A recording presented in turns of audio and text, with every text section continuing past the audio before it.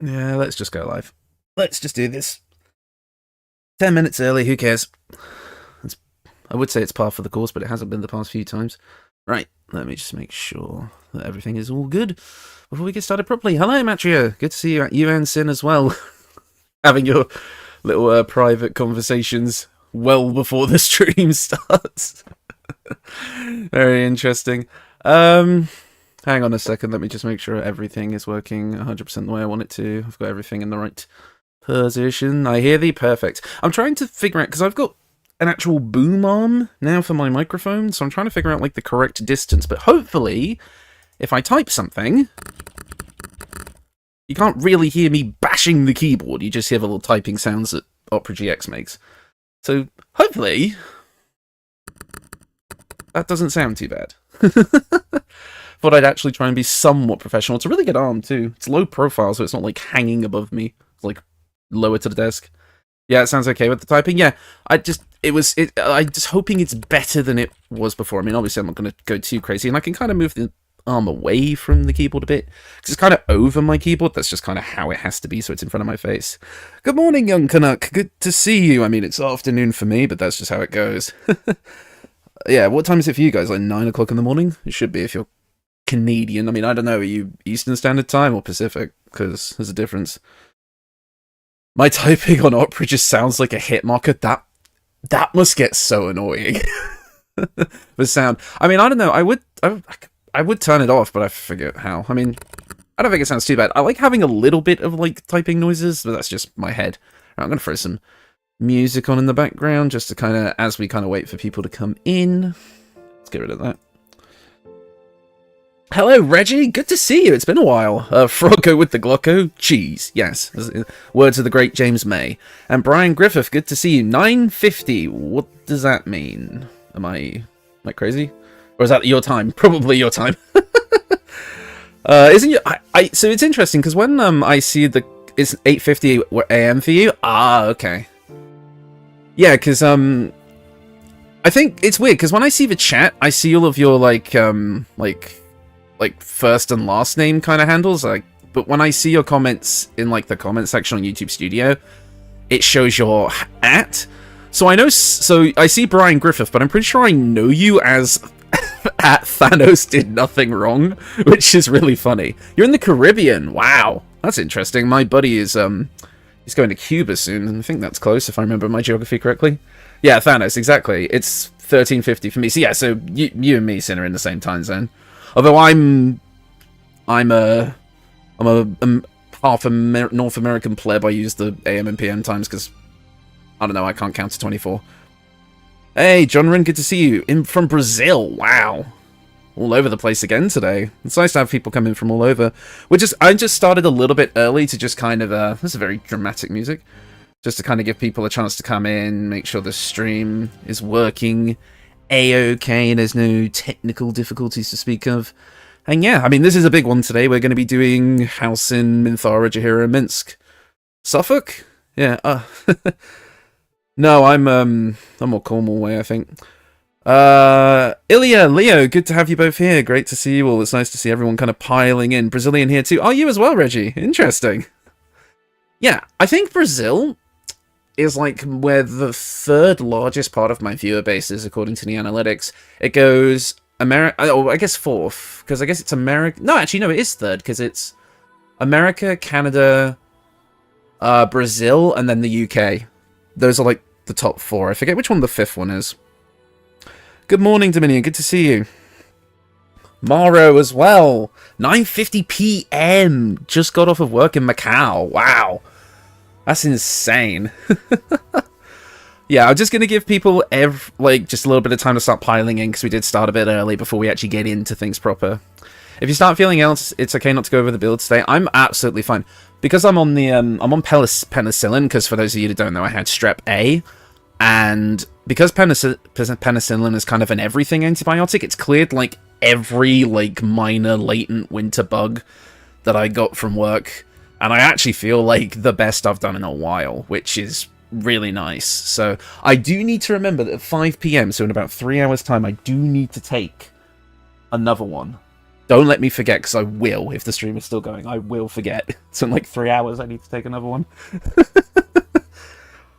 But yeah, no, we'll just give people a bit more time to pile in. How's everyone been doing? It has been a while since I last streamed.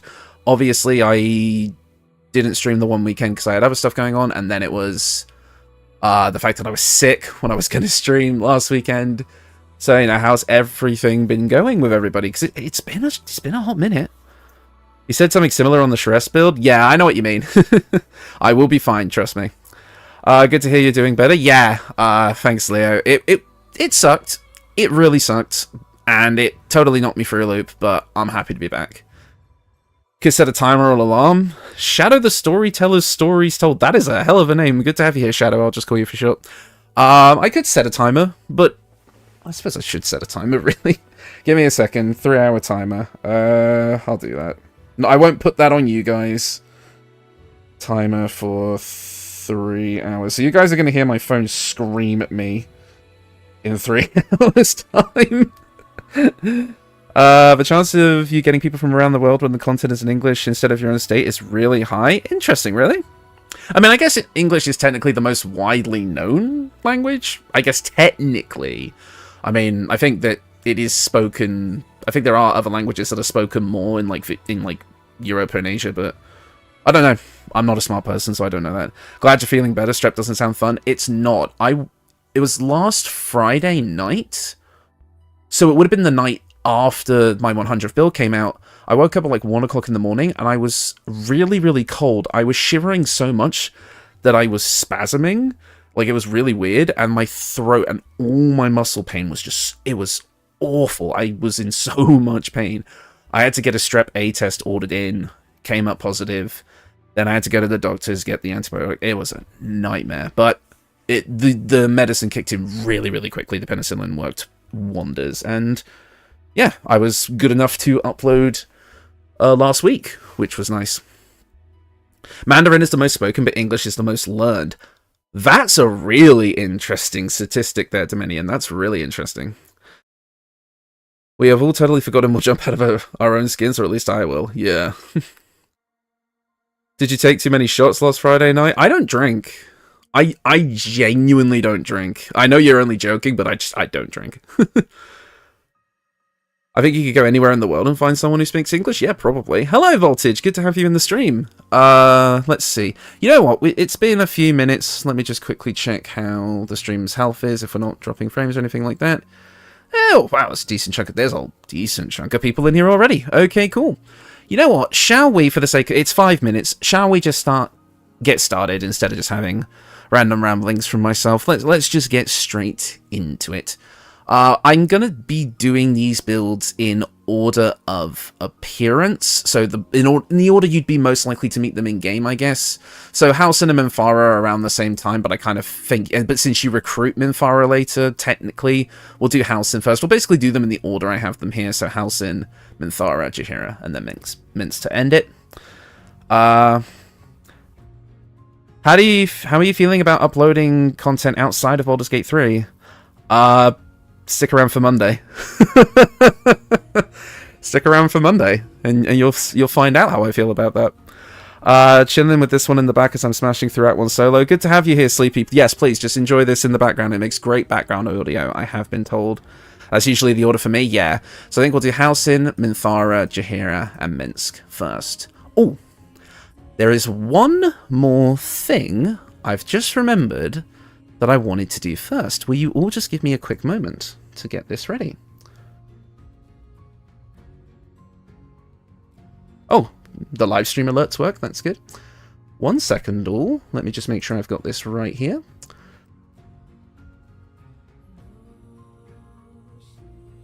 I'm incredibly curious how you'll present your D&D builds. Fairly similar to how I do my Baldur's Gate 3 builds. You will see I have a background visual and I just kind of edit text onto it. A bit like something like what D4 would do, but he's actually speaking to the camera. He's on the screen, whereas I just have like a visual background. It kind of is more of an audio medium. But anyways, let me just make this no limit, never expire, generate new link, copy. I'm really excited for your D&D content, especially since your content is already great with the limited options. I'm hoping it'll be good. Anyways, I'm just going to post a link in chat, and you can do with it what you will. I decided I would make this first access to you guys. Sorry, it's going to get... Why can't I pin it? It won't let me pin it. This is annoying. I'm going to pin this. I want to pin this, but it won't let me. You can see the dilemma I'm having on screen right now where the ellipsis is going away. Ah, that's so annoying. You know what? It's in chat. You guys will have to find it. Wait, maybe I can get it. But, no. You guys can't see my cursor, but like if I hover over the link, the thingy on the side that lets me pin the thing appears, and then if I go to click it, it disappears. It's really annoying. But yes, we have a Discord server now. And I wanted to do this on stream before I made it public through a video. But yeah, people have been asking me to make this for a while, simply because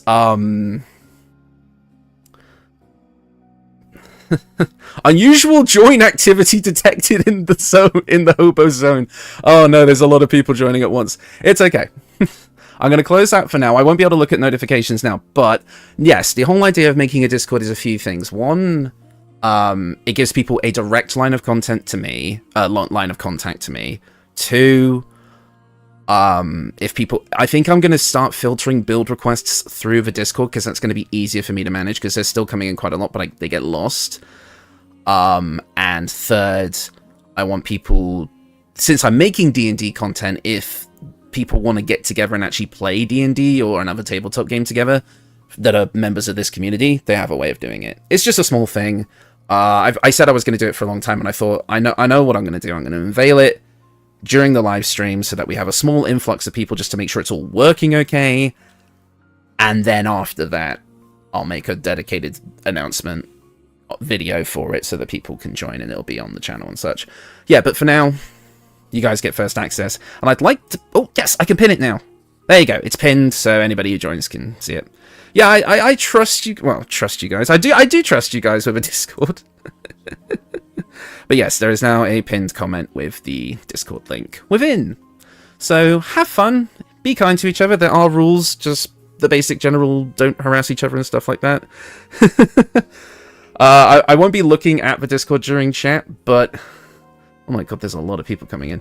But yeah, I'm hoping, yeah, people saying hello. It's nice to see everybody.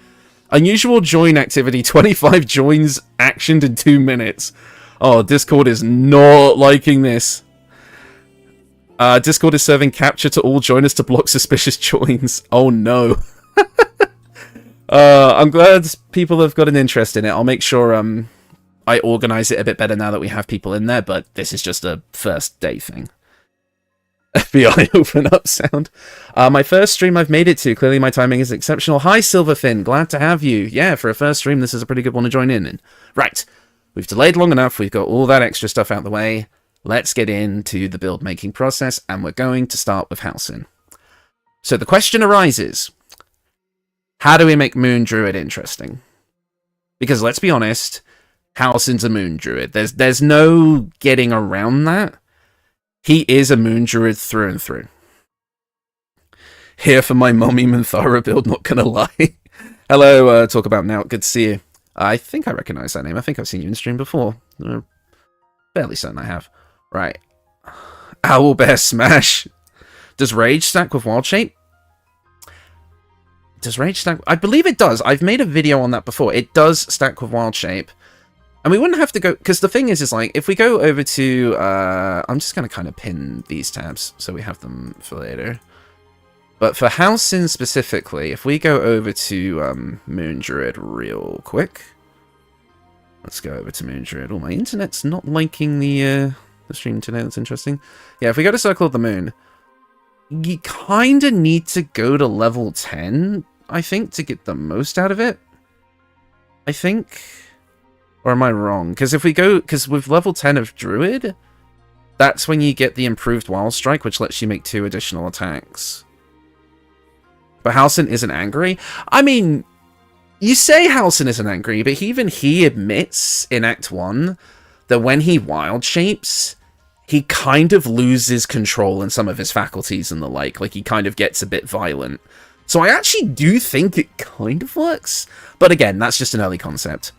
Wildheart Bear, Owlbear, Unga Bunga, maybe, yeah, but the thing is like, again, when you play a character like this, you kind of want to go to level 10 to get the 2 additional attacks, right?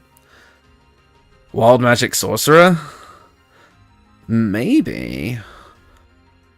He seems to love his bear form, and he seems strong. I have made a Wildheart Bear I've made the Bear Barbarian Bear Druid wild shape thing before. It has been done. So I'm trying to think of kind of like, because I think Halsin as well, while his Moon Druid stuff is a huge part of his identity, he is also a very spiritual person. He's a very knowledgeable person. I mean, he was able to get, I guess, Act 2 mission spoilers, but he was able to get, you know, the Shadowlands cured and all that, and he's a very knowledgeable person, and I kind of want to play into the spellcasting aspect as well, if I can help it to kind of represent that. But it's just how to balance the two and make both of them interesting. Does that make sense? Did you ever hear Halsin triggering Rage? It's just too good. No, I actually haven't. Halsin feels like a Wildheart Moon Druid. The dude's K-Bear form is unique to him. Yes, I do understand what you mean. I'm a huge fan of Druid Monk, personally, but that doesn't really work for Halsin. No, I agree. I mean, the dude's built like a brick shit house, but he's not really like a punchy type of dude. That's not really his deal. I think I'm missing a lot of things. Yeah. Could add ranger for bears that summon other bears. What, just have like an army of bears?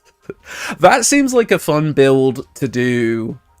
Like, as something where we're not trying to be as serious, because we are trying to make something that accurately represents Halsin here. I'm going to change this music because it's a little too action-packed. I kind of wanted something a bit calmer. Maybe relaxing piano covers of stuff. That might work. Yeah, we'll try that. War Cleric Druid. Maybe. Do the War Cleric bonus attacks work in Wild Shape? Archfey Warlock from Thaniel. Ooh, I kind of like that, Sin. That's quite good. Hi, JP. Good to have you here. Both for wisdom and good spellcasting. Nature Domain. Maybe. On 6 playthroughs, I've used Halsin once, all to be Oliver's arse, and that's about it. Yeah, Halsin, I feel like he's rather polarizing as a character because it's clear that he was kind of added in last minute because of the community feedback. So whereas he has his kind of character arc that he goes through in 1 or 2, pretty much after you finish his main questline and finish Act 2, there's just nothing for him, and it's really a shame. At least story-wise. He's got a lot of good dialogue interactions, and his kind of reaction to the big city is quite fun. But he definitely kind of peaks in Act 2, I think. Well, if Bear Form is his signature, we could sacrifice the extra attack and go into Wildheart early. Maybe. Can a ranger throw their pets? Yes, they are considered an entity, but it would depend on the pet. Like, Minsc can throw Boo, for example. That might be something we look into later, but who knows. Throw their pets. Every character in the game has unique dialogue for throwing Boo. Yeah, Archfey... Oh, hi, Persona. Oh, the Archfey Thaniel sounds fun. Yeah, that's what I'm thinking. Like, that's actually an interesting idea. Oh, I'm going to butcher this. Aranius, good to have you. I hope I pronounced that right. Yeah, we're all doing well, I think. I think some people may be a bit sick, I remember people saying, but who knows. My uncle bought BG3 a couple of weeks ago, and he just got to the end of Act 1. He seems to be really enjoying it. Yeah, BG3, especially for... I found a surprising amount of, I'll say, older individuals still are really into, like, Dungeons and Dragons and such, and they find themselves in, like, the online communities and such. It's really interesting. I think this kind of game is a really good way for... you know, people of all ages, to maybe not children so much, to really get into, like, heavy role-playing games, like video games and such like this. It's really good. I did not bring Halsin in my party a single time in my first run. I did a couple of times, but then he got replaced later on. Bear throwing Halsin? I think bears are too heavy to be able to throw normally. Any news on the Virgil remaster? Hi, Magic. Could do that.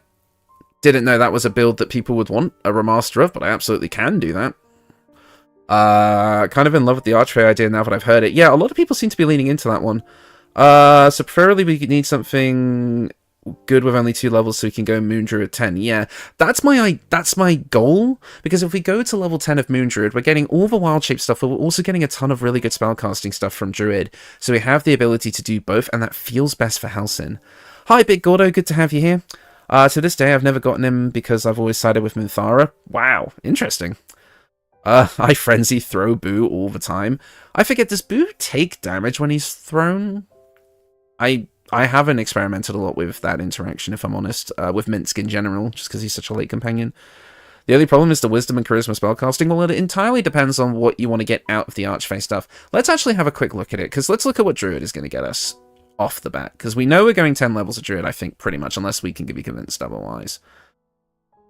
You get Archfey or Warlock at level 1, just saying, yeah, so we only need a 1-level dip to even get the Archfey kind of main stuff. But then we could also do something with the invocations you get at level 2. There may be something there. But let's have a look. So at level 2, we'd get our Wild Shape, we'd get our subclass, which is Circle of the Moon. We'd get the Lunar Mend and the Bear Wild Shape, which is something we definitely want for Halsin. We'd get these spells. Flame Blade is an interesting one. Flaming Sphere is kind of like a summon. It's the only concentration-based summon in the game. But if we're not concentrating on other stuff, we can make that work. Moonbeam would be an interesting spell. Hold Person could be really good. Cast Hold Person, Wild Shape, go to town with 3 attacks. That could work. Spike Growth is always nice. Nothing really there. We'd get Deep Growth. Wild Shape, Dire Raven. Yeah, so at level 5, we'd get our extra attack while in Wild Shape. What else did we get here? We'd get things like Cool Lightning, Plant Growth. Bunch of interesting stuff. We get Panther. Owlbear comes in at level 6, which is probably the main wild shape I would go with a lot of the time. Owlbear just seems to have the most fun kind of aspect to it, and it can rage. So for those people who were talking about the barbarian levels earlier, Owlbear can also rage, so we could get that from there as well. Primal Strike. So here we would get the ability, to have our wild shape attacks overcome non-magical damage resistance. We can make it like a general summoner build as well, because you can go for Minor Elemental, Woodland Being, the aforementioned Flaming Sphere, and all the other stuff. There's a ton of stuff. Enlarge would also be a good spell for him. Does Enlarge come on this spell list? I can't remember. No, because I've done the Wild Titan, which was my Enlarge Wild Shape build. That worked. We might be able to get, because there's a staff that can cast Enlarge, we might be able to use that. Also, Wild Shape changes physical attacks, so you can dump physical stats safely if they aren't Constitution. Yeah, that's something I've done before. Yeah. I like my Nature domain ideas, this is also Wisdom. Yeah, there's a lot of ideas floating around here, we just have to kind of look at the different ones. Well, we can kind of take a vote on it if I want to. Boo should be the final boss. Oh man, if I ever learn how to properly mod the game and like make modded encounters, I would love to do fun, just stupid fun shit like that, like Boo, the final boss. Like it's like a hidden super boss, kind of like the other guy in the game. I think that would be really fun. Me, whenever I recruit Jaheira, and how do I make her different from Halsin? Whenever I'm thinking for Jaheira, this is kind of jumping ahead, but I'm thinking Spores Druid for her. But we'll get there when we get there. Halsin could work with Cleric. Shame that the Oak Father is not on the deity list. Yeah, that is a shame. But the idea would be rage in any form. Staying at Owlbear all the time can be boring. Yeah, okay, I can see what you mean, Jonran. I can see that. Devilish Sight Invocation makes the most sense, I think. Otherwise, doesn't seem that impactful. Does Mage Armor work in Wild Shape, I wonder? There's conflicting reports. I know that apparently Barbarians Unarmored Defense and Monks Unarmored Defense apparently work within Wild Shape. I don't know about Mage Armor. This might be something that requires testing to an extent. Yes, so who's a big fellow staff? Yeah, that's what I was thinking. If Boo was the final boss, we'd never reach the epilogue. Hello. I'm gonna mispronounce this. Rojzan. In addition, in my opinion, Minthara with 5 levels of Paladin, 5 levels of War Cleric, and 2 fighter levels is one of the best frontliners. Yeah, well, we'll just have a look when we get there, because we're currently building Halsin. This is very loud again. I can't seem to win with the background music today, because I wanted something closer to, like, Nier or Tadama and stuff like that, but I guess it's not working yet.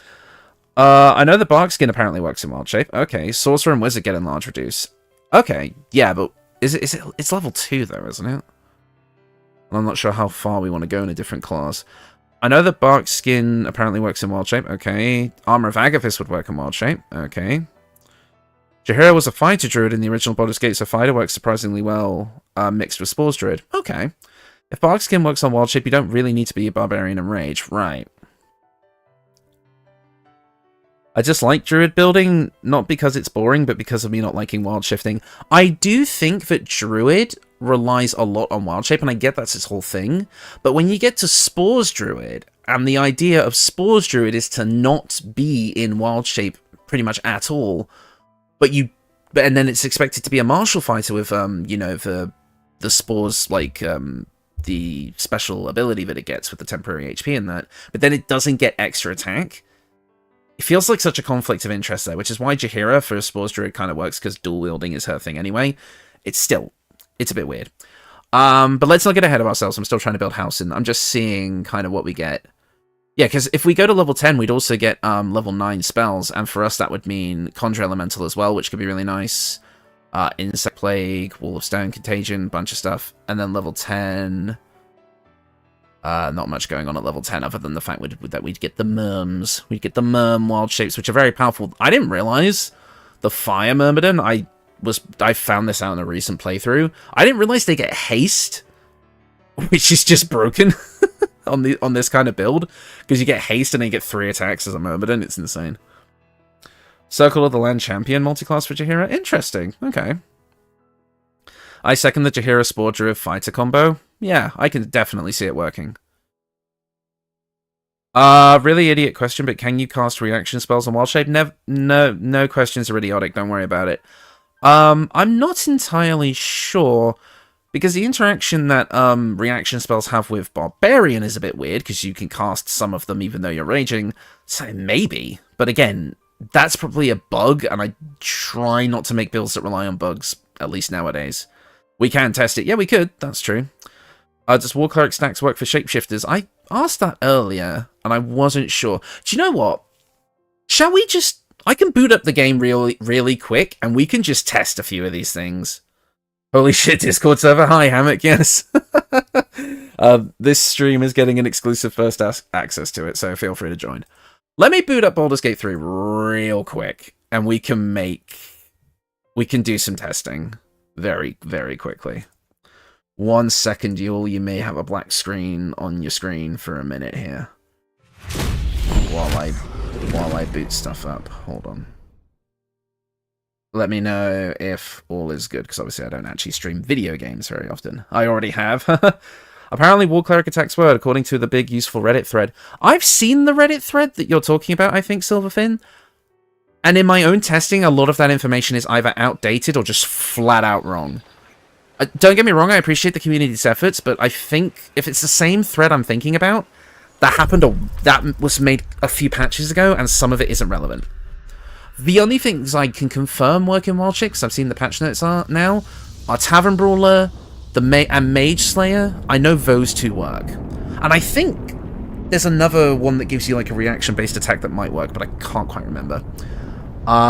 Let's load my current save really quickly.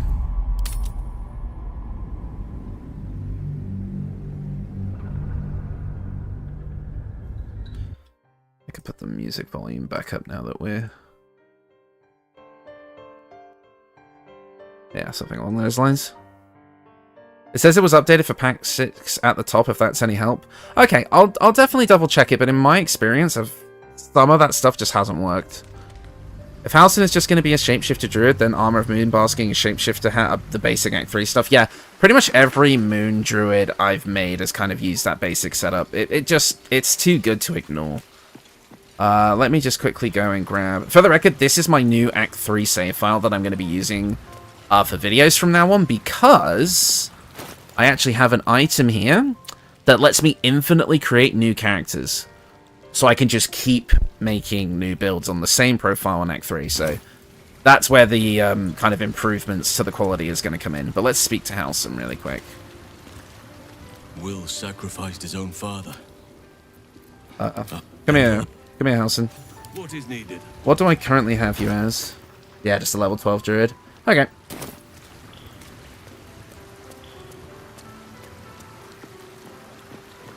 Am I the only one who can't bring himself to be playing Act 3 because the start is both overwhelming and underwhelming? I've personally never heard that one before, but, I mean, to each their own, it's not going to be for everybody. let's quickly have a look at what we can do with Halsin as a druid. Let's check the Warcaster stuff really quick. That seems to be the thing a lot of people want to test. Whoa, Will did what? Yeah, I guess this is just kind of a passive spoiler warning for this stream. Stuff may happen. Let me just quickly crouch. Nature shields me. Right. So if we start with Druid really quickly. Wait, are we making a Halsin build or Jaheira? We're making Halsin right now. We're kind of doing them in order of appearance in-game. I don't care about the stats too much. We're just going to quickly level this up.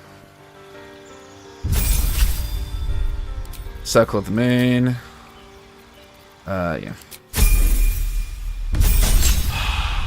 10 Moon Druid, 1 Barbarian, 1 War Cleric. That's actually not a bad balance, because that gets us everything that we want. Maybe I'll test that out right now. Give me a sec. I don't care about the spells or anything like that. We're just quickly testing stuff. I know for a fact that Tavern Brawler works.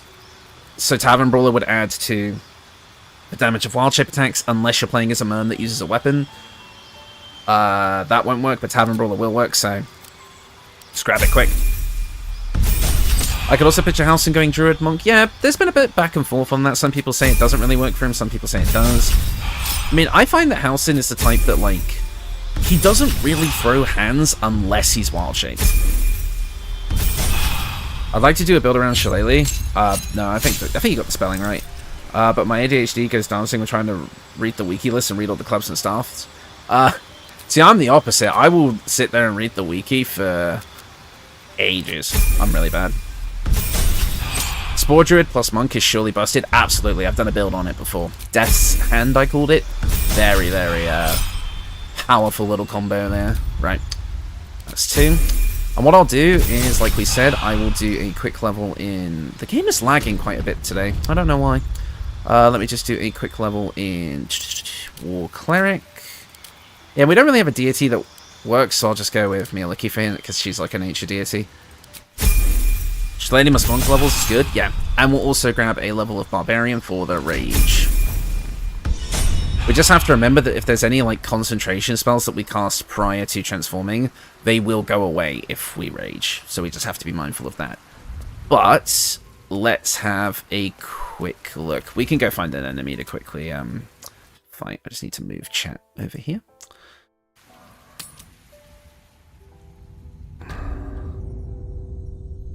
Where am I? Oh, this is when I unlocked Minsc. That's right. I forgot. So you stopped queuing because you felt funny? I mean, yes, most. Apparently Halsin has something to say, but we'll find out in a minute. So, let's see. You're in Booze Cave? Yeah, that's right.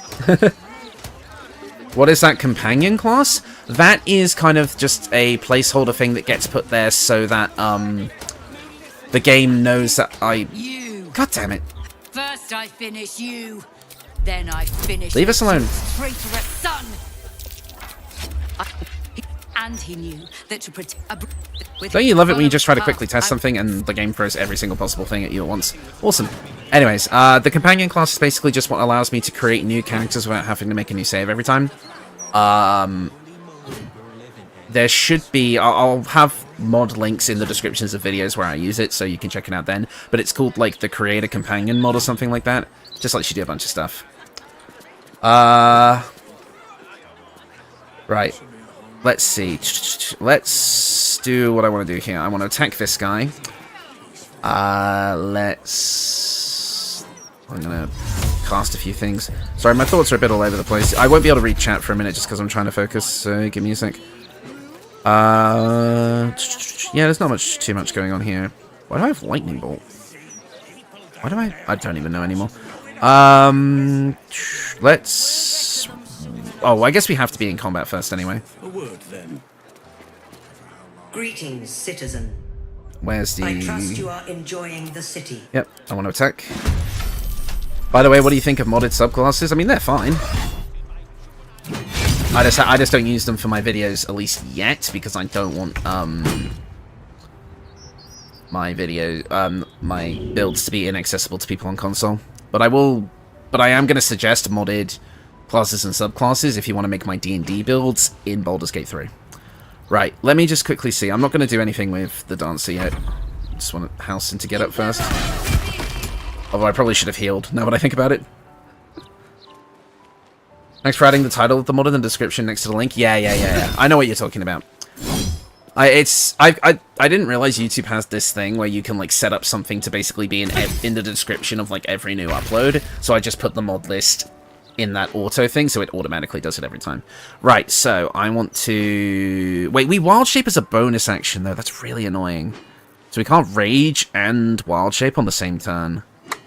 I'm just going to test the Wild Shape War Cleric thing first. I think that makes more sense. So let's Wild Shape into... Oh, well, I was talking about Owlbear, so we'll do Owlbear first, wherever that may be. Get some more HP there. And then... I mean, I don't know. Okay, he is within range. That's 1. 2. 3.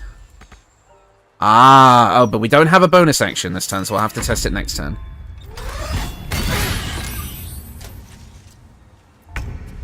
Halsin fell, now it's a real hobo stream. Wait, if she's telling you that, what are you going to grab... Floric right now? No. You have to understand, I went to Act 3, immediately unlocked Halsin, because that's what I wanted to do. Not Halsin, sorry, Minsc, and then this is just my save file in Act 3 where I have all the characters and none of the, like, main encounters are complete. So I have a bunch of stuff to, test on. Like we're doing now. Rage would carry over into Wild Shape fine if the Wild Heart idea would still be viable. Yeah. I've done a Wild Heart Bear Moon Druid build before, so I kind of want to do something different if I can help it. And I still want to go to level 10 of Moon Druid for the extra attack. Right, so here we go. We're not going to spend our bonus action. We are going to attack. 1, 2, 3, and War Priest does in fact work in Wild Shape. Good, we have confirmed that now.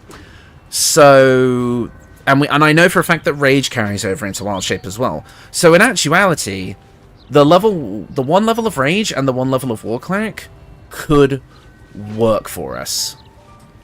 Yeah, hi Josie, good to see you. Just seeing you in chat. Yeah, so I'm thinking that could work. I think it's just nice to get those little extra bit of attacks if you just want to go for a Nova round. Because we have like Verdancer here, who could cast Haste on us. That would be 7 attacks in a turn, which is busted. And if we get something like Enlarge from the Who's a Large Fellow staff, which I think is called Big B's Chew Toy, or Big Boy's Chew Toy, we could get Enlarge, which would get us better strength stuff, and with Tavern Brawler and all that, we could do massive damage that way. It could be a really big-ass build.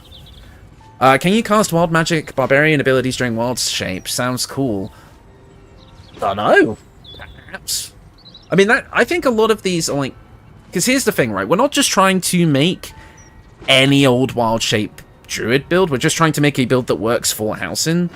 So, like, thematically. And I think this... Because we're not even... We've got the Wild Shape up, but we could also have all the summons up. We could have... If we decide not to go with the Rage, we could have something like Haste or something up. Like, if we wanted to do something like that. Make the Druid with a presence of a bear into the biggest bear possible. Yeah. Rather than Barb, since Owlbear rages anyway, we could do Warlock for Fae and Armor of Agathis. Yeah, because Armor of Agathis would work with Wild Shape. So that would give us a bit of extra tankiness on top of that. Also, if we have the Armor of Moonbasking, we... Oh, but the only thing with Armor of Agathis, though, is if we go with the Armor of Moonbasking, the temporary HP does not stack. And I don't know if we lose the temporary HP from... If we don't get the temporary HP from Armor of Agathis, we just straight up don't get the retaliation either. Maybe. This works amazingly too, since many attacks are busted. Yeah, I mean, it's 3 extra attacks per long rest. But I see a lot of Wild Shape Druids as kind of being boss beaters anyway. Like, they are meant to just target down single enemies. And I think that works well here. So I'm thinking we go along with this line of thinking. We have the ability to cast spells when we need to, and then Wild Shape and go in with the attacks. The only thing I'm not sold on yet is the Rage. It seems a bit finicky to get working, especially when we're only going with 1 level of it, and that is just going to be Basically, all we'd be getting out of it is just a little bit more tankiness with the damage resistances, because I can't remember if if I remember correctly, Rage doesn't affect unarmed strikes. I can't remember. Alternatively, what about the Rage armor from Act 2, the Enraging Heart Garb? That would give us Wrath, which actually, at the moment, that is bugged. It doesn't work. The only thing we'd get from that is Constitution, but Wild Shape uses the Wild Shape's physical stacks, so it wouldn't make sense. You could go Cleric 2 for Channel Divinity. That would get us the Guided Strike, which would allow us to add a +10 to our rolls. Could do that. I feel like there is another level 1 dip somewhere here, though. That could work. So let's exit the game for now. I think we've tested what we want to test. And we'll go from here. So.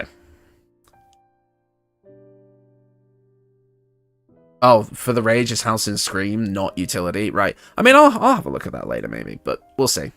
Yeah, so I think for now, let's... I want to go with the War Cleric level. I think that makes sense. Let's go back to the classes page. So we're going for a level of War Cleric, I think, because it works. Might as well.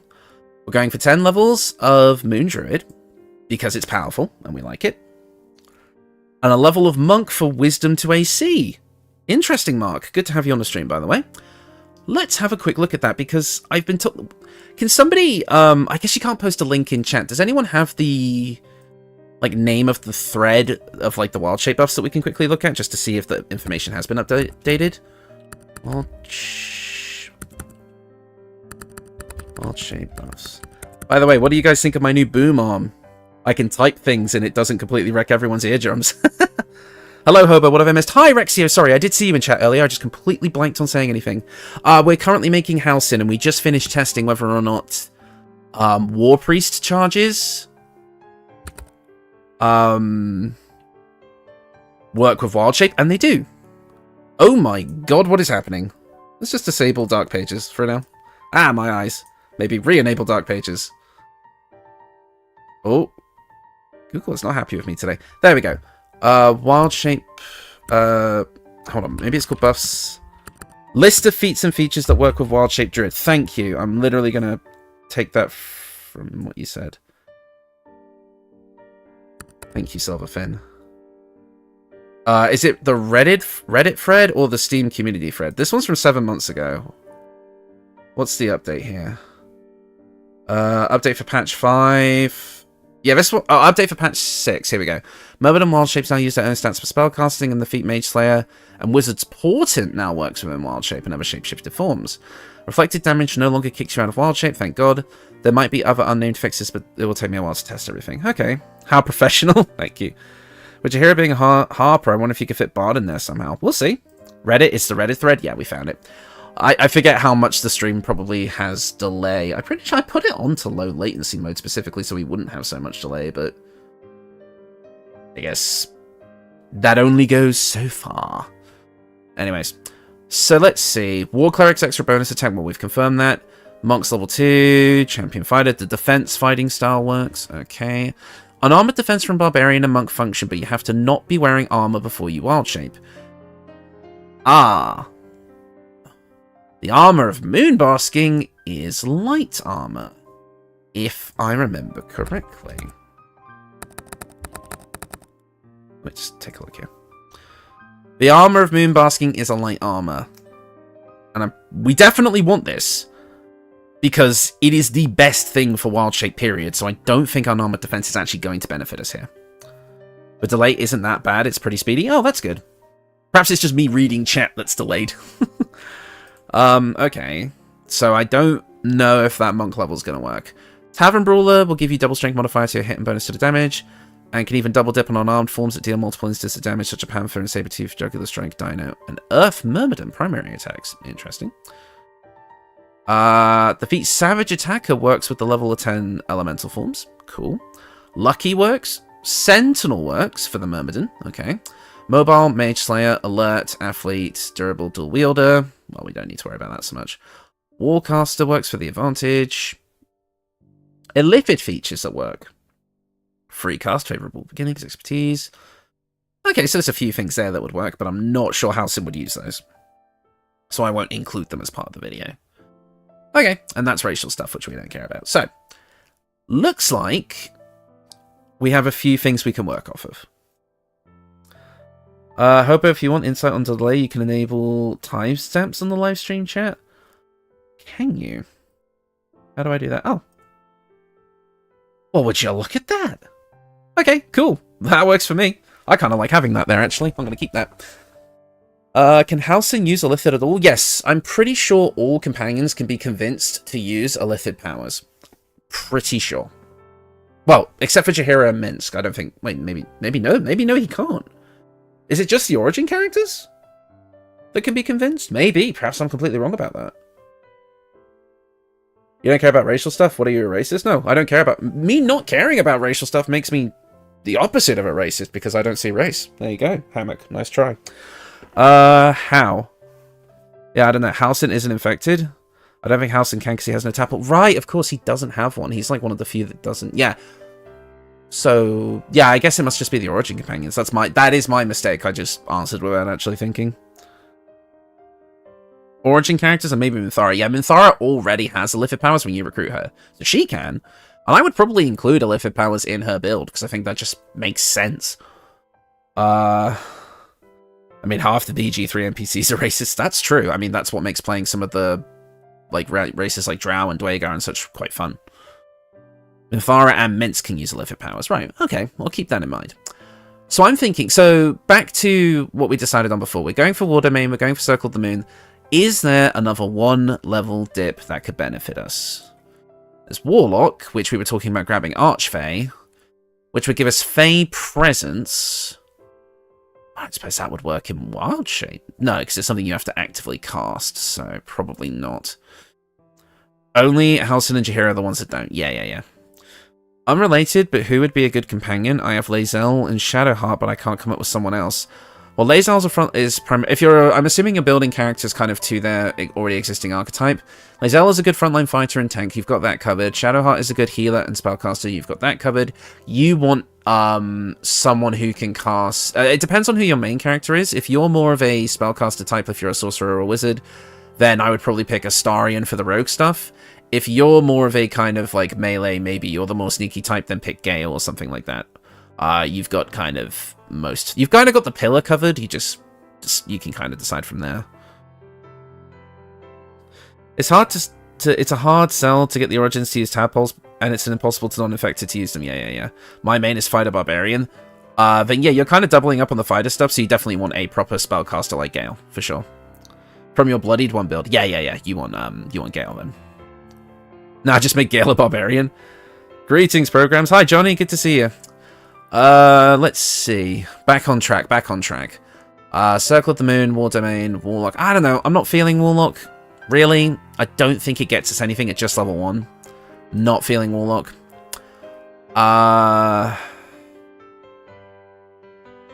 Let's see. I mean, we could stick with the 1 level of Barbarian, because it just is a bit finicky to set up. Where you have... We would get the unarmored defense, not that you would use it for most of the game once we get the armor of Moonbasking, but you could get the Rage, which would give us the it does extra melee and thrown damage, resistance against physical damage. I don't think the extra melee damage would apply to wild shape attacks, because I'm pretty sure Rage only works on weapons. In fact, we can probably check that. Rage...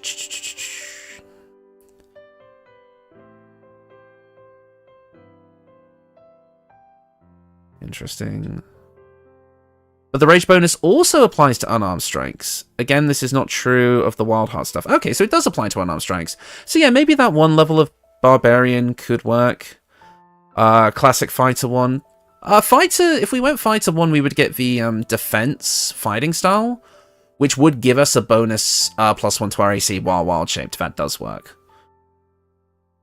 Yeah, it does apply to unarmed attacks. I don't know why I thought it didn't. I think there was a point in the game's patch history where it was bugged and it didn't, but I think it does now. Would Cleric 2 get us much? We did discuss it. Cleric 2 would get you a Guided Strike if we're going with War Cleric, which would allow you to basically once per... I think Channel Divinity is Long Rest. I'm probably wrong about that. Let me just quickly double check that, because I'm bound to get that wrong. It's hard to remember everything at once. Oh, replenished by short, yes. So basically, once per short rest, you would get a +10 bonus to your attack roll. Bard 1, I feel like Halsin whistling would suit him great. Interesting. Ranger for Beastmaster and Fine Familiar. Deep is not bad, but is the Beastmaster Familiar leveling with Ranger's levels? Yeah. The problem with Beastmaster is if you want to get the most out of the Familiar, which is the whole point of it, you basically have to go pure Ranger, which kind of sucks. I'll be back. I've got to go drive my stupid car. Alright, we'll see you later, Sin. Hopefully you can come back. We'll be here for a few hours. It will be very bonus action dependent. Yeah, this is the thing, right? Because you'd have to rage and then wild shape in the next turn. So there's that one turn where you're not really doing anything, and you can't like set up a concentration spell or something like that because as soon as you rage, concentration breaks. But like we said, we could go for that +10 bonus to attack rolls for when we need it, but we're making so many attacks, I feel like that would get used up really quickly. I don't think that's worth it. Can you channel Divinity while in Wild Shape? What about Ancients 2? Oh, Ancients 2? What, like Paladin? I don't think you can do the channel Divinity. No, because anything that's like in your hotbar that's like something you have to actively activate, you can't do that in Wild Shape because that goes away. We'd still get the defense fighting style. We could get Divine Smite for when we're outside of... Half my origin builds are Paladins. I'm not feeling that either. I know I'm not being very committal here, but... I like the suggestion someone had of the one level of fighter getting us defense, and then we just have that extra bit of AC flat out. I think that's quite good. Commit crime. Bard 1 would also give him the maximum level of spell slots. Interesting, that is true.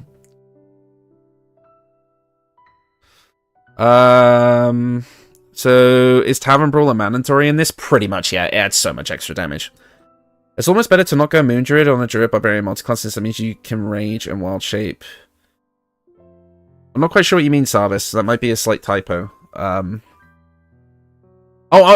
see what you mean, because if you don't go Moon Druid, Wild Shaping is an action, so you can do both. No, I do actually see what you mean there, Sarvis. That is true, and that's a good point. I didn't even think of that. But then Moon Druid gives so much to Wild Shape that if you're going to focus on it, I don't think it's worth going without Moon Druid, unfortunately. I don't think you can smite on Wild Shape, but it could... No, you can't smite on Wild Shape. It would have to be like if for some reason you weren't in Wild Shape, but it's not really the point. I don't think Paladin works for this. Fighter would also let us use the Dark Fire as a stat stick. That's true. That is true. We'd be able to get haste and the resistances. But the Dark Fire bow is very spread out across a lot of my builds, so if one build uses it, then you have to kind of share it around. It's a bit tricky. Tavern Brawler still does not apply for damage in Honor Mode. Really? They kept it nerfed in Honor Mode. That's interesting, Mark. Okay. Yeah, I mean, I was testing a build earlier today that uses Tavern Brawler, and with patch 6, I can definitely feel the nerfs. Specifically, I was making a build that has kind of the option to throw their weapon, and before, throwing builds with Tavern Brawler used to be really, really strong, and now it feels less strong. But that might just be because I tested it on an enemy that like had a bunch of damage resistances and that, so I'm not entirely sure. You may, if you were paying very close attention to when I had the loading screen up for my profiles earlier when we were testing, you may have gotten a quick flash of what that build was, but I won't say anything now because I don't know if it's going to be a video. Wait, are we honoring the rule to not use the same armor twice across all Origin builds? Yeah, I don't want to. If I can, I don't want to use the same equipment twice if I can help it. I accidentally made that mistake with one of my Shadowheart build variants where I used a similar piece of equipment to what Lae'zel had. That was a mistake I made, so I'm trying not to do that again. I'm not as worried about overlapping with the Origin builds in this series, but I'd like to keep these builds separate with their equipment if I can help it. And I think each of these characters are different enough that it's not going to really matter, but you never know. Holy moly, it got nerfed. Tavern Brawler gets buffed and nerfed in very specific ways. It gets buffed to work with Wild Shape, but it gets nerfed not for unarmed strikes, but for throwing. It's tricky to explain. I saw and I was hoping for a vid. We'll see. What Wild shape should be able to smite, in my opinion. Striking down foes in the shape of a god's sacred animal sounds amazing. Yes, it does. Hello, swinging by. You may be in the background. Hey, Textile, good to have you here. Still vibing with Fighter 1 or Bard 1 as the 1 level dip. I haven't really given Bard 1 a fair shake. Let's have a quick look. Bard 1 would give us Bardic Inspiration. It would give us some cantrips. It would give us some level 1 spells.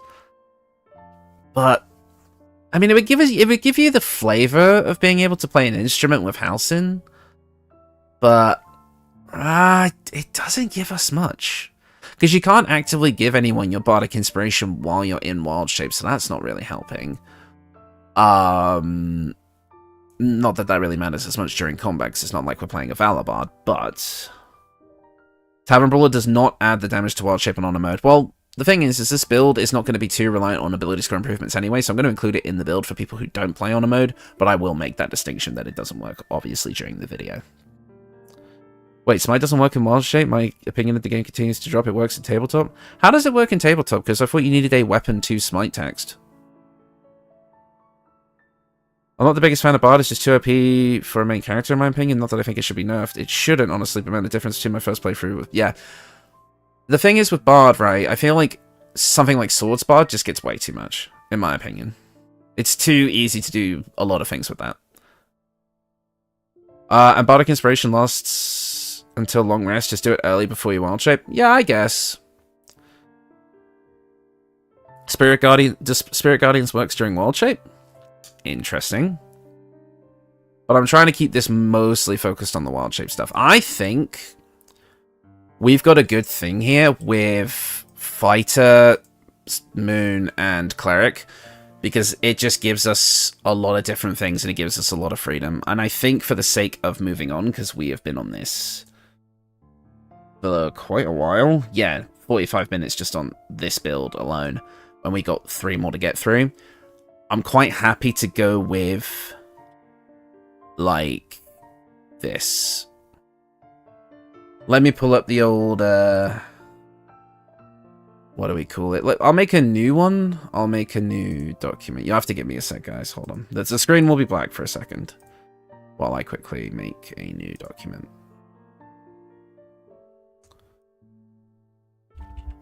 Companions.txt. Thank you. And we'll say Halsin. Right, let me bring the screen back up. There we go. Should be good. And I can share this on stream as well. Give me 1 second. Under capture 2. Notepad. There we go. There it is. It's going to look a bit funny, but there we go. You guys can now see what I'm typing out. So, we have Halsin. We are going with a Moon Druid 10. You have to forgive me, I can't see chat for a second. I'll fix it in 1 moment. Where did chat go? Chat has disappeared. Chat? There it is. What are we talking about? Smiting depends on the DM in Tabletop. Some allow it on UA, some don't. I play Tabletop a lot, and most be allowed to do it. Yeah, I would like to be able to smite on unarmed strikes. If I would allow that if I was playing games, but rules is written. Nah, doesn't work.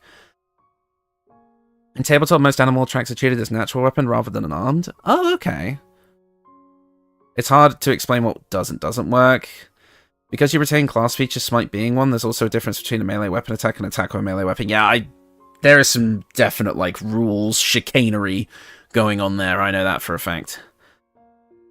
Yeah, Halsin Druid, Moon 10, Fighter 1, Cleric 1. Yeah. Knowledge Cleric just sounds like being lazy with going to Lore Bard. I mean, I guess I can kind of see what you mean there. A lot of rules depend on the DM is chill or not. Yeah, that's the thing. That's the big thing, like, I had to consider when making, D&D builds, when, like, obviously I've officially started. I have to consider the fact of what the DMs may allow and what they don't. So I have to treat everything as being rules as written, but I know what kind of, I think, most DMs would allow. Like, for example, and like what DMs would like be worried about. Like the big thing I have to consider with spellcasting now is material, somatic, and verbal components, whereas you don't really have to worry about that in Baldur's Gate 3. And I have to consider, is a build going to be able to use these spells if I go with this style. So, for example, if I'm trying to make a Gish type build or a spell sword, and it's like, okay, well then do I have to take Warcaster, or is there a way I can finagle this and stuff like that? So much more you have to figure out, I've learned. Right, so back to the main crux of what we're trying to do here, the weapon choices. Let's clear all of this. And let's have a look at that. I mean, we know what our main armor is going to be, the Armor of Moonbasking, but I will need an earlier alternative for sure. Right. Let's look at weapons first. Let's look at weapons first. Good old Warcast attacks. Yeah, exactly. Bane of my existence when trying to make stuff like this. I think I got something like for my Monday build that'll work, but people will probably correct me on a lot of things. Just remember, only material and components with a cost are needed if you have a focus/component pouch. Just for your D&D builds? Yeah. Interesting. You have to use a bonus action if you're Moon? Yeah, I know. But bonus action isn't really being used up by anything in this. I didn't mean to go to classes. I meant to go to weapons and items. So, let's have a look at weapons really quick. I think we decided that we wanted to try getting Enlarge, and I think Halsin with a quarterstaff works. Anyway, so if we pick up Big Boy's Chew Toy, which would allow us to cast Who's a Large Fellow as an action, and then Wild Shape immediately after as a bonus action, because Who's a Large Fellow lets us cast Enlarge, which lasts 10 turns, and let's be honest, with this build, you're probably not going to have your size reduced beforehand. It says weapon attacks deal an extra 1d4 more damage, which means that that part of things will only come into play if you're playing as a Myrmidon, but it could still work. But you also have the advantage on strength checks and saving throws, which is nice while you're in Wild Shape anyway. Question in tabletop: do paladins who use a two-handed weapon need walk? Unfortunately, I'm not really the person to ask yet. I'm still learning a bunch of things. It depends, because the thing is, for example, with Hexblade Warlock, just off the top of my head, because I know this, if you go a Pact to the Blade, you can use or I guess just any Warlock in that case, you can use your Pact weapon as a spellcasting focus. So that would be a way of being able to hold a weapon while still being able to cast spells. I don't know if Paladin gets something like that. But the idea, I think, with Paladin is that a lot of their spells are done through weapons anyway, like the special smites and all that. It might not matter too much. I'm not an expert yet. I'm still learning, and I'm going to make mistakes on that sort of thing.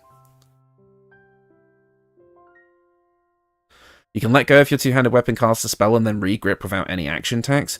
Okay, well then in that case, I wouldn't even bother, like, mentioning it. Like, if that's how it works at the table, if there's no actual resource cost associated with, like, gripping and ungripping your weapon, then I wouldn't even worry about it at the table. I'd just say, yeah, you cast a spell.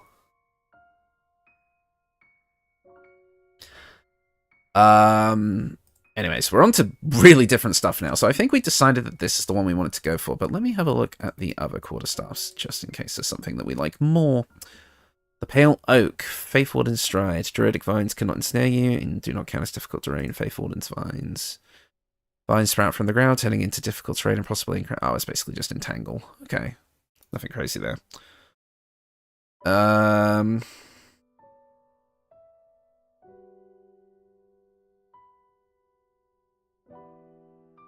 Whoa. No, I don't really want to use any of these, because these are more like for proper spellcasters.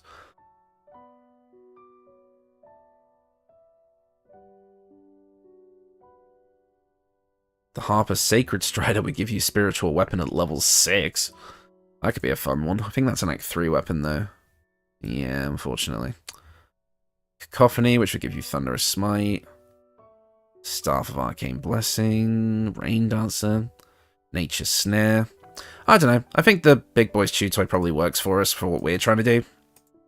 And it's kind of like it's not really Druid themed, but it kind of, like, the fact that it's like an animal's chew toy and we're playing as a wild-shaped Druid. Yeah, it kind of works. Kind of works. We'll see. Let's keep going here. I might figure out some alternatives, like, kind of off-stream, like, for earlier game stuff. We've got our armor. I'll yeah, what I'll do is we'll kind of get, like, what we want the final build to be, and I can work out the, like, Act 1 and 2 or whatever alternatives off stream. I think that makes sense. Good to have you here, Hammock. Is there a way for your notes to not... Is my notes in the way? What? I minimized the window. Oh, so if I click off... I see. Okay, so I have to be careful of that. I have to remember to minimize it. Yeah, let me know if my notes are blocking the stream, guys. I didn't even realize. I have to actively minimize the window, otherwise it stays there, which is really annoying. Do the gloves of soul catching help here? Not really, because you get them after beating the game's super boss. At that point, the game's already over. So, no, I don't think so. Oh, hi, Alex. Good to have you here. I've been super sick the past few days with food poisoning. Oh, God. God, everyone's sick. Yeah, there we go. So, hopefully that's not covering the screen anymore. Right. Okay, I will remind you. Thank you, Matria. That helps. Right, so, headwear, cloak, handwear, footwear, amulet, and rings. So, for the headwear, I mean, the shape changer hat is the obvious pick, and I think that is what we'll go with. Just because it gives us an extra wild shape charge. Makes sense. Hello, Straight Jonesing. Very good name. Good morning, or whatever part of the day you're at. Chat and Hobo, glad you're feeling better. Thank you. Some nasty stuff been floating about this year. Yeah, easily. Let's pop that in the armor slot for now. Shapeshifter hat, and then I'll find an earlier alternative later on. Now, as for cloaks, I don't think things like the Cloak of Protection would carry over into Wild Shape. I don't think armor and bonuses like that do, unfortunately. So I'm not sure, actually, if there's any cloak that would help Wild Shape. I don't think so. I don't think the Acts 1 and 2 alternatives matter too much, because you only get these companions much later in the game. That's true. Halsin, I guess, kind of being the exception, because you can kind of get him pretty early into Act 2. But I guess that does make sense, actually, Persona. That is a good point that I didn't think about. Do wild-shaped attacks count as unarmed strikes? In this game, I believe they do, yes. But I don't think they're affected by things like monk levels and such. With stuff that buffs unarmed strikes count? No, because armor benefits don't carry over. So if we were to put on, like, the Gloves of Cinder and Sizzle, for example, which would add a 1d4 fire damage to unarmed strikes, that will not apply in Wild Shape because we're technically not wearing that armor anymore. So, no. At the start of the wearer's turn, grant... Maybe the Cloak of Displacement might work. Does the Armor of Bark Skin work while Wild Shaped? By game logic, the effect should stay as an early alternative. I don't know. I don't know if you have to... If that armor will stay on, or if you actively have to cast Bark Skin. I don't know if there's a difference there.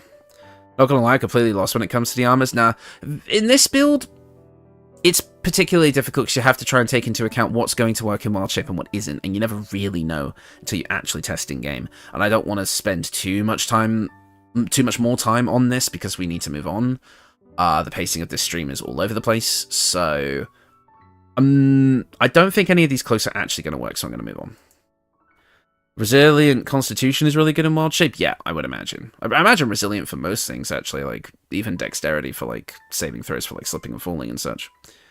Especially on Owlbear, because the odd stats. Right, of course, that does make sense. Oh, so I'm guessing the actual +1 to the stat does carry over. That's true. I remember using that in previous builds. As for our gloves... not actually sure what would work as well. Again, because none of this stuff really functions, unfortunately. Resilient Constitution is good all around from what I can tell. Yeah, especially if you're playing a spellcaster, it can really help with the con saves if you don't already have it.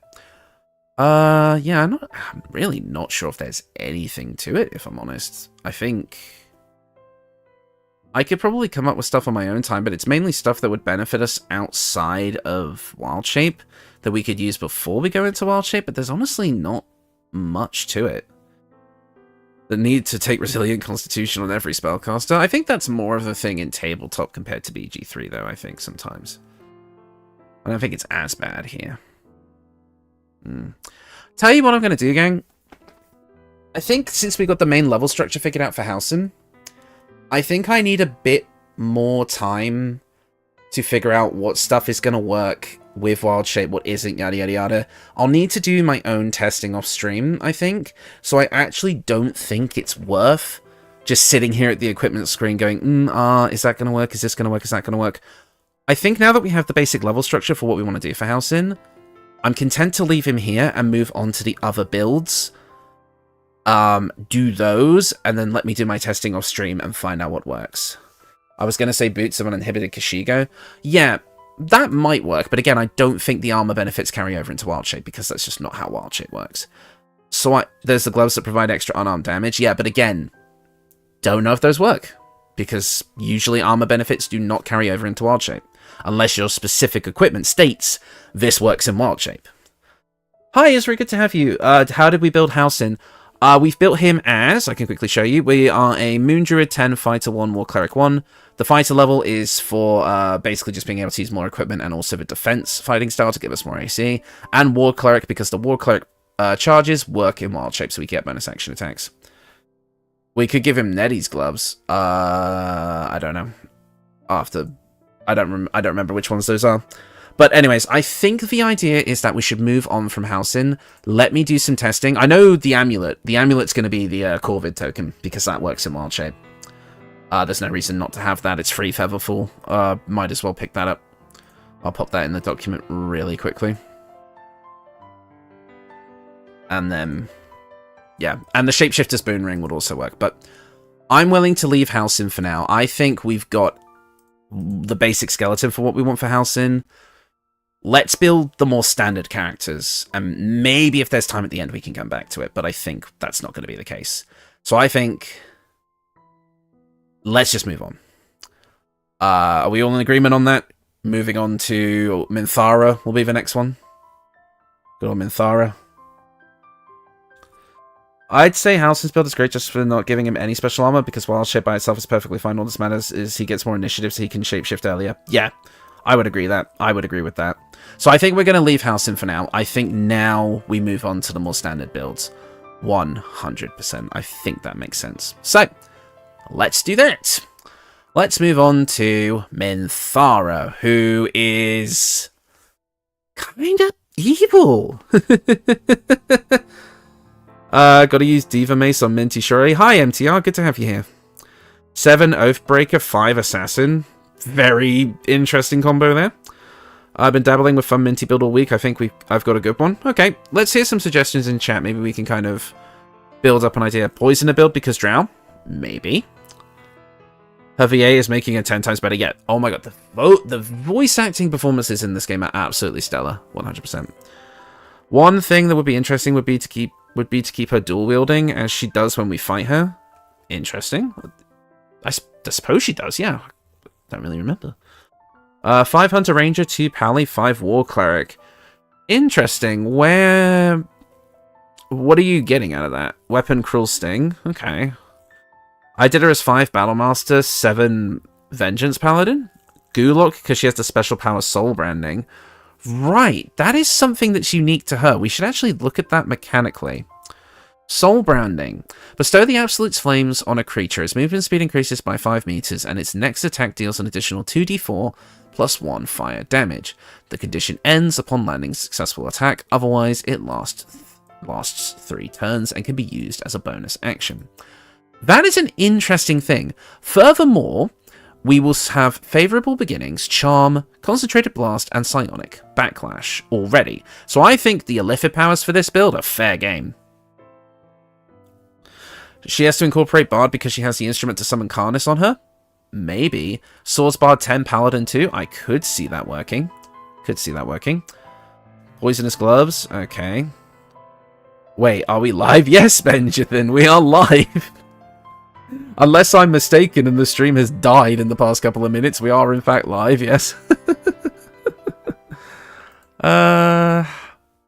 Let's have some Kingdom Hearts in the background. That sounds like a good idea. Love me some Kingdom Hearts OST. Right. Soul Branding doesn't go away on thrown attacks. Interesting. 3 Thief Rogue, 2 Vengeance Paladin, 7 Swords Bard. I've never changed from this build on my Minthara. Interesting. I definitely think we're going to be keeping to the Origin Companion rules, where we need to incorporate their base class into the build somehow. At the very least, if not starting with it. So, Minthara is going to be a paladin in some level. Biconia's mace late game? Yes, maybe. That would also allow us to put points into things other than strength if we needed to, because it gives us 18 strength. An Oath of Vengeance Paladin, Battlemaster Fighter. She kind of is the leader of the Goblins raid party, which means she's an effective commander. Commander's Strike. Interesting. I like that take on it, Persona. I do like that take. She's turned from Lolth, so Oathbreaker could be interesting. Yeah, I was thinking that both turning from Lolth and turning from the Absolute could be Oathbreaker. Have we started anyone yet? Hi, Phantom Orochi. We kind of got a basic skeleton for Halsin, but I'm going to do some testing and go back to that later just to test what works in Wild Shape. We're moving on to Minthara now. Glad to have you here. Hit me with that Kingdom Hearts link tool, yeah. Or we could not go into any Bard subclasses and put more levels into other classes. Yeah, that's the thing.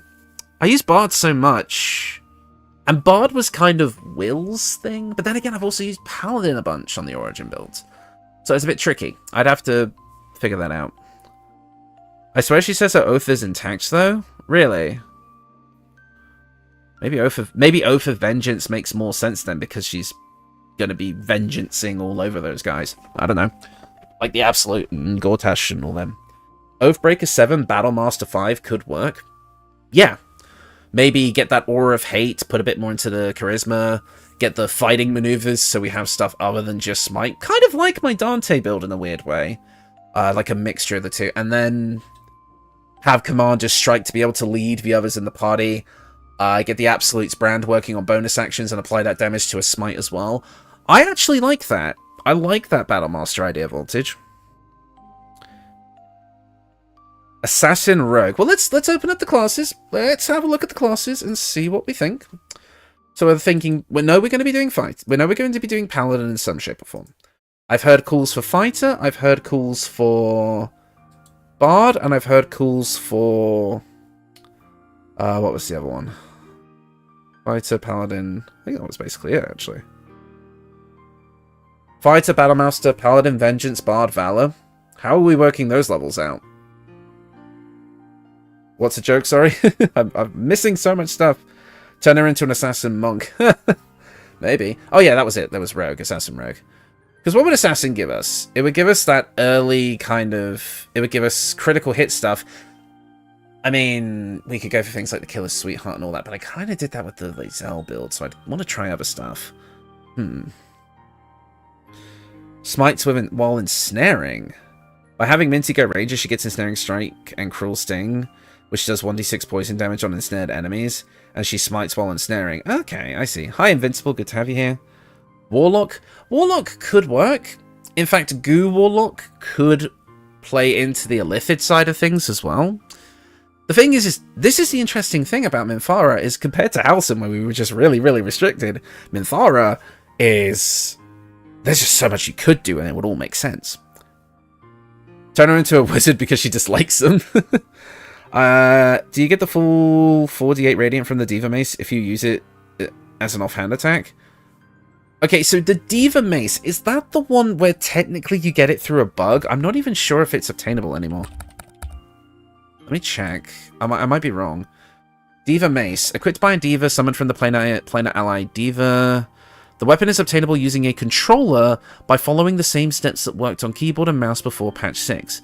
Kill a Diva summoned by the castrated by divinity and pick up its body.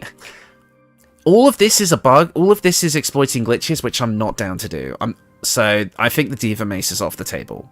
Sorry to shut that down right away, but it's going to make the build obsolete when that gets patched, and I don't want it. You get 2 weapon fighting, magical secrets, and high-level smites because they share the same spellcasting modifier. Can Vengeance, Paladin even surprise attack, or does it break the oath? Oh, that's true, because some Paladins don't like stealthy stuff. That's a good point, Matria, actually. Her lack of spell voice lines hurts my soul. Yeah, there's been a couple of bugs in patch 6 where occasionally companions just will not have, like, audio. It's weird. I think there's an argument to make Minthara a Berserker Din, Paladin plus Barbarian. She has quite a bit of rage built up. Ah, see, this is what I'm talking about. We know we're having Paladin in there somewhere, but Fighter, Bard, maybe less rogue. I'm gonna maybe not do that one. Warlock and Barbarian could all work and be really thematically appropriate. And the problem is there's no way to, like, really please everybody with it. That's the problem, because there's so many different ways that it could be done. Great Wall on Warlock could go crazy with Paladin. Yeah, that's what I'm thinking. Vengeance Pally with Assassin gets 10 turns of advantage from Vengeance. God, okay, maybe I shouldn't have dismissed Rogue so quickly. Ah! This is the problem. Blood of Lathander and the Handmaiden's Mace dual wielding could be good. You could also dump Strength and get Great Con and Charisma, since the Handmaiden's Mace gives 18 Strength permanently. Yeah, could work. Mara, good to have you here. Finesse two-hander to make use of Great Weapon Master. There's the, what do you call it, the Dancing Breeze that's a Finesse two-hander. I think it's the only one in the game. I second the earlier comment that said something about giving her Commander's Strike. It looks like as if Lae'zel is the quarterback, Minthara is the coach. Yeah, I agree with that, actually. I really like the whole Commander's Strike idea. I really do think it works. All I'm understanding is the meme solution. Take 5 to 6 in Pally, then 1 in Monk, Rogue, Bard, Wizard, Ranger, Barbarian. We're not trying to build Jack of all trades here. I did that already, and it did not go well. Gloom Ranger, maybe? Flurry of attacks and anger plus Misty Step and such? God, see, that could also work. You also add her noble background. Barbarian Paladin is a solid combo since smites aren't spells. Yes, that's the other thing. So maybe have her being like this battle-raging, divine smiting crazy person could totally work. And I'm pretty sure Soul Branding is not a spell as well. So that might, as well as the Illithid powers, would also work while raging. It's a Minthara exclusive bonus action for buffing herself or an ally. That can work on allies too, so that fits in with the Commander Strike thing, so... Oh, man, that's tricky. What about Paladin, Battlemaster, and Barbarian? We make this a 3-class split, because, yes, we'd be losing out on a feat, but I think that if... Hold on. Did I use... I need to check something really quick. Give me a second. I hate Googling myself, but I do need to do it. God, we're nearly at 7,000 already. Jesus.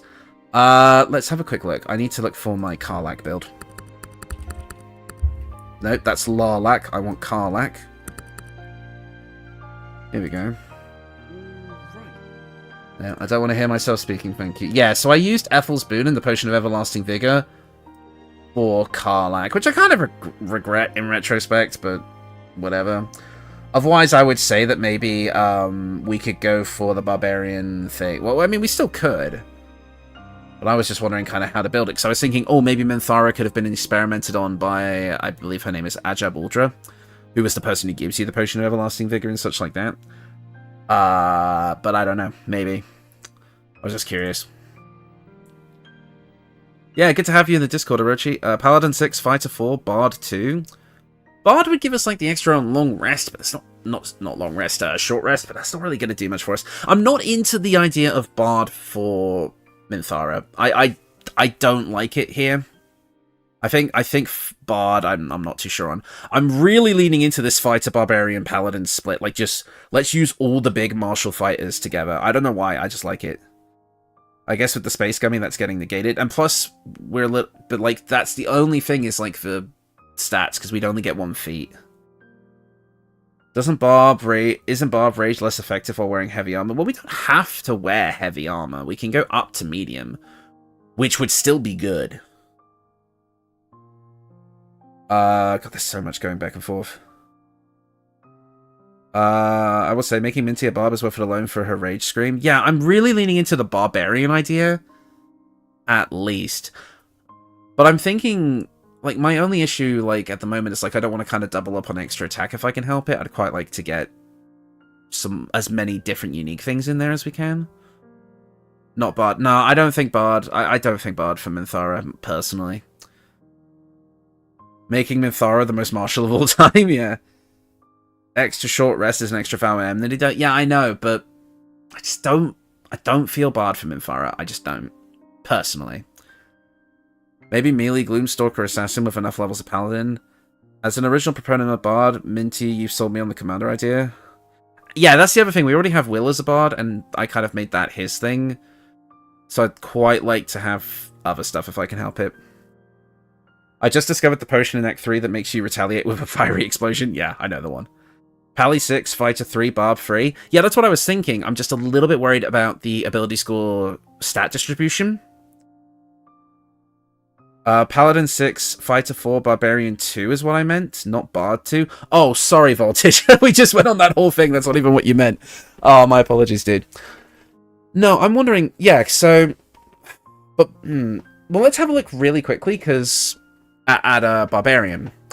Because what... If we were to go with Barbarian, what subclass would we want? Would we want Berserker? Probably. That bonus action attack and throw would be nice. I don't see Wild Heart or Wild Magic really working for us, unless we went with Tiger Heart for maybe like the bleeding side of things. But I guess I already made Karlak the Berserker, so maybe something from Wild Heart could be nice here. Sorry, the chat's not scrolling. Pally 6 gives you so little smites. That's the only thing, yeah. In fact, the problem I find, like, is even if I play like a straight Paladin, like, I kind of miss having, like, maybe spellcaster levels from, like, Sorcerer or Bard or something for, like, the extra spell slots, but I don't know. Barbarian 2 would not get a subclass, that's what none with 2 is my view. Instead of Battlemaster, why not Eldritch Knight? Okay, why Eldritch Knight, though? What does that get us? Wild Heart Wolf because Commander? Oh, interesting, actually. While raging, you can use Inciting Howl, and your allies have advantage on melee attack rolls against enemies within 2 meters. I like that. I like that quite a lot.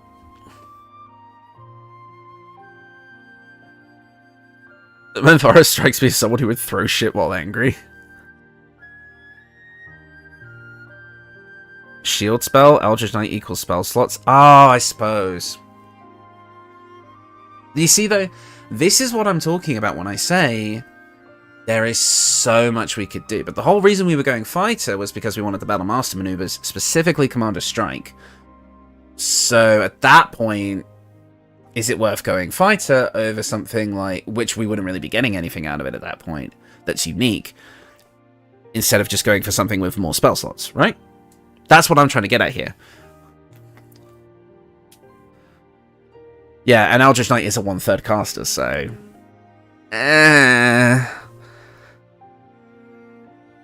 Minthara's a mother, her preferred weapon would be the Shianka. I hope I pronounced that right. Chunsia? It's Chunkla? I'm sorry. Forget Fighter, Pally 8, Barbarian 4. So what, just go Paladin, Barbarian? Maybe. That could work.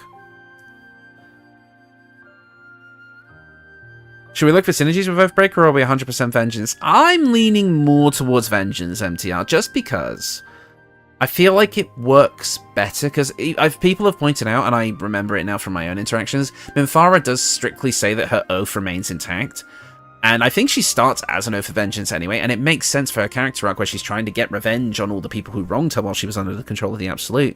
I think Oath of Vengeance makes sense. Pally 9, Barb 3, maybe. What does Paladin level 9 give us? Let me quickly just go that far. Paladin level 9 would give us things like, we get Elemental Weapon, we get all the smites. At Oath of Vengeance, we'd get Haste, which would be... Well, no, it wouldn't be very good, because if we're a Barbarian, then Raging, we'd lose it anyway. I don't know. I mean, we'd get the Relentless Avenger, which would give us more movement speed. Hold Person and Misty Step. There's a few things. Yeah, Haste, but again, if we're going with these Barbarian levels, which it seems like a lot of people are pretty sold on, it's not going to matter if we get Haste. 3rd level spells, Haste, yeah. Assassin's Vengeance is still on the table. Bard 3, I see what you mean, Clever Goblin, yeah. I know that. I'm really stuck. That advantage is pretty big.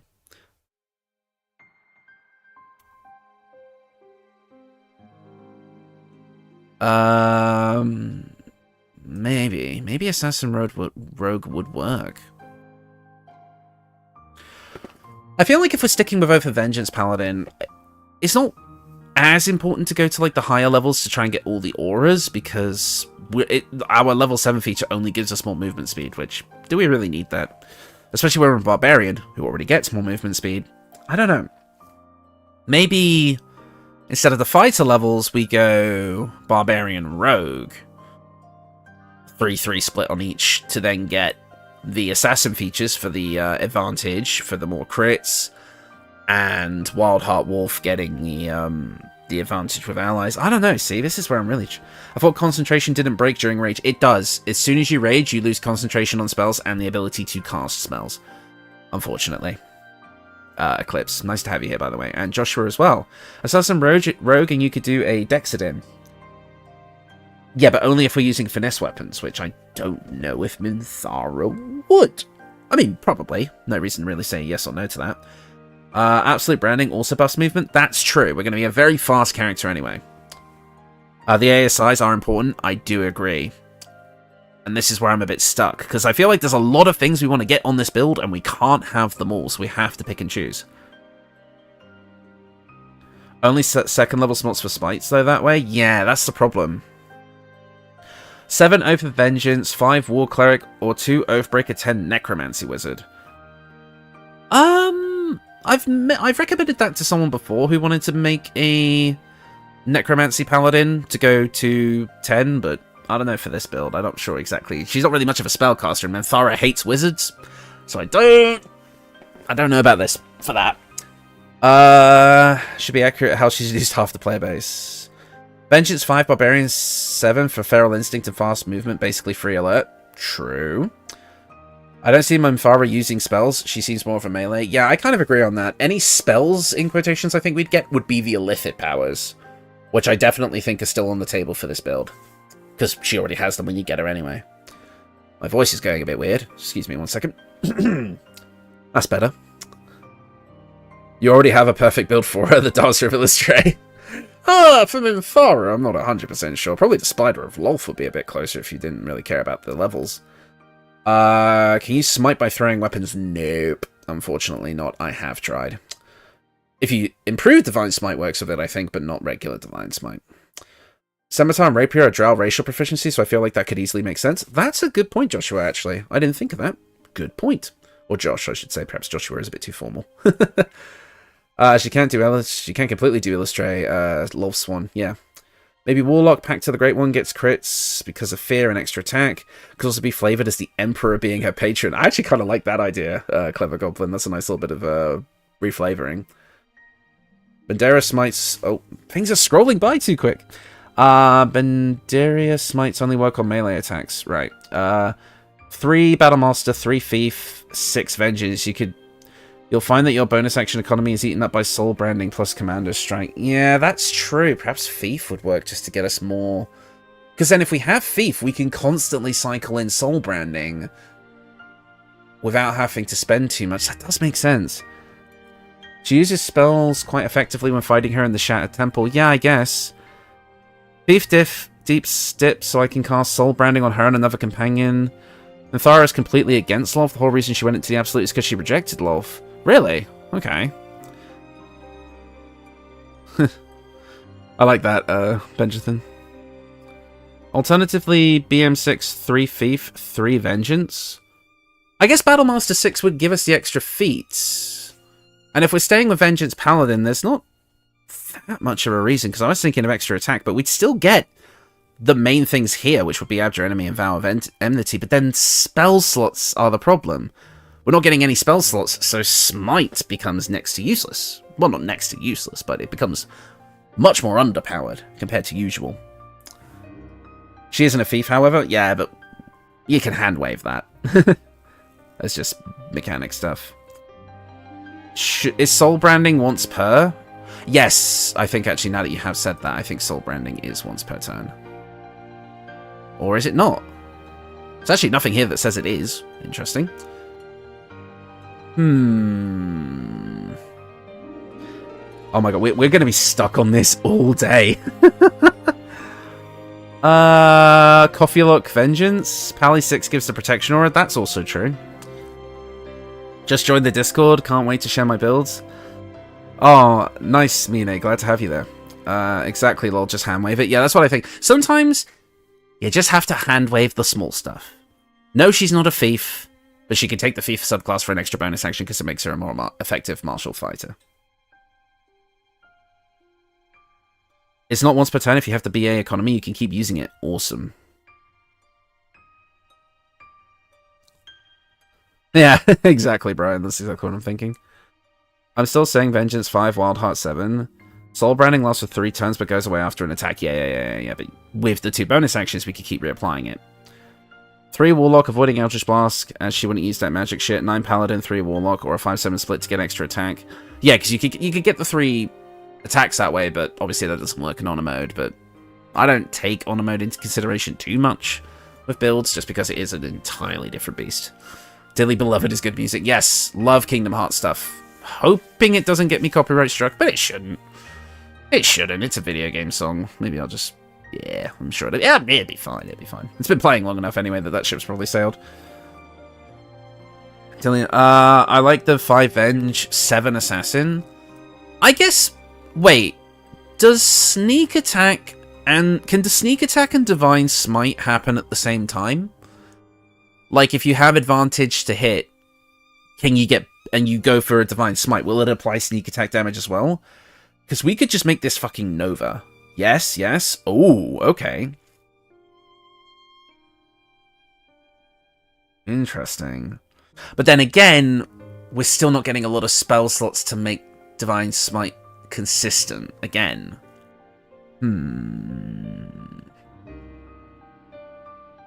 Everyone's saying yes, so I'm assuming that's true. Rogue Pallies are fun. Right. Well, let's think. Let me go back to Paladin. What would we say is a good kind of... Because we get... It takes us to level 5 to get level 2 spell slots, I think. Let me just double check that. Yeah. So if we want at least level 2 spell slots, like, to have 3 of them, going to level 7 would be good. And then what? Go to... What level of Rogue would be good? 5th level for an extra 3d6 on the smites. So 7-5 split between Rogue and Paladin, maybe. Vow on yourself for free and gain advantage for 10 turns and just goes boom, boom, boom, boom, boom. Okay. Minthara Auditory goes hard, not gonna lie. I appreciate someone who's also a fan of those games. If you set one to be automatic and manually click the other, can't manually trigger both because you only get 1 trigger per hit. Okay, I see. She'd need Ball's armor and the Undermountain knife. Yeah, that would go incredibly hard. Were weapons already decided? I just got here. No, Jeremy, they were not. Glad to have you here, by the way. But no, we're still stuck on the levels because everyone has very different ideas about what would work for Minthara, and they all make sense. So we're very, very stuck at the moment. And it did add to the supernova damage. Oh my god. Dominion. I think they patched it for Honor. I mean, you can't only click one thing here. I think it can stack. You have to set it in restrictions, but it works. Oh my god. There's so much here. I'm just trying to absorb it all. Also, in addition to the above, give her the super tadpole. Yeah. We could get something like Luck at the Far Realms for a guaranteed crit once every long rest. Bunch of stuff like that. In terms of the origin character builds, aren't there plenty of damage builds? A support build would be nice. That's true, NPC. That's very, very true. Are we going to plan around her having Illithid powers available? I mean, I'm not going to make it a central focus of the build, but they would definitely augment the build and would make sense to have on her. But I'm not going to go crazy with it yet. I still think Warlock Paladin 5-7 split or 3-9 split would be more suitable to her character. Good lord, this music. Very, very loud and strong script. Something a bit more chill, please. There, something jazzy. We'll go with that. It's just very loud. All of a sudden, I couldn't hear myself think. Faye, hello. Good to have you here. Sorry, I'm trying to get through chat. I've already suggested my weapons are still sticking to the dual-wielding maces, Blood of Lathander and Handmaiden's Mace. I don't know about the Blood of Lathander so much. Just because... I don't know. I've used it in a lot of things in the theme. I don't know if it really works with Minthara too much. Just saying, look at the Hunter, Ranger, Pally, War Cleric. Yeah. I know what you mean. Didn't I already use Hunter Ranger for an Origin build, though? Not Hunter. No, I used it for a Deity build. I used Hunter Cleric, I think. 6 Pally, 5 Thief, 1 Gulok for crit Fishy Fierce Might. It would be cool if you did a build about the Chosen of Orpheus. I could, yeah. If dual wielding, then 2-weapon fighting style is a necessity. Yes, and Paladin does not get that, so we'd need probably a Dippin' Fighter as well, or the Gloves of the Balanced Hands, but I don't think we'd want to get it from our equipment if we can help it. My Anthem Persona 5 music, yeah. Yeah, just less support, more do what I say in lieu of your Ludwega build. Yeah, I agree. And I like that idea. I mean, I think my personal favorite suggestion was the Paladin Fighter Barbarian mix. I just liked everything that brought to the table. But I'm leaning now. But then again, there's still the issue of the spell slots, but I still quite like that mix. I understand it's not optimal, but it would still give us a lot of things. We could go back to the 6-6 split of Vengeance and Battlemaster. Yeah, that is true. Minthara is 100% supportive. There is also 7 Pally, 5 Hunter since she loves to hunt. That's also true.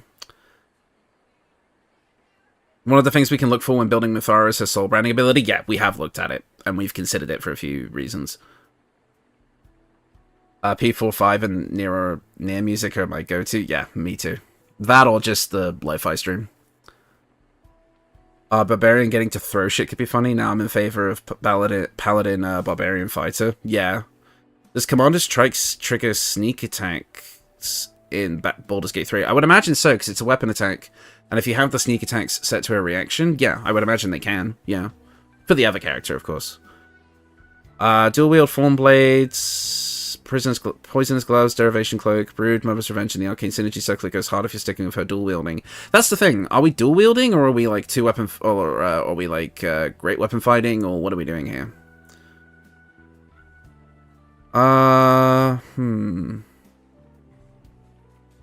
Minthara is way too classy to be a barbarian. I can see that as well. It's a shame you already mixed Fi to a Paladin for Lae'zel. Yeah, I've kind of already done it. I definitely want Paladin in there, for sure. With the Pally Fighter Barb split, you can also use the Gauntlets of Frost Giant Strength, so you can get some ability score improvements for other things. That's true. I like the idea of her dual wielding. I like dual wielding. Minthara's Grace fits Battlemaster. Yeah, that's true. If you're worried about the feat, you could drop Fighter to 2. Gets good old action surge. I guess, yeah. Then and then you'd also get the fighting style too. So maybe what? In that case, it would be Pally 8? No, my math is wrong. I feel like dual wielding great weapon fighting is kind of boring in my opinion, since I see it everywhere. True, but we are also going to be making Jaheira today, which is going to be a dual wielder, so is that overlapping too much? Probably not, but... Her getting Kefric Fawn's shield to get a bonus to spell seems like good, but it also, in character, she gets a shield of a man who sends her to death, a trophy of sorts. Yeah, well, I guess I never even considered Sword and Board, just going pure tank, getting the shield, and maybe a blade as well. I'd go for dual rapiers for the style. I would go for 4 rogue, 8 paladin, thief, and vengeance, dual daggers or dual maces, looking for crit fishing due to critical smites. Yeah, that could also work. Tell you what, here's what I'm thinking. We could sit here going around in circles about this all day. Here's what I'm going to do. I think we're going to need to limit ourselves here a little bit. With all of these different subclass options, I can see arguments for having 2 classes, 3 classes, all of this, right? There's many different opinions, many different options floating around. And I think we know we're going to be doing Paladin. That's going to be part of the build in some shape or form. Our multi-class is the thing that's up for debate here. So what I'm going to suggest is we do a poll, where we list off the different potential subclasses, that the different classes we could multi-class into, and you guys all vote on it together. And then we come up with something based on whatever wins that vote. How does that sound? Just so we can move on. How do we feel about that?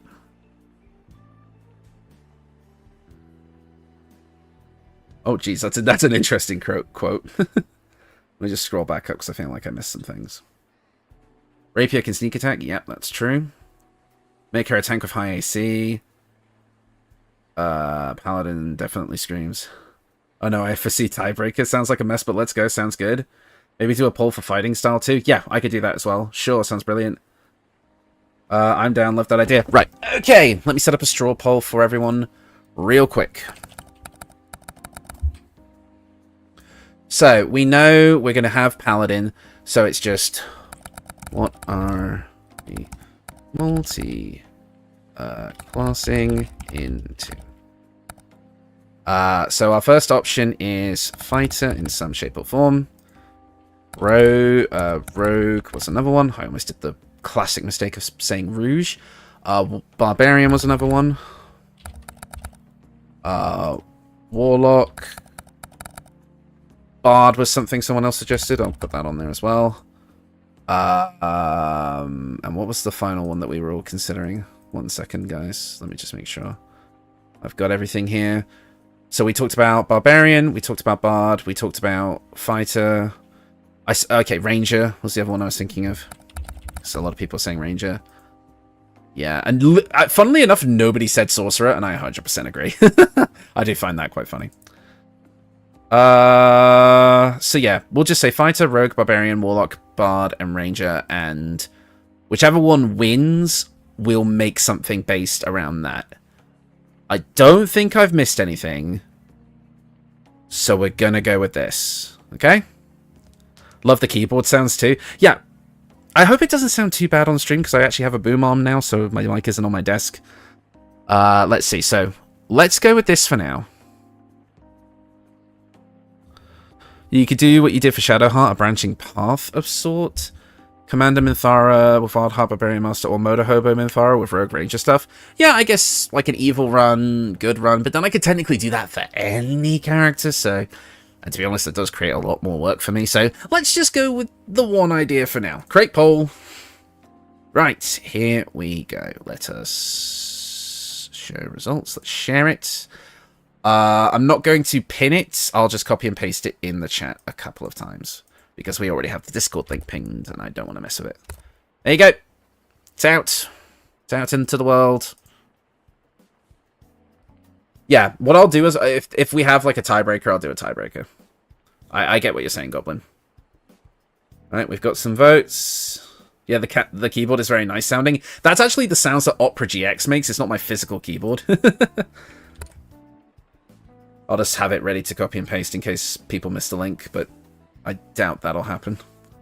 Right, so Fighter is currently in the lead with Rogue not too far behind. Barbarian kind of been left in the lurch, which is honestly a bit surprising. Yeah, Fighter definitely seems to be taking the lead here for sure. What I'll do is if the top two are close enough, we'll do another vote that the people who voted for the lower stuff can kind of vote on that as well. Yeah, I think it sounds quite nice. Although I have just messed up the straw poll. There we go. I'll post a link again for people, and then that'll be the last time I do it. Make sure you have an odd amount for tiebreakers, otherwise you would have an internal tie. And yeah, I know what you mean. Oh my goodness, it's starting to get a bit closer. I got my rights back. I can vote. I remember that from last time, Rexio. You tried to make alternate accounts. You tried to pull an Eggman. I have 70 alternative accounts, and it just didn't work. Fighter gets no spell slots, unless you pick Eldritch Knight, which may be what people decide to do. Hey, Hope, I'm really glad I got to see the Discord server. Yeah, I'm happy that the Discord server is finally live for people. Right, so Fighter is pretty candidly in the lead there. What did say? I don't know. What did say? What do say? Who say? You say, me say? Oh my god, 12 and 11. That's getting close. That is close. I think we might have to do it by like wide majority rules, because I think a 1 vote difference is not going to be enough to satisfy people. So I can definitely see us doing like another vote here. Tiebreaker. That's what I'm thinking. We have done thingy already. Bearman Wildfriend. I think people are. Can you add a community build tab on the Discord? Yeah, maybe that is something I will do. Later, for sure. Minthy would be perfect for the Chosen of Triples build. I was right about the tiebreaker. Yeah. Okay. I think that fighter rogue split is a bit too close for my comfort zone. So let's do a tiebreaker, quote unquote, for fighter and rogue. I think that's what we'll do. So let's go back and make a new one.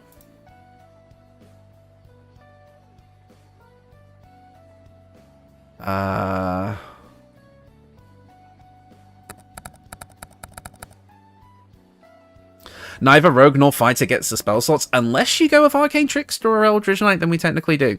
But I feel like we could find a balance where we take enough levels in Paladin that will have enough spell slots anyway. As long as we have a decent chunk of at least level 2s, I'm okay with it. Tiebreaker, fighter and rogue. This should create a new poll with a new link. Yes, it does.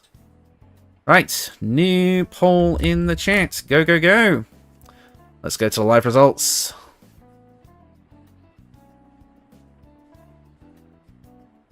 Hey, it's better than one of the deity streams where we had 2 tiebreakers. Yeah, I know what you mean. Okay, rogue is taking the lead for... Oh my... Guys. Okay, rogue is definitely pulling ahead. No, fighter's coming back. I actually should not let you guys see the live results, so nobody tries to skew the voting. I should hide that from you guys, really. No. You know what? No.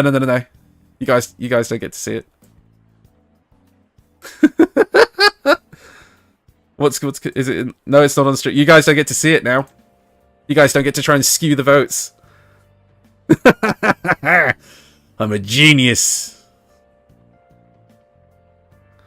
What do you mean you can... No, you can't. No, you can't see it. You can't see it. Oh, wait. Yes, you can, because you could just see them. You guys could just see it because you are actually at the webpage. I forgot. God damn it.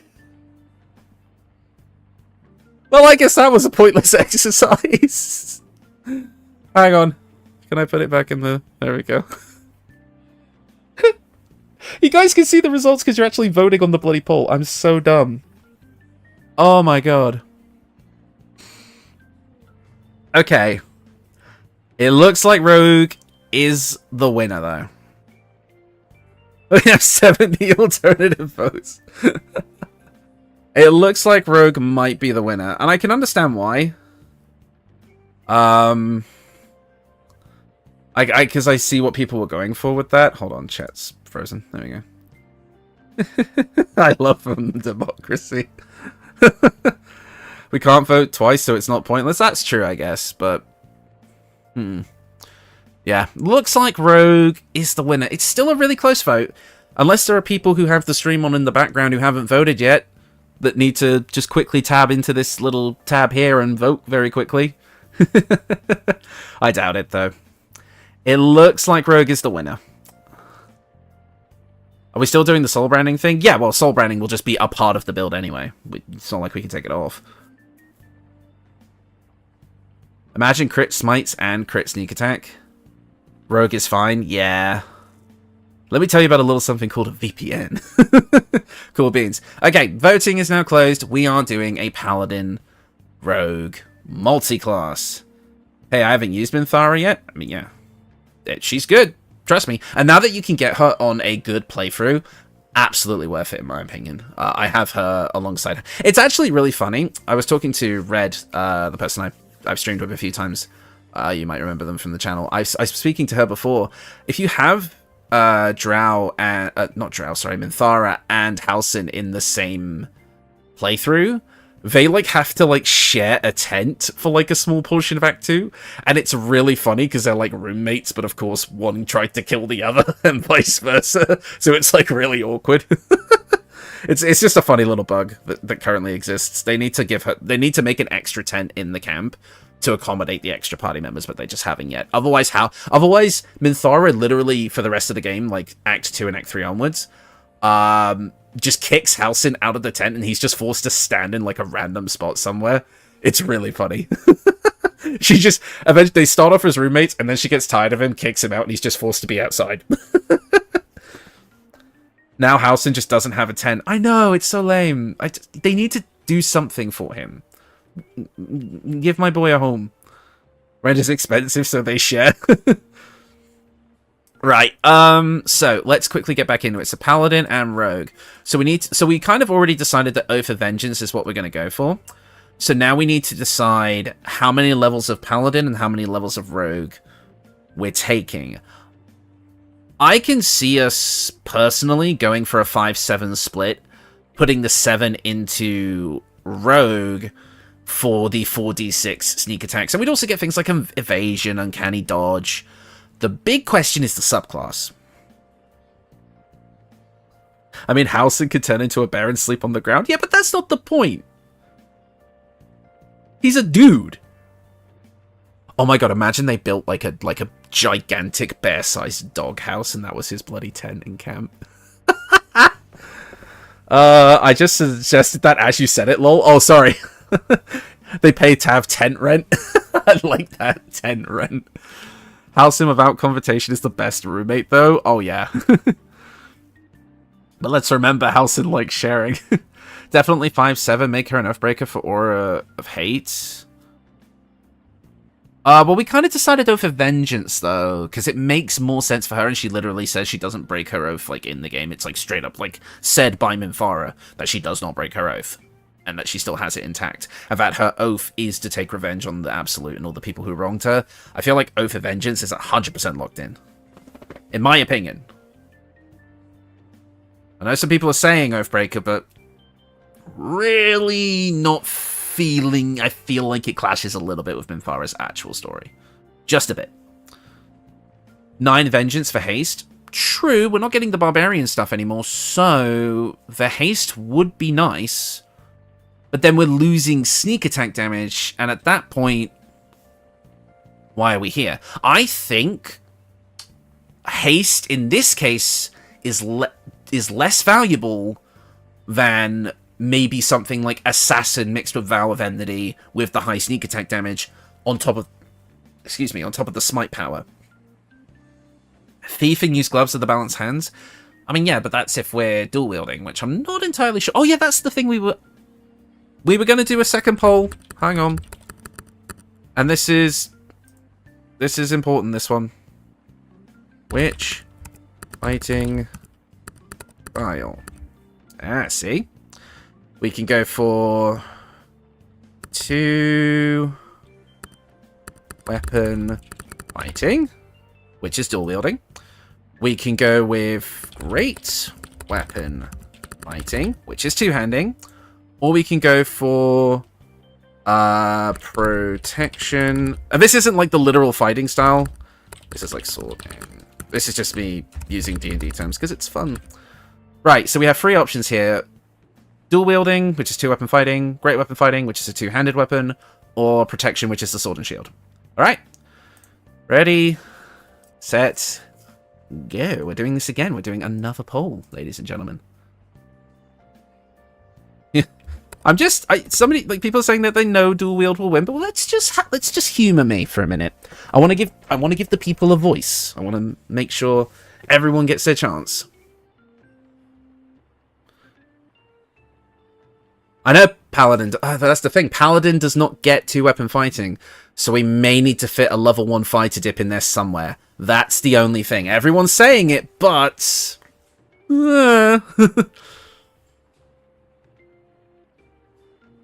How many oath charges do we get when and where? Oh, good point. Let me quickly check that while the poll's going on. How many oath charges would we get? Well, we'd be going to level 5.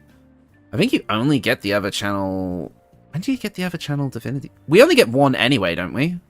I don't think you get any more channel oath charges as you level up. I don't think so.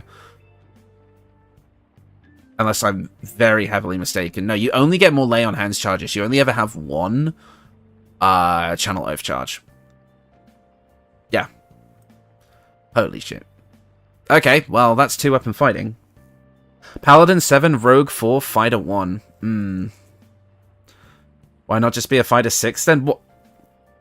Okay, taking a 1-level dip in Fighter is not the same as going for 6 levels in Fighter. It's not the same. They never get more, no. Paladin 5, Rogue 6, Fighter 1. Yeah, it's a shame. We're going to lose the sneak attack die, but we'd be down to 3d6 instead of 4. But the people have spoken. I guess it's 2-weapon fighting unless people want to unless people are regretting their decision, but yeah, we'll have to take a level dip into Fighter. Why would Minthara use 2 weapons when she's a tanky pally? I mean, a lot of people seem to think that the dual wielding seems to work for Minthara. I don't know if I personally agree with that, but it appears to be what people want to do, so... Can we even sneak attack with great weapons? No, that is true. It would need to be finesse anyway, which we could still do with the sword and shield style, but 2-weapon fighting obviously has more finesse weapons available, I guess. Gloves with the balanced hands could work, but that's taking up an equipment slot, which I feel like could be better served. We'll have to see. We'll have to see if there's a pair of gloves that works for this build better than the gloves of the balanced hands, and if not, then maybe we can keep the 5-7 split that we were going for. There's also the dueling fighting style. She uses 2 weapons by default. Is that why people are kind of going for it? So this is Minthara? Yes, Sin. This is Minthara that we're working on right now.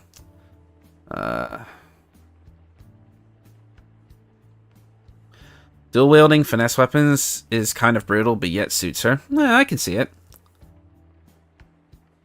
I think people are just trying to go for min-max and want to go for the highest damage possible instead of what would actually suit her character. I mean... The thing is though, like, I understand what you're saying there, Clever.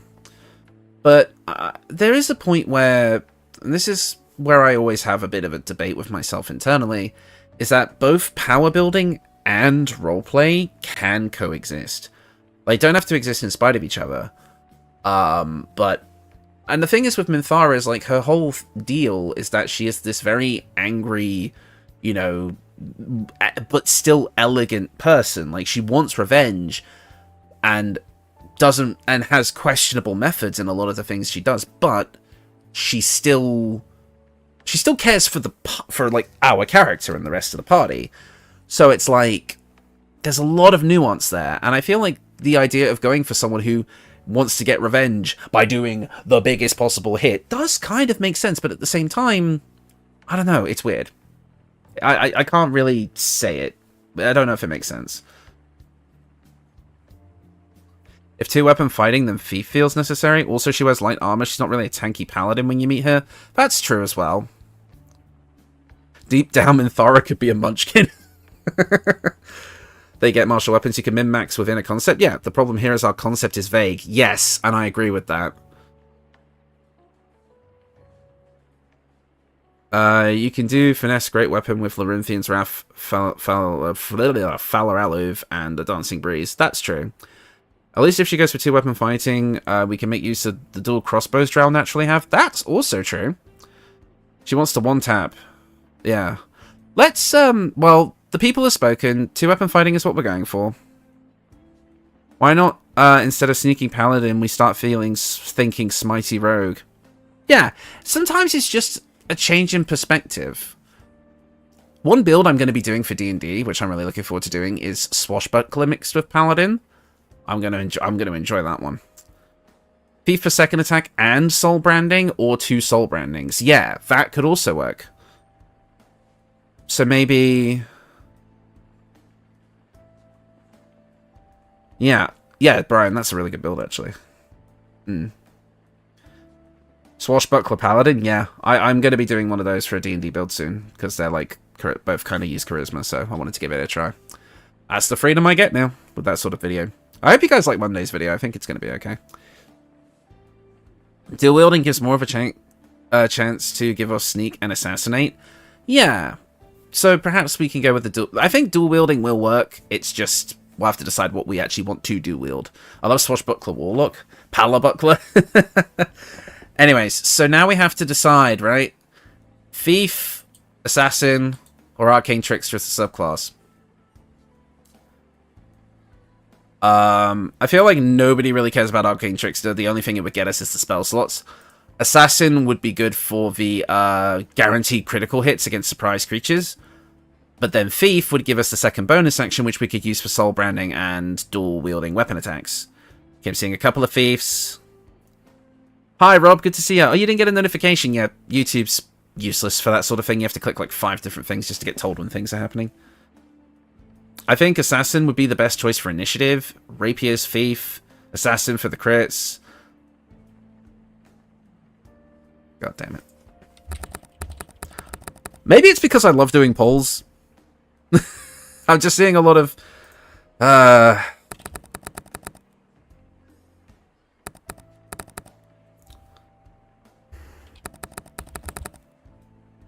think polls are objectively the best way to get everyone's opinions collated in one. I think maybe I just love doing them too much, but I'm just going to let you guys decide, and it's right there in front of you, and there's no back and forth. We don't need Assassin crits, we have Luck of the Far Realms. Yes, but Luck of the Far Realms is only once per short rest. Not long rest, my apologies. Oh god, this is going to be a close one. Assassin for the lore, Thief for the practicality of 2-weapon fighting and soul branding. Yeah. That's true. If we're dual wielding, then Thief, the Assassin crits will come so rarely. Yeah. I do agree there. I can see the benefits of going Thief over Assassin. Assassin feels right, but Thief feels like it's better mechanically. And I can make things work when I actually do the video. I can explain things, like with justification of the lore. Glad you didn't include Arcane Trickster because it's not a real subclass. You say that? My Arcane Trickster video that I did when I mainly focused on it is still to this day one of my more popular videos on the channel. It's really funny that you say that, but people really want to see Arcane Trickster work. It's just hard to do. Right. That is 29 votes. That is Thief as the winner by a decent margin. Trickster gets the shield spell. Yeah, they did. Arcane Trickster does have some things going for it. Are we really going to use the offhand attack if our bonus action is being used for soul branding? Well, I think the idea is more that we're not going to be using both bonus actions for soul branding. Just the one. To be fair, there isn't almost any Arcane Trickster builds even now, lol. I wanted to try doing Eldritch Knight and Arcane Trickster and see if I can make that work, but it's a bit tricky. I still have to work on it, but it looks like we're going Thief. Like actual Arcane Trickster videos. Right. I don't think she was to be a sneaky road. I would make her use heavy armor still, for example. Yeah, we're not beholden to not using heavy armor. Hey, Hobo, if you see my keys, I'm afraid not. I had to use my spare earlier. Oh, no.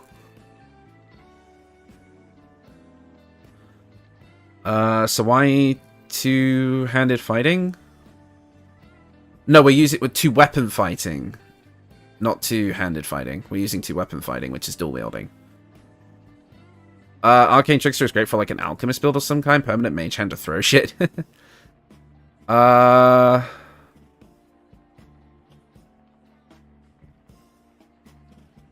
Vengeance 5, Thief 7. Yeah, I'm definitely thinking 5-7 split between Thief and Assassin. Anyway, Thief wins. So I think... Whoops, I didn't mean to close Thief. That was my mistake. Oh, I thought it would just open, but I guess not. Yeah, so I'm thinking... let's go down here for Minthara. We're going to go with... I'm going to spell this wrong. Vengeance Paladin. 5. Thief. Rogue. 7. Decent crits. Now, we are doing... Now, that's just if we're deciding not to take that fighter dip, and we are going to use the Gloves of the Balanced Hands. So let's have a look at that now. Weapons and armor. I want to go straight to the handwear, because... make sure I actually minimize that and didn't just leave it on there. What does Thief get other than the extra bonus action? Nothing really. More, it's mostly just getting a stand because the next subclass feature doesn't come up until like level 9 anyway. The main things we're going to get from this higher level of rogues are more sneak attack damage because we're going to be using a finesse weapon. We're going to be getting evasion and uncanny dodge, which is going to make us a bit more tanky. And yeah, that's kind of it. So both Minthara and Jaheira are going to be 2-weapon fighters? Yeah, kinda, but it's what the people here voted for. What can I say? Bobo Notepad. Yeah, thank you. I called it in the end. Mods, delete my comment. I don't have mods. I do not have mods. Guys, if your comments aren't showing up, make sure you're on live chat and not top chat. There's a little thing at the top of the chat that says top chat or live chat. If you're on top chat, it won't show everybody's chats, which is stupid, and it sets it to that to default. Switch it to live chat, and you'll see every chat. FIFA also gets a reduced fall damage. Yeah, that's true. The two sides of the same coin, one more brutal, one more good. Yeah, this whole thing is about just stabbing a motherfucker really hard, whereas Jaheira will be a bit more about mixing in spell casting and other stuff too. Yeah, I mean, I can't see anything that's really gonna... Because we've got the Gloves of the Balanced Hands, which we can get in Act 2 quite early on. It's bought from the Quartermaster. Unless we can make Jaheira Circle of the Land, in which we don't necessarily have to have 2-weapon fighting, maybe. I mean, I still want her to just have 2 weapons anyway, because that is just her design. Like, mechanically and thematically. So, you know, I want to kind of keep that, if we can help it. You know what I mean?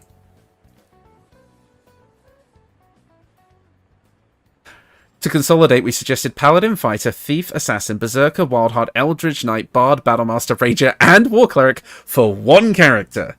Thank you. That sums up my dilemma very well.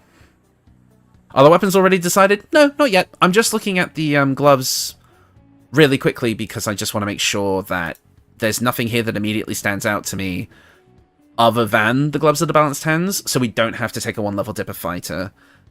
And if I'm being honest, just because I've used so many different pieces of equipment on other builds, I quite like the idea of just using these here, for Gloves of the Balanced Hands, that being, and having the levels be what they are.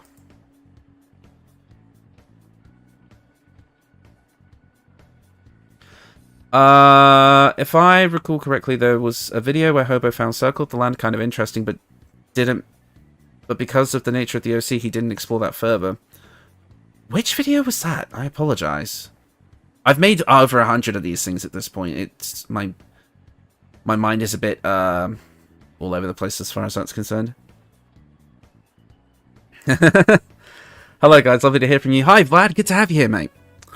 Jaheira being a true fighter / druid is on brand, so I like doing the flame blade dual wielder. Ooh, with either the Sylvian Scimitar or the Infernal Rapier. I like that too, actually. Although with the Infernal Rapier, we would need, dual wielder, because it's not a light weapon. Jaheira was Spore Druid, since I want to stay in humanoid form, and the Spore Keeper armor in Act 3. I think that was the Feywild Warlock Archfey something. Oh, okay. I think I know the one you're talking about. I actually think I do want to use the Gloves of the Balanced Hands here. Because, give me 1 second, guys.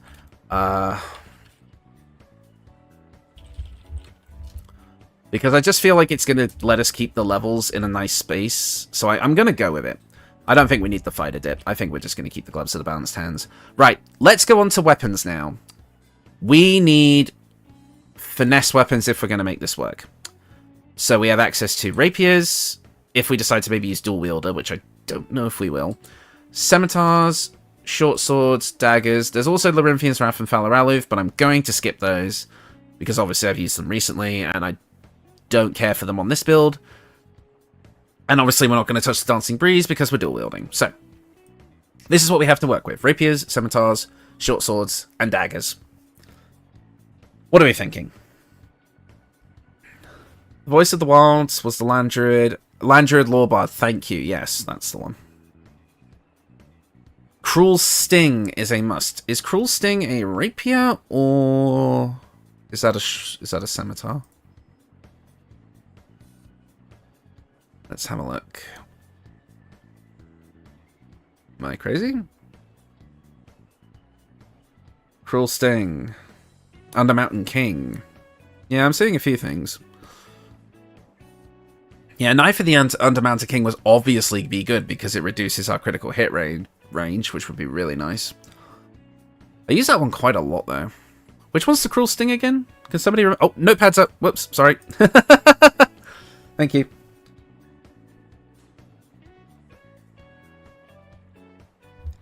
To be honest, I might take the notepad off of stream just because I'm going to keep forgetting. It'll bother me. There we go. It's no longer a problem. Right. Cruel Sting is a long sword. Hold on, what? Okay, but remember, we can't really use that with sneak attack because it's not a finesse weapon, so Yeah, Cruel Sting. Cruel Sting is from the Drider, Karnis, not Minthara. I think you guys are mistaken. Because look, yeah, it drops from Karnis in the Shadow Coast Lands. This is not Minthara's weapon. Yeah, Cruel Sting's a longsword. So it's not finesse. And the only thing that it would give us is a little bit of extra poison damage against restrained targets. It's very situational. I'm not really down for it. There's the Orin weapons. Yeah, but again, those are extremely late game. And Farah has that shitty mace. It's not shitty. It's actually okay. I know it's a Drow blade, but just because it's a Drow weapon doesn't mean we have to use it. Maybe use the weapons that facilitate crits? Yes, so something along the lines of the Knife of the Mountain King. But I kind of like the rapier angle a little bit. I can't explain it, but I'm kind of drawn to it. There's the Sword of Screams, which does a bit of extra psychic damage, but that's a +0 weapon, probably not worth it. The Fairy Fire Mace? Pretty bad in my opinion. What's the one I'm thinking of? I was thinking of a different one then, maybe. The Kobold Cauterizer? Which one's that one? That's a scimitar, right? Kerwin's Cauterizer. Deals an extra 1d4 of fire damage, which would be on theme with the soul branding thing, adding fire damage as well. Rapier and a dagger. Yes, but remember, with rapiers, if we're dual wielding, we need the dual wielder feat. And do we want to do that? That's the only thing. Lord Ravenhair's rapier? What do you mean?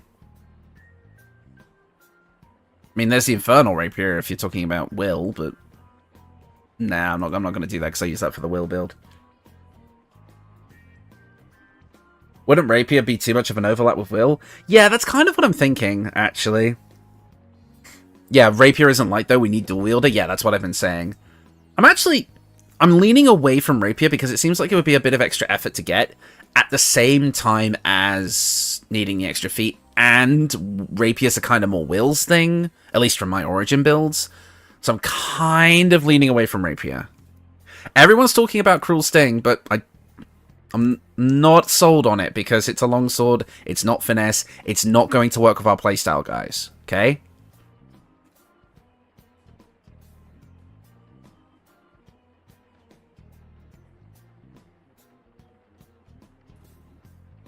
Yeah, Cruel Sting's a longsword.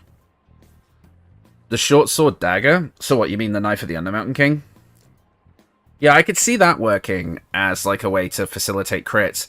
And people are saying a dagger as well. I could see something like the Dollar Amorous working, Rhapsody, that's all like 3 stuff though. Endgame Orin's weapons? Yeah. Maybe for the very end game. What's that dagger that does extra crit damage? That's this. It's the Dollar Amorous. When you hit a critical hit with this weapon, with any weapon, it deals an... Oh, that's interesting. That's changed.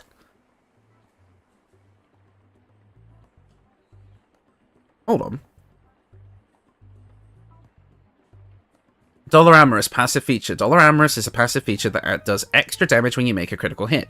When you land a critical hit with any weapon attack, it deals an additional 7 damage. That's new. Does that stack?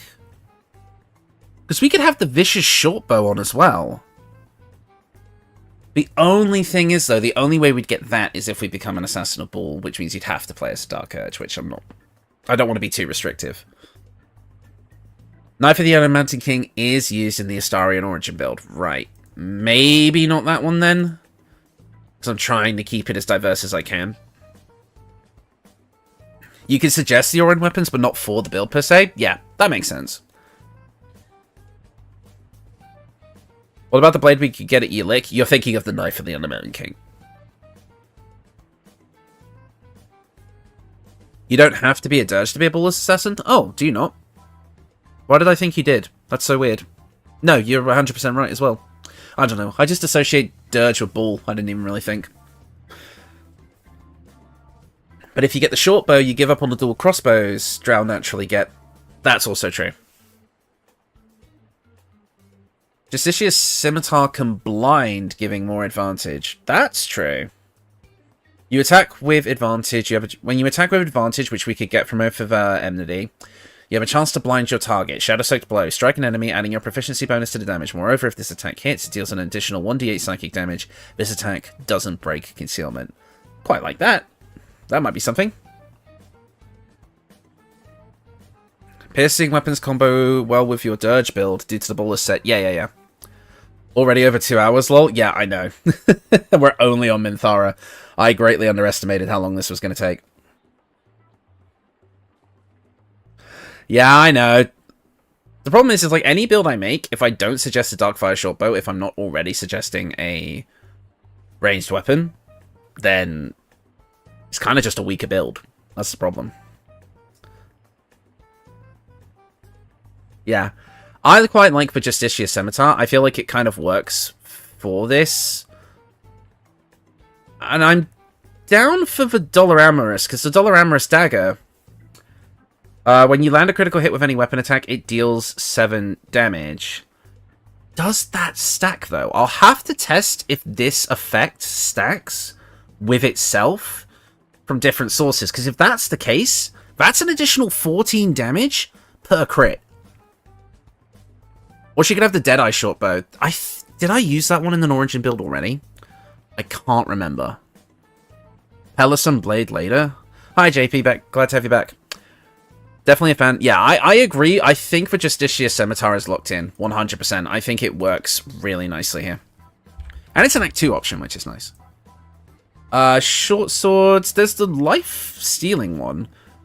This one here. Life stealing critical. On a critical hit, the target takes an additional 10 necrotic damage, so long as it isn't a construct or undead. You also gain 10 temporary hit points. I feel like that one could be nice. I don't think it stacks because it's the same name. Okay, maybe not then. I don't think you can have 2 effects with the same name on you. Okay, Render of Mind and Body. Is that the one that, I think I know the one you're talking about. It's a... sort of... Wait, there's the one that gives, hold on. When the wielder attacks with an advantage, they deal an additional 1d8 psychic damage. Interesting. That could also work. Okay, so here we go. Hold on. Render of Mind and Body. The Sword of Life Stealing. And there was another one that I was interested in. Oh, Assassin's Sword. No. That's not what I thought it was.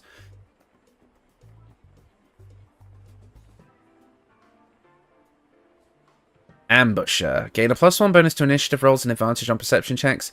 In combat, you deal an additional 1d6 damage against creatures who haven't taken a turn yet. Right. Oh, man. There's a lot of different things here. Hang on. Let me look at the dead shot as well. If I could actually spell. For dead shots, the number you need to roll a critical hit while attacking is reduced by 1. That would give us a bit. The wielder doubles their proficiency bonus. Did I use this one?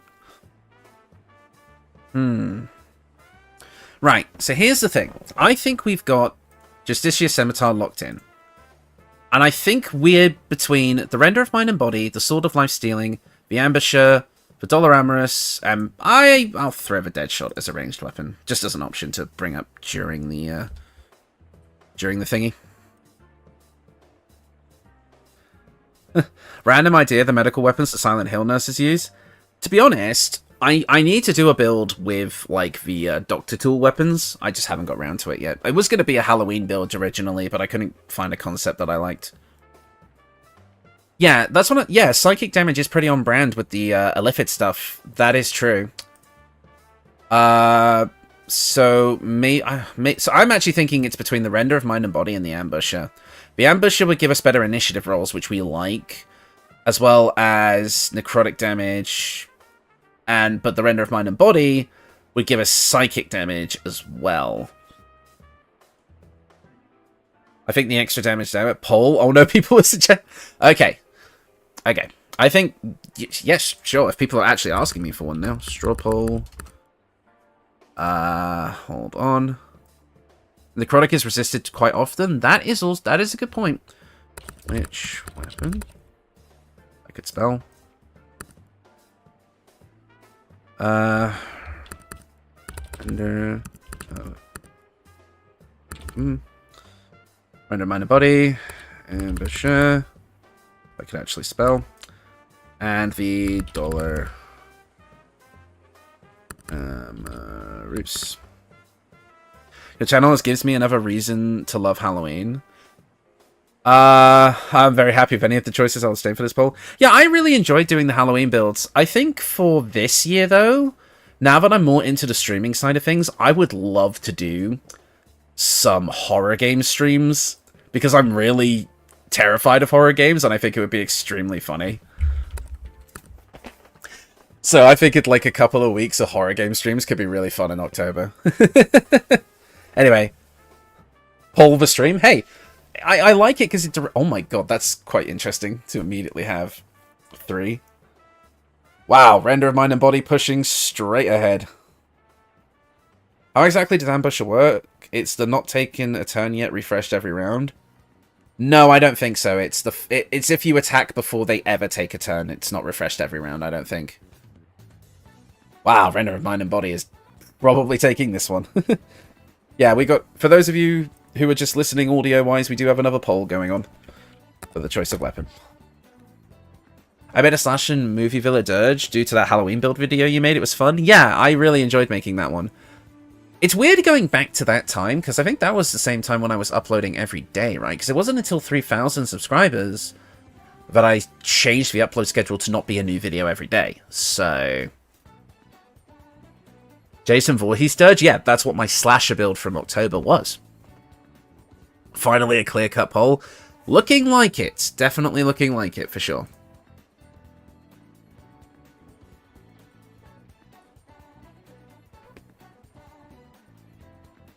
I'm going to make a D&D build while I watch and listen to. Yeah. I mean, that's kind of what these are for. Just kind of put them on in the background. Right. Looks like Render of Mind and Body has one. I'm just going to close this one quite quick. So... Our dual-wielding weapons of choice are the Justitia Scimitar and the Render of Mind and Body. Pretty good to me. So, next up is the armor. We already have the gloves, so I'm not too worried about that. So we just need the armor, the headwear, maybe a cloak, footwear, amulet, and ring. So, armor. I feel like we need one of the drow armors, right? There's the penumbral armor, the spider silk armor, which is literally her armor, because it drops from her. Advantage, which would give us advantage on Constitution saving throws, which might do something. I think we would go heavy armor for her, maybe. It's unfortunate because there's not really like a drow heavy armor in this game. I don't think. The assassin robe of that guy? Maybe. Menzo Benzarin? I hope I pronounced that right. Let's have a look at the heavy armor. Thank you for the Emperor armor for no reason other than it looks good on her. Well, it would kind of fit with the Illithid stuff, I guess. And I could definitely see this looking good on Minthara, just with like the kind of accents and such. But especially if I dyed it correctly. 1T scale? Maybe. You can't be frightened, which would make sense for Minthara. If the wearer is infested by a Mind Flayer tadpole, you gain a +1 to your mental saves, but you get disadvantage on stealth checks. Well, we're kind of getting advantage from ways other than stealth, so I'm not too worried about that. Maybe. I'll put that in the maybe category. Oh, we could straight up give her Kefric's armor. Whoa, that's a mistake. We could straight up say, like, she just straight up claims his armor. I think you've already done it with the bull set. Yeah, I don't know. I think I kind of used that one for my Dark Urge build, so maybe not. I like the idea of her taking Kefric's armor. It would reduce any damage we take by 2. When activated, you cannot be moved against your will by any spell or action. You gain Howl of the Dead, which numbs nearby creatures, which halves movement speed. And you still get disadvantage on stealth checks, but look at that. I think that would look really good on her. Wasn't her whole ordeal... Oh, no, she hated Kefric, too. Absolutely, she hated Kefric. Yeah, like taking a trophy. Yeah. That's what I'm thinking. I'm down for Kefric's armor. I'm gonna pop that on there, but I will put the Cerebral Citadel armor on there as well as a potential maybe as well, just for people whose preferences they want to go with. I really like that though. Yeah, I agree. I like her kind of taking that trophy because there was somebody said something earlier about her taking his shield, but I think taking his armor is just as good. This has gone from what armor is good to what armor is hot. It's not about that. The Kefric's armor is good. Like, taking, negative, like, reducing damage and, like, the not being moved thing is pretty good. She was Orange champion, but still hated Kefric. I like the idea of her just kind of, like, just basically taking all the high-ranking, like, absolute gear. Because fuck 'em. I really like it.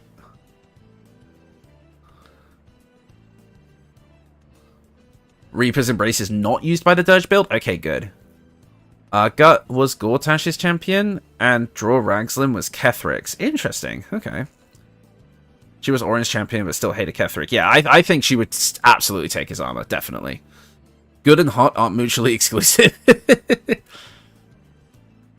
Is there an origin build that uses Baldman's sword? Baldurin's, you mean? I don't remember if there was an origin build that did. I don't think so. And give her Orin's daggers. I mean, you can do that if you want to when you're in the endgame. Give her Orin's gear and she's like basically becomes this like avatar of the Absolute's failures. Absolutely. I'll suggest it in the video. Anyways, headwear. We're already on the heavy armor side of things, so maybe going a bit further down the list. There is the, what is it? The, when you apply when you apply a condition with one of your smite spells, you gain temporary hit point. Not really. Probably not. What does Gortash wear? What does that do? He has the Neverese gauntlets, which give your unarmed damage a bit of a boost, and gives you the ability to cast Fear. And he also has robes, but obviously that's not what we're here for. The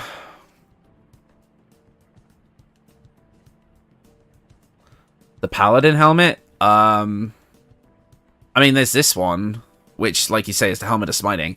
But I don't know, like, just when we cast a Smite spell, so that's not Divine Smite, that's like Thunderous, Searing, and Wrathful, and Branding and all them, and only getting a little bit of temporary HP, I don't know. Dark Justicia helmet or Savarok's helmet? In fact, the Dark Justicia helmet would be good, because it would help with the critical hit rate as well. And then you could upgrade to Savarok's later on.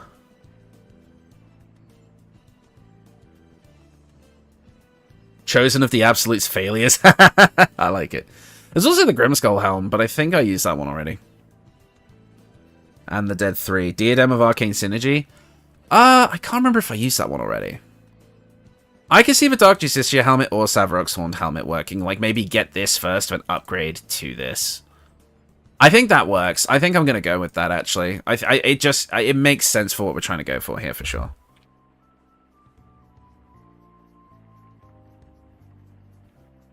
Yeah, Arcane Synergy does go well with multiple attacks. Yeah, I found that with the Dancer of Elistre build, for sure.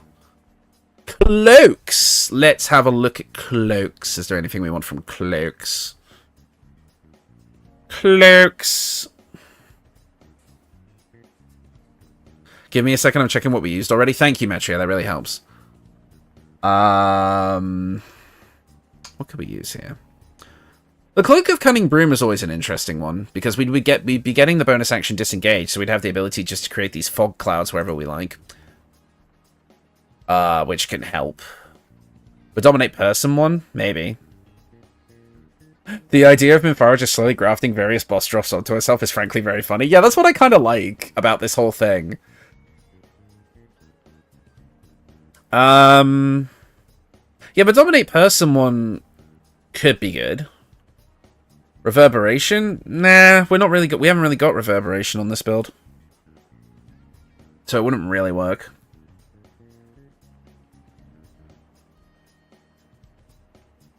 There is a crit cloak. Yes, but that's when you're hiding. And we're not really a stealthy character, especially wearing heavy armor. Yes, we're a rogue, but Cunning Broom feels good for this build. Cloak of Dominate Person. I'm kind of leaning into that, actually. The Dominate Person build feels like the cloak feels on point for this because of the whole Illithid side of things as well. Because again, we have access to Illithid powers with this build, which I think Minthara would use still.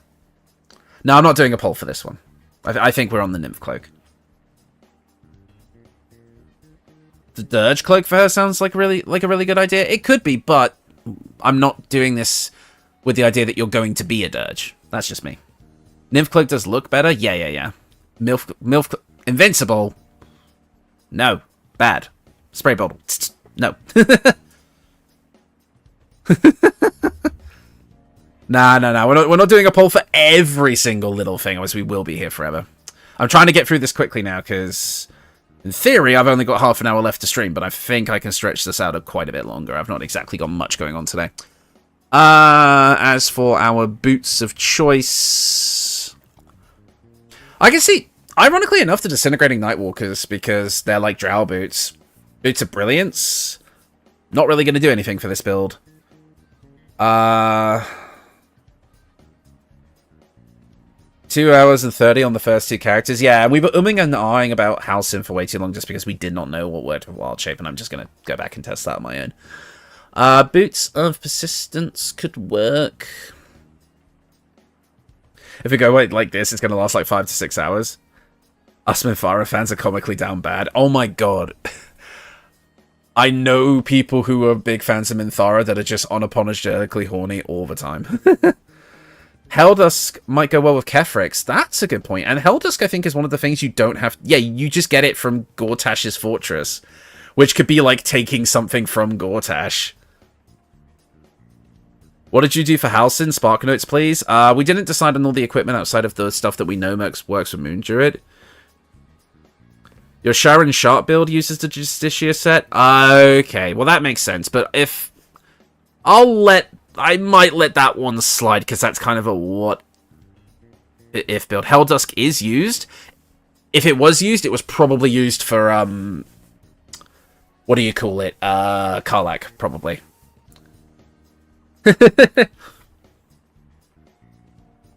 I think I did use Helldusk. I think. Let me just keep looking for a minute. It's alright, JP, don't worry about it. The Bloodied one used the Helldusk? Okay, thank you.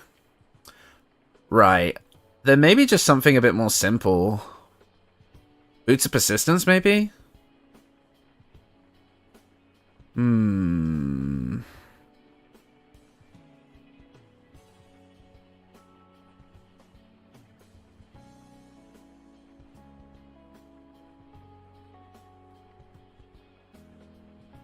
Yeah, I can see the Nightwalkers working. Did I use them already, though? I think I used the Disintegrating Nightwalkers on Astarion, if I remember correctly. I'm pretty sure I used them on Astarion. If not, then we might be good. Yes, Astarion, I did think so.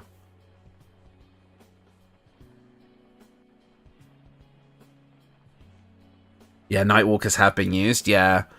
Because again, the idea is that all these builds could be used in the same playthrough, so I'm trying not to repeat equipment if I can help it. Did I use the Boots of Persistence for Lae'zel or somebody? I feel like I did.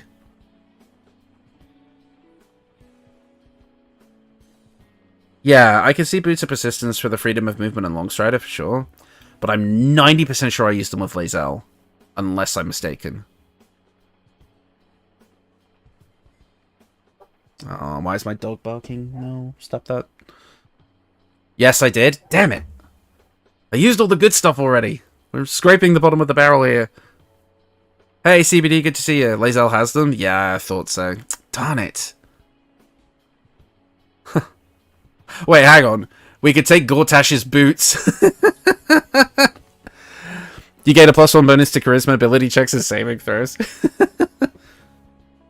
Well, since Minthara is stealing armor, we can steal them from Lae'zel. Jaheira will get the leftovers. Linebreaker boots. Oh, which ones are the Linebreaker? Are they the ones that give Wrath? When they wear dashes, they gain Wrath, which would give us a +1 bonus to damage with melee weapons for every turn of this condition remaining. Yeah, actually. I can see that. I can see the Linebreaker boots actually working. And with Thief, we pretty much always have access to the bonus action dash. Yeah. What's our plan at the moment? We're building Minthara and we're about to be finished. Wait, Dirge uses the Linebreaker boots. I thought Dirge used the other ones. Or am I dumb? God damn it.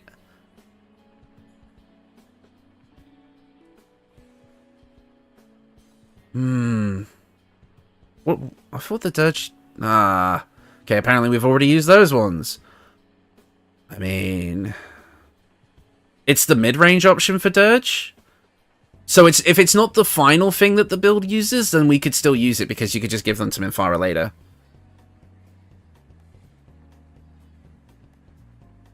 You can use them after getting the hell... Yeah, you're not script. We're using Linebreaker, because I feel like it works. It's just going to give us more damage after we dash. Literally run up to someone and hit them really hard. It makes sense for this build. Right, amulets. There's an absolute amulet, isn't there? Absolute's talisman. If the wearer bears the Absolute's brand, they have advantage on death saves and can cast aid. I don't feel like that makes sense, though, especially since Minthara abandons the Absolute.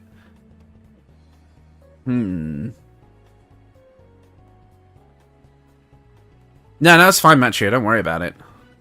You're being really helpful, making it so I don't have to go back and check all these videos. Trying to think of what else could work.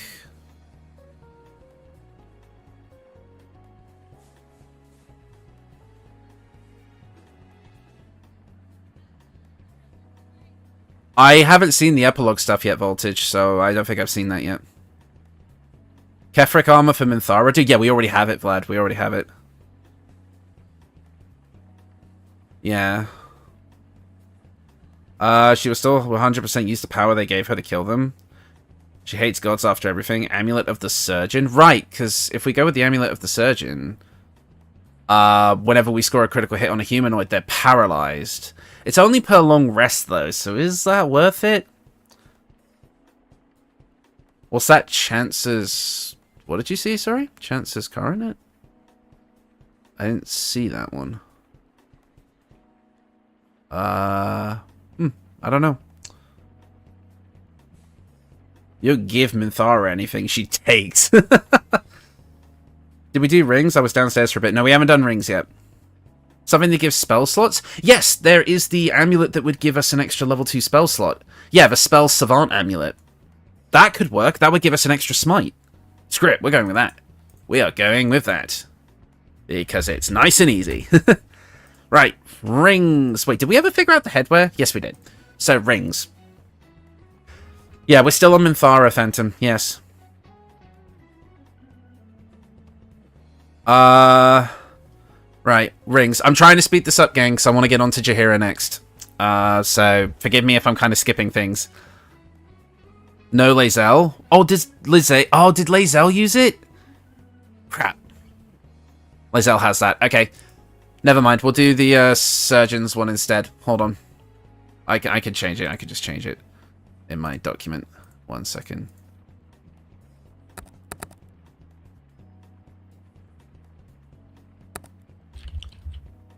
Yeah. Surgeon's Subjugation Amulet. Sure, why not? Again, that kind of leans into the whole fuck Gortash. Yeah, that's alright, Matthew. I apologize for that. Pearl of Power. Pearl of Power could also work, but I think I used that one too.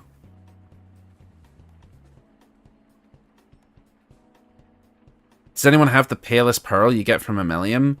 Maybe. I'll put that as a maybe. Hold on. It was either...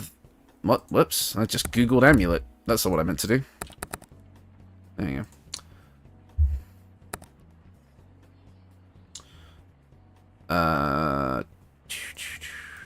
There it is. But yeah, that's the problem. We're so far down the list now. Like, we're trying to build for so many different characters. Right. Let's just leave it at that now. Quickly look at the rings. Because we already gave the Killer's Sweetheart to Lae'zel, because that was a big part of that build for the critical hits.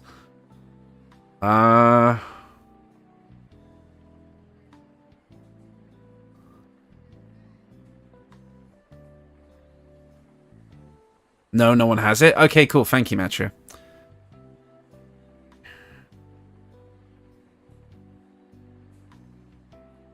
Shadowblade ring? Already used it for Astarion. The Shadow Cloaked ring? I don't know if I did. The wearer's weapon and unarmed attacks deal an additional 1d4 damage against lightly or heavily obscured creatures. I might have used that on the Karlach build. Shadowblade? No, we've already used Shadowblade. Acid damage ring? Yeah, I don't know if I used that one. The Caustic Band. Yeah, Shadowblade I used for the Astarion build. Killer's Sweetheart? Already used that for Lae'zel.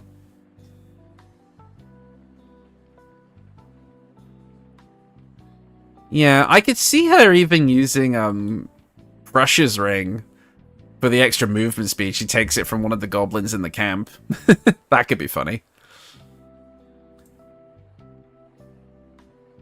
Shadowcloaked rings from the Shah build. Thank you. So yeah, we already used that one. I was fairly certain we used that one. Ring of Absolute Force. That's for if we're doing thunder damage, right? Which we're not really doing. Where is it? It's up here. Wait, does Minthara actually have the Absolutes brand? I would assume she does. Give Minthara the poison ring?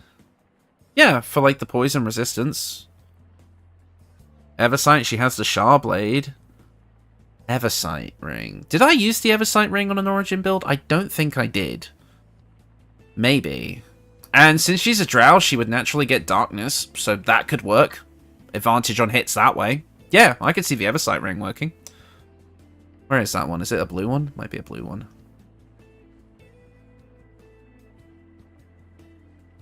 Not sure if she's branded. We don't know. She doesn't.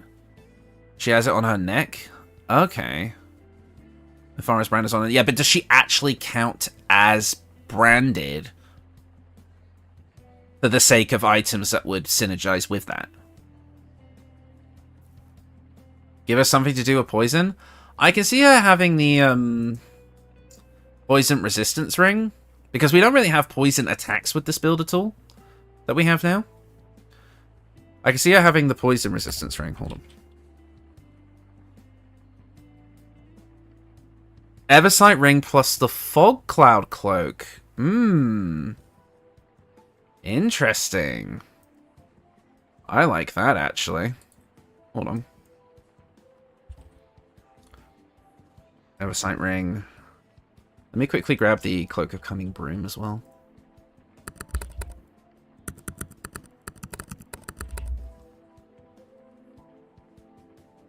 Coat weapons with Wyvern poison for RP. Oh yeah, maybe. We could use the alchemy system for something like that.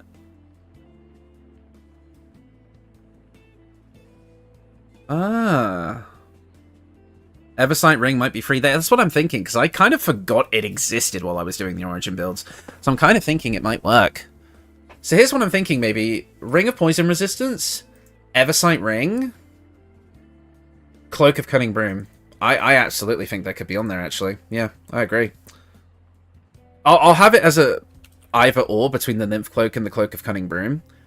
And I think the Ring of Poison Resistance makes sense. but you can swap it out for whatever, it really doesn't matter. And the Eversight ring for that. Yeah, I think that all synergizes really well. If it's called like that, then it's free. Yeah, I think we've got it.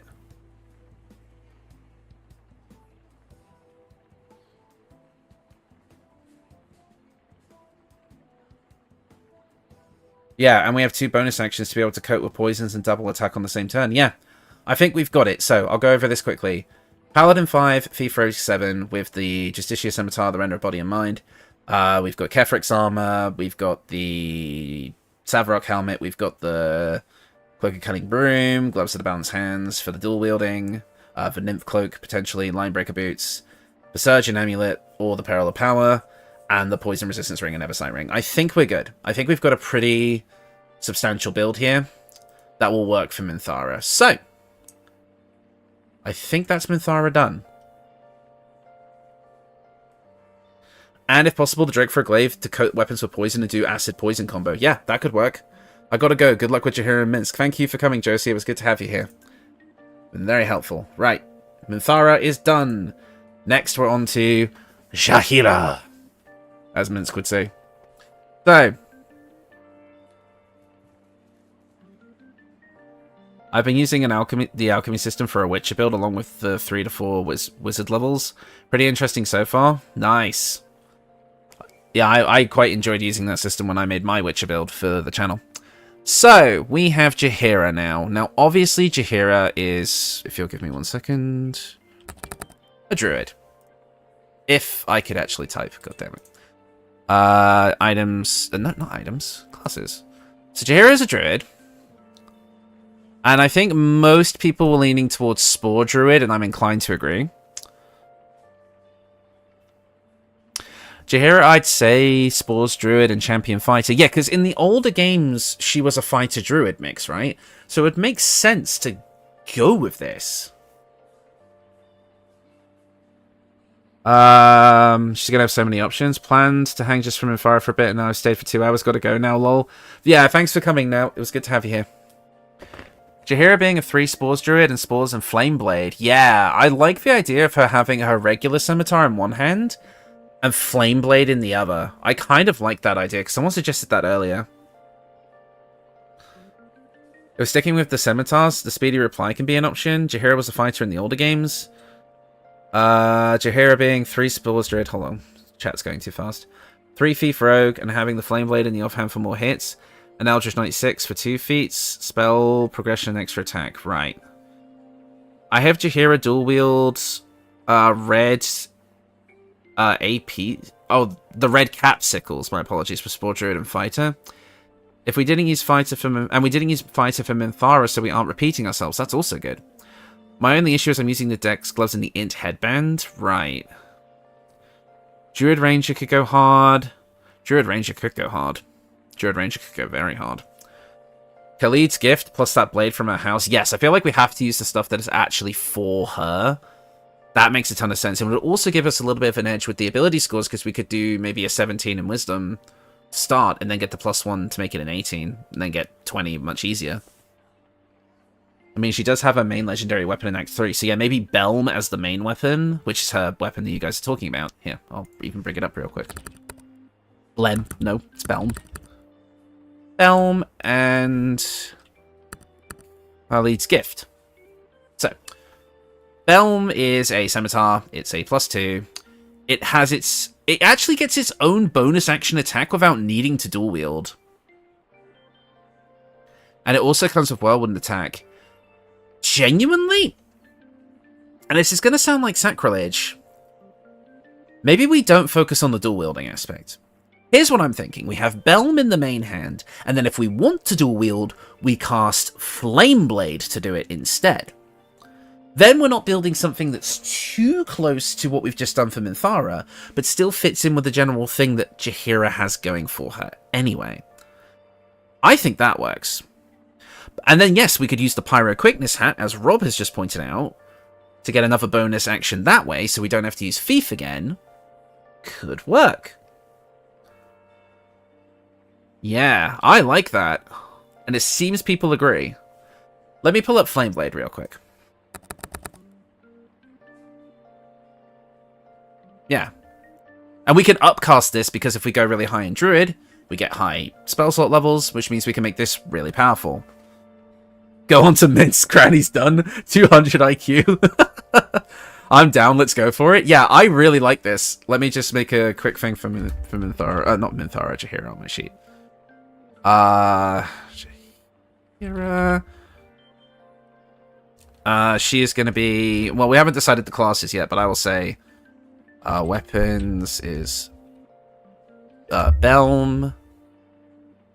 And... We'll have to come up with... I mean, and she can just use her default weapons until she gets to Belm. So, that's already said and done. There's nothing much to that there. I can do that myself. Yeah. I could do that for the build, even.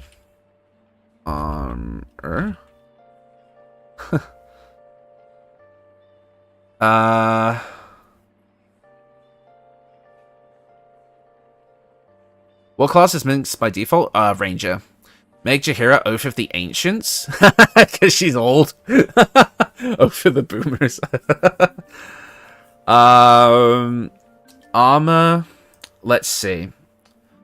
Well, for the accessory, we already have Khalid's Gift. That's not changing. Yeah, Khalid's Gift there. Now, the armor is going to be interesting. Because it depends entirely on what subclass we're going to go with. Are we still on Spores, or are we thinking something else?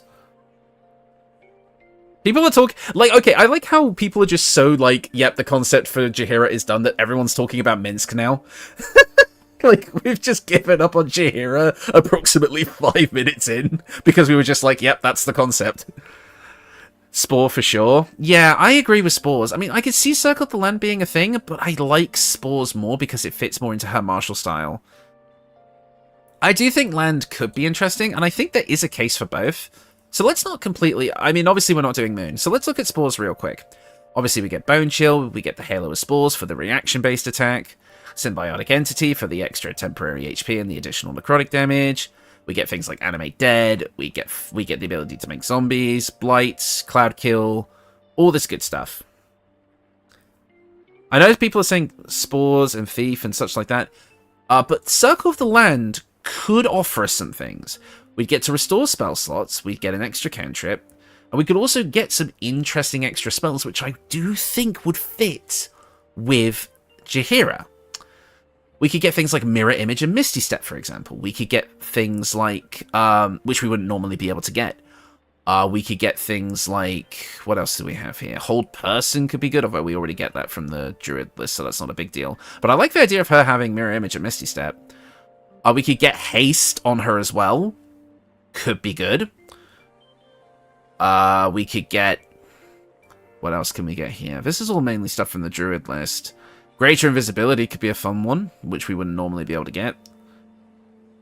I think anything Land can do, Spores can do better. I don't see it. Yeah, that's the only thing. I don't see the, like, raising the undead aspect with Jaheira, though. That feels like an opposite of what she'd normally do.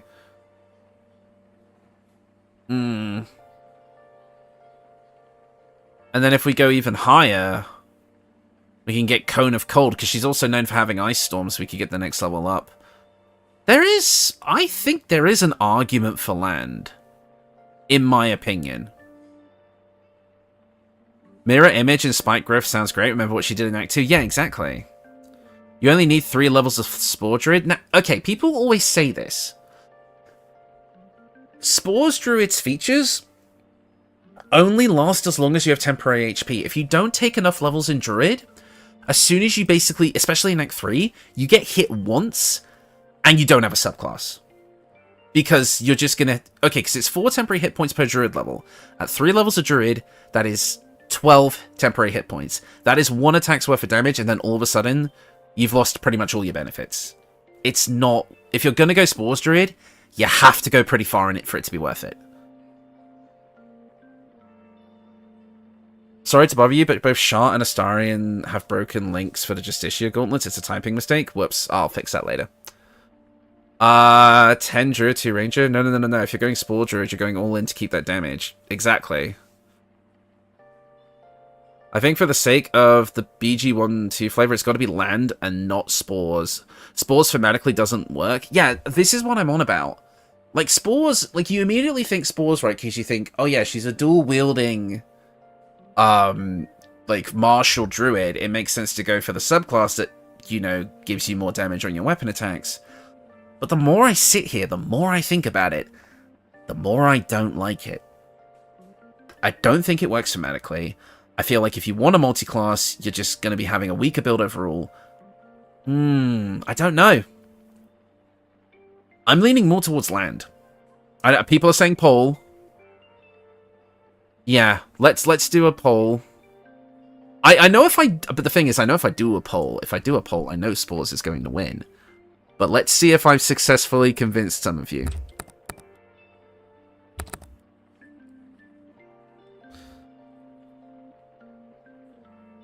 Right. Land or Spores. Because, again, it would also determine, like, depending on if we go land or Spores, it would determine how many levels we'd have to take in Druid each way. Alright. Here we go. Aha! Block VPN users. So that one guy who said VPN, yeah, no. Right, here we go. Show results. Share. Copy.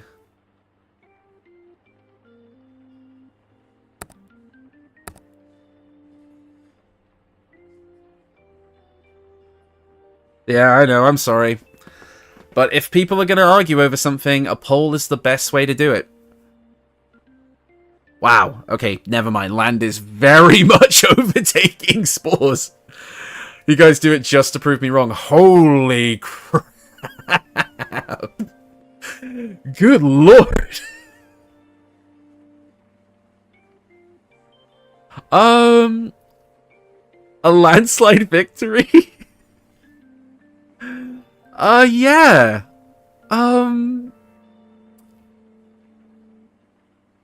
Well, there we go. I think that's pretty clear cut, if I do say so myself.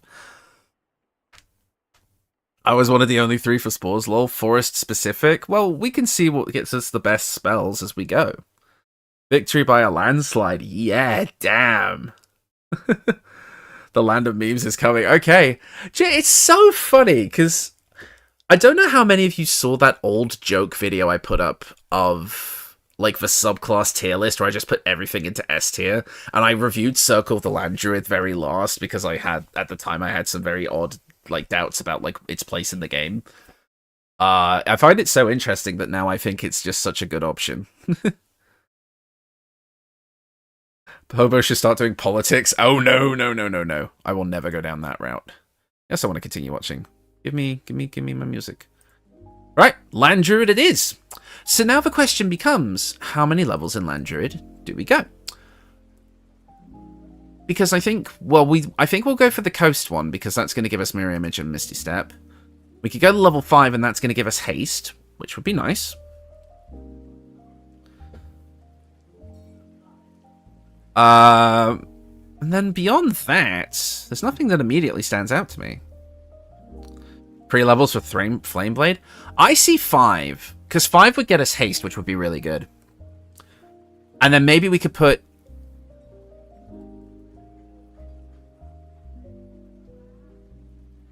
I would love to do a legit tier list of, like, subclasses and classes or something on stream with you guys. I think that could be fun.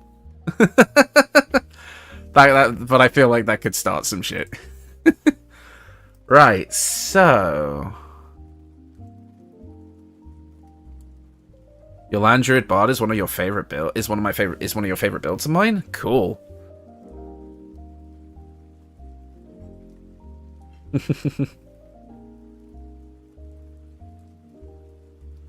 I think 5 to 5 for extra attack and the rest in Land Druid for spellcasting, unless there's a feat you want, then 6/6 works too.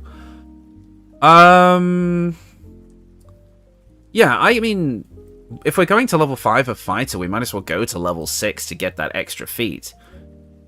Like, I don't see a reason not to, right? Eldritch Knight 6. What does... Yeah, well, I mean... What does Eldritch Knight give us, though, Rob? It would give us more spell slots, which is true. It's only a 1/3 caster, but more spell slots is better than none. And it would give us things like shield. That's true. The only thing is the split stats. But if we use it mainly for just utility spells, I could actually see that working. What are we doing? Turning her into Toph Beifong? Not exactly. There's no earth spells in this game.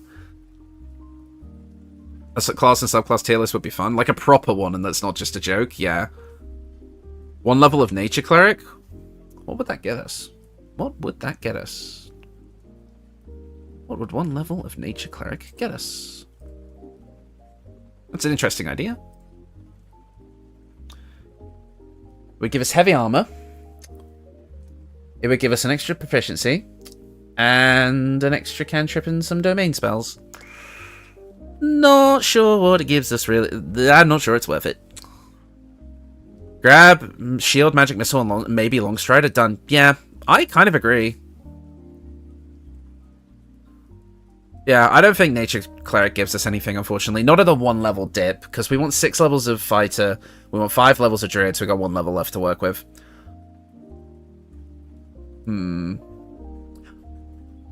Wait. Wouldn't... Warped Headband of Intellect is already taken by Gale. Yeah, so can't really use that one. What can we do to involve her dual-wielding scimitars into this combat-wise? Well, the thing is what we decided, JP, was that we have Belm in the main hand and Flameblade in the offhand. And the interesting thing I think about Flameblade is because it's a spell attack, we don't need the 2-weapon fighting style to make that work. It just does. But I will give her the 2-weapon fighting style, because before you get access to Belm anyway, you can still use her regular weapons that she comes equipped with by default. War Cleric dip? Already done that today. Maybe something else. Especially since we're dual wielding anyway, so the War Cleric dip doesn't really give us anything. Oh, that's my alarm going off. 1 second, everybody. I do need to very quickly take my anti-strep medicine. I will be back in 1 second.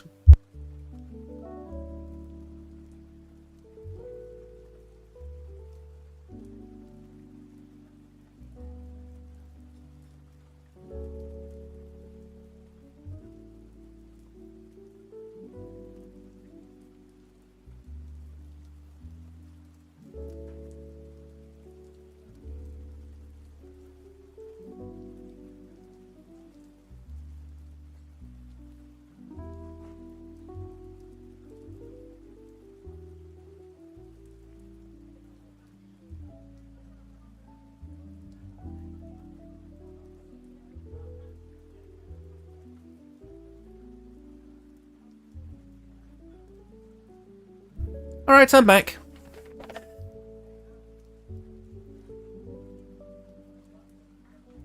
Could Hunter Ranger go hard here? What, are we thinking Hunter Ranger instead of Eldritch Knight? Hunter Ranger is Minsc? Yeah, I feel like we're going to be doing Ranger for Minsc, so... And again, Jaheira was a fighter druid before in the previous game, so... Maybe. Fastest turbo alive. My meds are just on my desk. I didn't go anywhere. I can still see you guys chatting. I think we're going to save Ranger for Minsc, so I'm leaning more into the fighter, for sure.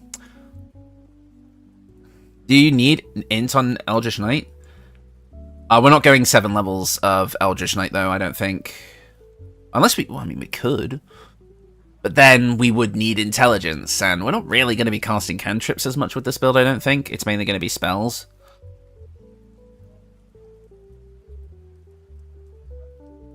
Champion Fighter for the crits would be good. Yeah, the only reason we were kind of thinking of Eldritch Knight was like some of the utility spells, like Shield, which would be nice, and like stuff like that. In addition to extra spell slots for the Druid stuff.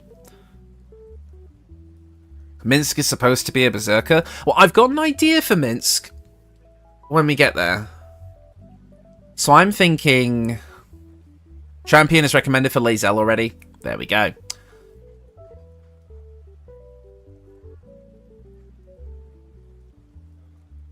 I don't know if there's a 1-level dip here that really works. I think we just take the extra level of Druid for the additional spell slots anyway, I think, because if we go to level 6 of Druid, we get plus the Eldritch Knight levels. We would get a decent chunk of spell slots by the time everything's said and done. I think we'd have level 4 or 5 spell slots. I think. Why gatekeeping classes? There can be 2 champions in the party. Yeah, I know, but I like to try and diversify it if I can. I can understand gear, but not classes. I'd like to try and diversify things if we can. Because really, if I wanted to, I could just say all my origin builds are going to be freaking crit fishing paladins, and it would be great, but, like, it's not the point. I think for the sake of time, again, I'm going to go with a 6-6 split on the Circle of the Land Druid and the Fighter.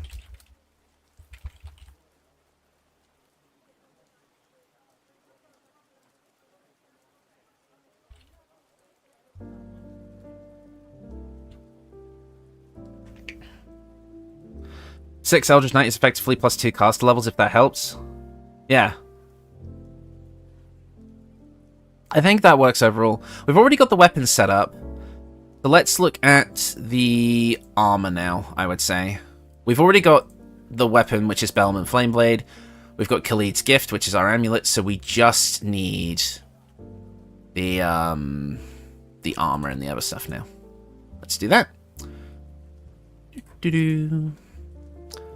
Armor, headwear, cloak, handwear, footwear, and rings.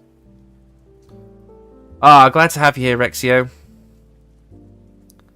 Have a good evening. I mean, we already have Halsin with a fighter level. It's pretty, but yeah, I know what you mean. Maybe armor to help concentration, maybe? Aha! That's why there is the ever so perfect, if I just show you quickly, Armor of Landfall, which is the Circle of the Land armor.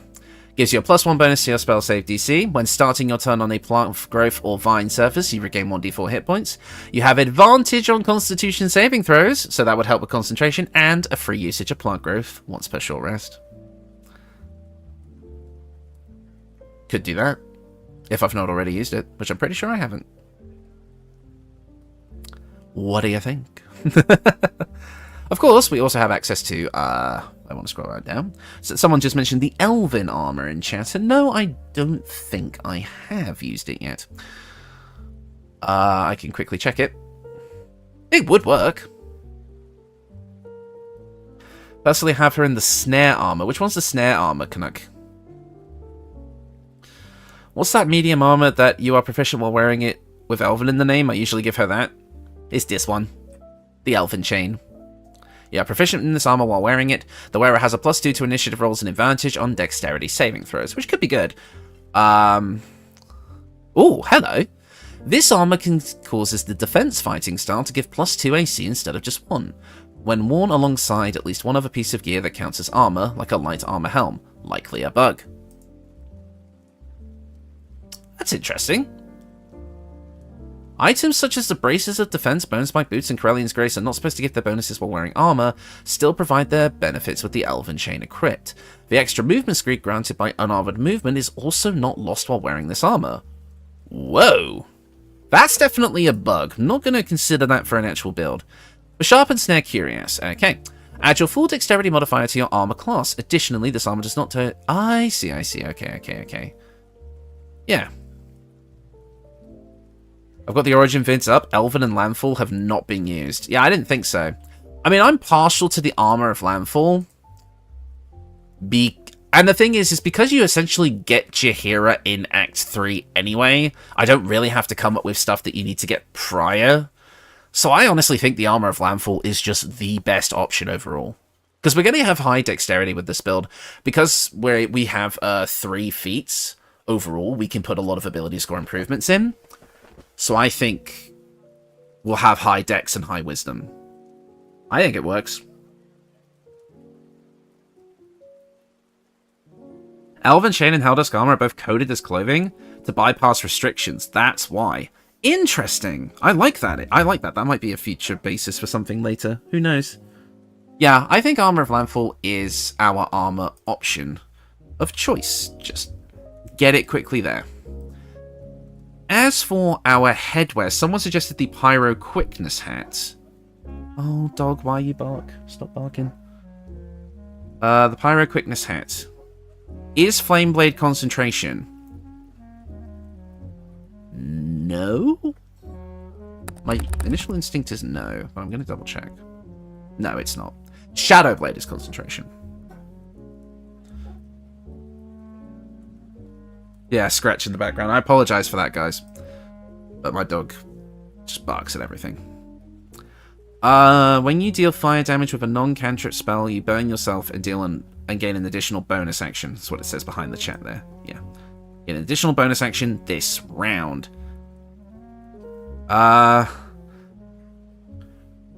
So basically we attack with Flameblade and we get an extra bonus action. It's free. I think it's the best bet we've got for this build. I'm going to take it. Boop. Now, a cloak of some kind. Nothing immediately would stand out to me just off the top of my head.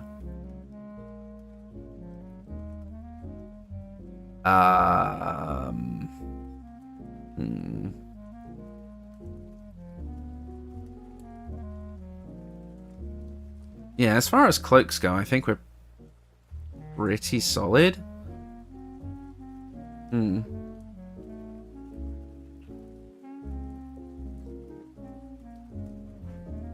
This is a pretty late item, Hat of Fire Acuity until then. You say that, Jonesing, but you don't get Jaheira in your party until Act 3 anyway, so it doesn't really matter. That's the interesting thing about building for Jaheira and Minsc, is you get them in Act 3. Cindermoth?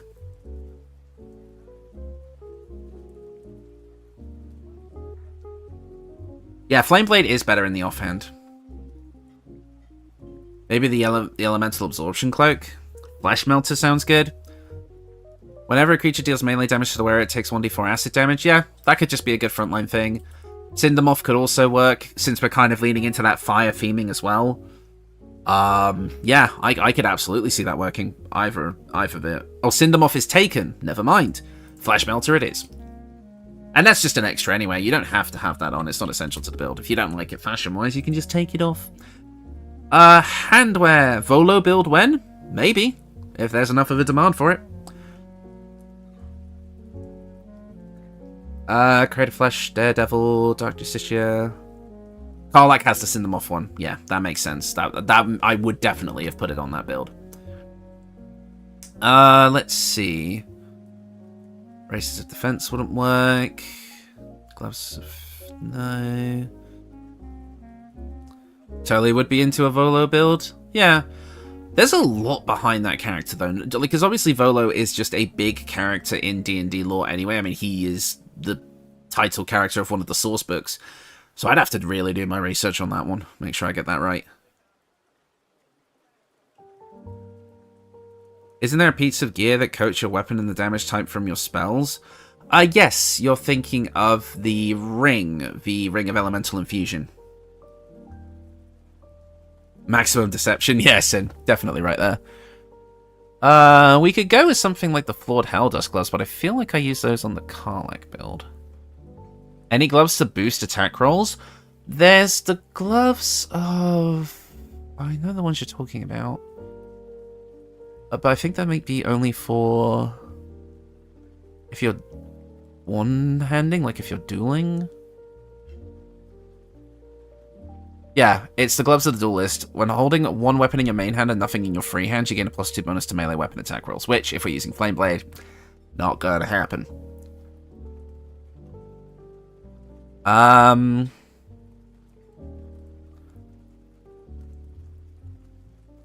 You did it. What didn't I use on Karlach? Sorry, Metria. I forget.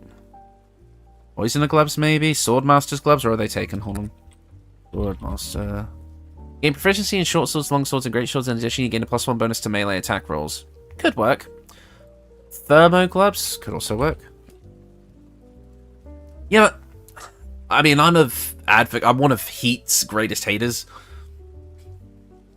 I'm not a fan of the heat status condition. I think it's next to useless. I think it's just too much damage for not enough payoff.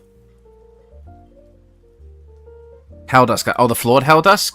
Oh, okay. Maybe those could work, because that would just be a flat extra bit of fire damage.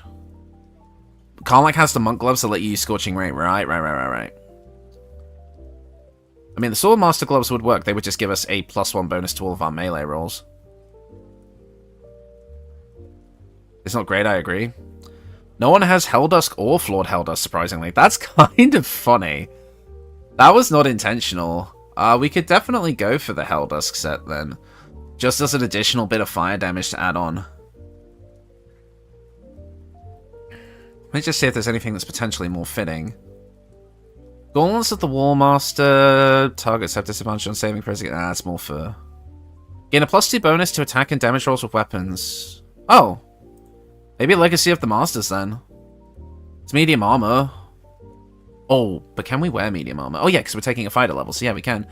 Actually, I'm leaning more towards the Legacy of the Masters. I think that's better fitting. I don't think I've used this yet, either. You only cannot use the Helldusk boots. Right, okay. Yeah, I think Legacy of the Masters would work for her, actually. Yeah, I agree. I think it is pretty great voltage. I'm going to go with that. Yeah. Footwear. Legacy of the Masters, yes, that's what I use for my Jaheira. Perfect. Then we'll go with that. And then, next up... the boots. The boots. What can we have on our feet? If I recall correctly, Legacy of the Masters is in BG1 also, so it fits thematically for Jaheira. Okay. Legacy of the Masters is free. Yep. Well, I think we're going to take that one. So now we're just on to boots. Which... not sure about. And I suppose I use the evasive shoes for anything, just get a bit of extra armor class. I'm pretty sure I would have used the evasive shoes. Or maybe the acrobatic boots for a +1 acrobatics and advantage on dex saves. Could be good. She is the Legacy of Baldur's Gate. Yeah, no, I think it works. I think that works. Is there a pair of boots that help with difficult terrain? Right, because we would be dealing with that. With our spells and such. The Boots of Genial Striding. The wearer's movement speed is uninhibited by difficult terrain. Just doesn't she ignore difficult terrain with her armor? 1 second.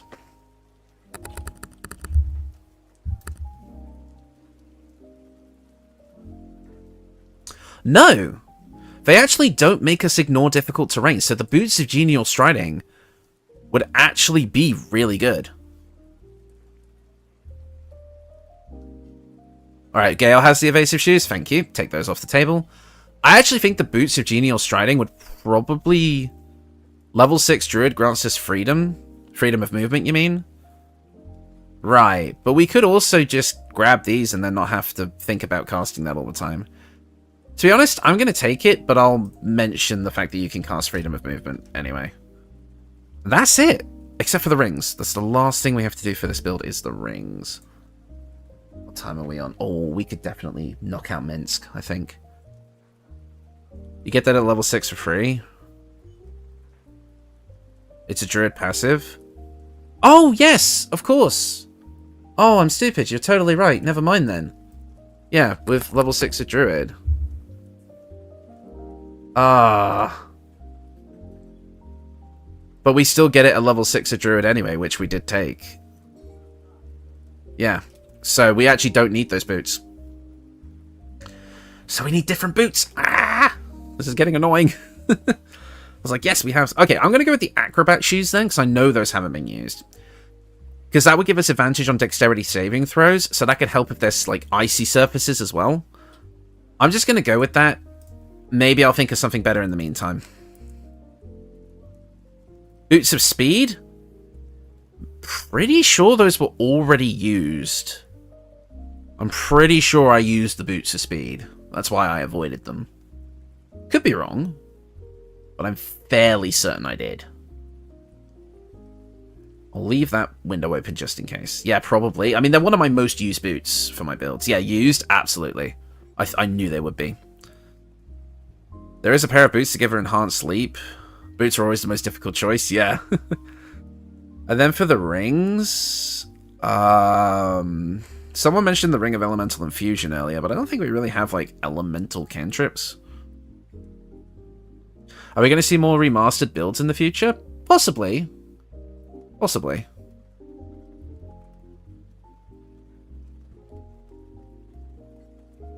All the boots to give bonus health when healing since she might be on plant growth. What boots are those? What boots are those? Hold on.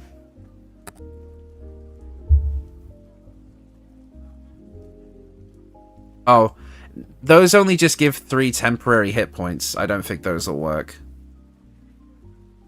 Flameblade counts as an elemental spell, powering up... Oh yeah, because it uses spells as well. Ooh! Yeah, that could work, actually. Counts as an elemental spell, powering up Bell for the next round, so the Ring of Elemental Infusion could work. And the ring that heals passively every turn? Did I use that one already? I feel like I would have used that one already. The Ring of Regeneration you're thinking of.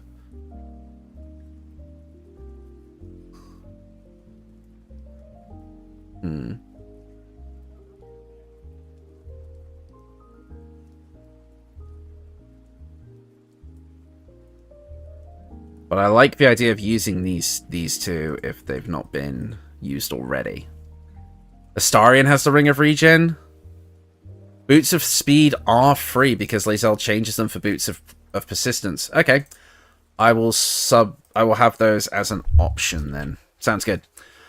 Boots of Speed. Okay, so Ring of Regeneration is being used by Astarion. Okay. Second ring really is a pick your favorite. Yeah, I agree. Assuming that's what PYF means. Unless we go for the Caustic Band, which I didn't use earlier, just to get that extra bit of acid damage. Yeah, I think that works. Let's take these two. And call it a build.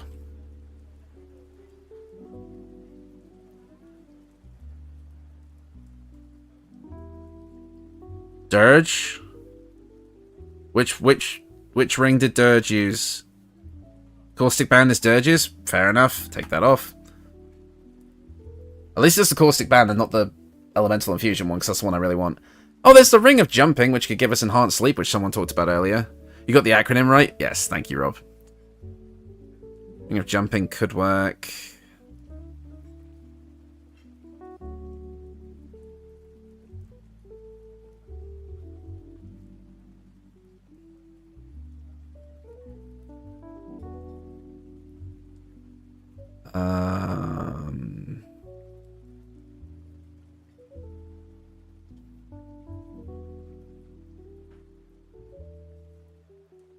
We're kind of into the very rare rings here, but maybe there's something.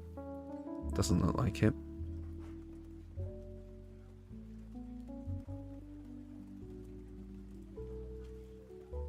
I could honestly just leave the second ring slot as a pick your favorite.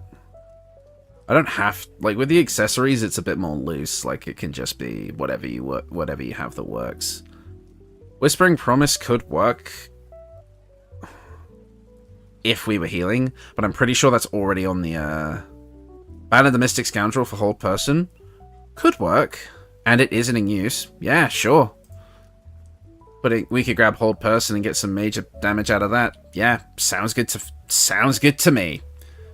Right, I think we've got Jaheira down. I want to move on to Minsc, because I think I have enough time to crack that out. Yeah, that's what I thought. The Saluna builder used it. Right. I think we're moving on to Minsc now. I think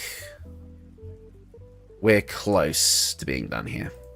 Now, for Minsc, doesn't the Armor of Landfall heal you? Yes, it does, if you're on a vine or plant growth surface. It does. So, for Minsc, hear me out on this one. Hear me out on this one. Beastmaster Ranger, Barbarian. Because, hear me out. Normally you want to go all the way with Beast Ranger, but I think there is a case for, and I'll quickly pull it up, if you let me pull it up. Hold on. let me show you what I'm thinking of. Let me show you what I'm thinking of. So with Beastmaster Ranger, the main thing you're missing out on is your companion getting an extra attack, which sucks. But in reality, the rest of the stuff is kind of whatever. So I'm thinking with Beastmaster, right? You can have Boo as your main familiar that you can throw around with your barbarian stuff, but Boo... Now, here's the thing. It's not Minsc calling in the animals. It's Boo. These are Boo's friends that he calls in to help fight. And as such, you can also get some interesting companions. The Boar companion in particular is interesting because they also get Rage. Which I think if we play that with Barbarian, Minsc, 2 battle-raging animals on the field with Boo leading the charge. I like it. I like it. I mean, I like it. And then, obviously, Minsc could just be a Berserker. I'm not too worried about the Barbarian subclass here. Berserker could work. Boo has angry friends. Yeah, this is what I'm thinking. I like it. Boo, call in the reinforcements. And then you just hear a little chitter. And then the other animals come in. And you can swap them out too. The wolf, the raven, the boar, the bear. And the bear can call in more. My only thingy though is the companion HP might be a bit because we need to hit at least level 5 in oh no, we wouldn't even need to get extra attack from Barbarian actually, because we would be able to get it from Ranger anyway. So yeah, I think it works. I'm thinking we do an 8-4 split. Beastmaster Ranger 8, Barbarian 4. I think that works. Unfortunately, we do miss out on the extra attack from the companion, but if we have a party member who can cast haste, twin it maybe, wouldn't be so bad. Yeah, I agree. I think Beastmaster Ranger 8, Berserker Barbarian 4, 100%. And the best part is with Minsc, when you get him, you're pretty much already max level anyway, so you don't really have to worry about his leveling scheme too much. You don't have to really respec. The unique position we're in here. Minsc, Beast, Master, Ranger 8, Berserker, Barbarian. Cool. Yeah. I think that's pretty much said and done.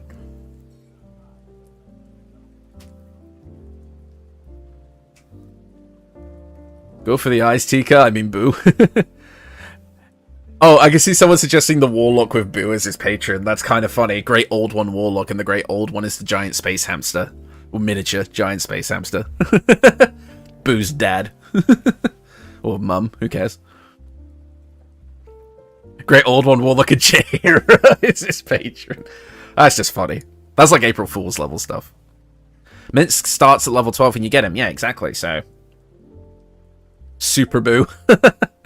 No, I quite like it. I quite like the Beastmaster Ranger Barbarian mix. I think that works really nicely for him. I've been sitting on that one for a while. Been waiting to unveil that one on stream. That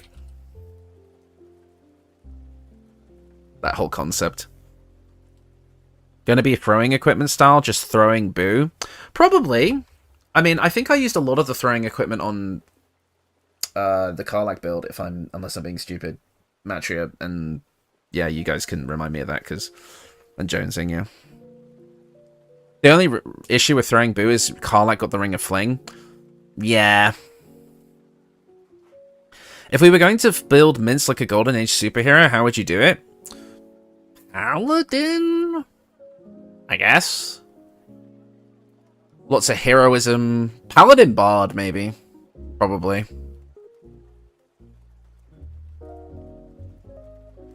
Can we enlarge Boo to give him a portion of his Eldritch power back? Cast Enlarge on Boo? Maybe. Halt there, evildoer. Let's have a look. Let's see what weapons we can get our hands on to start with. The Rashomon. Oh no. Weapons. Weapons. Tavern Brawler is a half feat. That's true.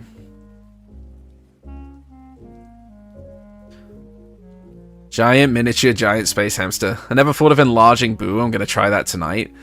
Yeah, you'd kind of need another spellcaster in the party who could cast enlarge, but I would definitely say that in the videos, like, if you have that, you should do it.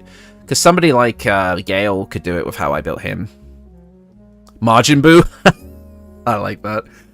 Right, so as far as weapons that are accessible to Minsc goes, he gets all of them, so it's kind of a pick your preference thing. We haven't done a two-handed build in a while, so maybe that might be worth it. Two-handed weapon from Minsc. FYI, Minsc doesn't comment what he thinks about the companions you romance, because he doesn't want to upset you, but that's headcanon. Not sure if it's a bug, maybe they fixed it. Boo can drink elixirs. Is that true? Freaking Hill Giant Strength Elixir on Boo. Giving Boo his Eldritch power back would be bad. It'd be like redoing the Casters event and releasing the Patron of Jurgle, Mega Boo Destroyer of Worlds. I love as soon as we start getting into the Minsc and Boo stuff, that level of humor just kind of carries through. It's brilliant. Mauls or Great Axes? I like the idea of using a Maul or a Great Axe, actually. I think that fits him quite well. We could go with the Foe Breaker. I second Aiden. The Sword of Chaos is a must. Why? Because it's Savaric's weapon and they were, like, enemies? If you drop the elixirs, you can select Drink with Boo. That's amazing.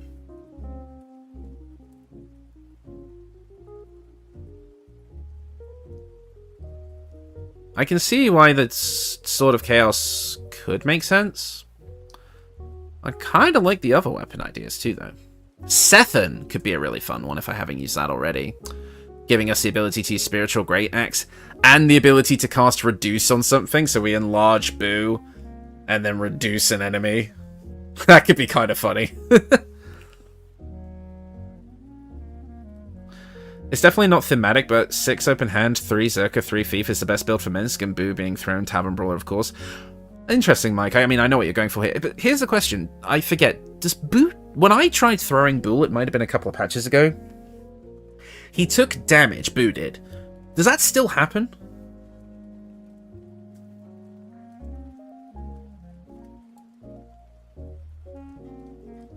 Sethan is available? Yeah. It's been a lovely stream, but I gotta go. Thanks for the surprisingly not chaotic stream. Glad to have you here, Matria. Thanks for all your help with checking the videos. It really helped me out. Tavern Brawler for the strength increase and benefiting, then Great Weapon Master for a big hammer/axe. Yeah, I agree. I think we could fit Tavern Brawler in here somewhere pretty easily. Because luckily for us, we're not too reliant on spellcasting, so the stats don't need to be so thinly spread, which is nice. Baldur and Sword would be interesting, imagining him inheriting the legacy of a hero, embodying that hero henceforth. Boo has throw immunity now. Nice, that's what I'm looking for. I know it's a sword, but Baldur is Giant Slayer. A lot of people are saying that. I think I've been over-reliant on that weapon, though. A couple of my most popular builds have all been with that sword, and I'm maybe diversify it a little bit. I'm playing right now as I watch. Boo is not taking damage from getting thrown right now.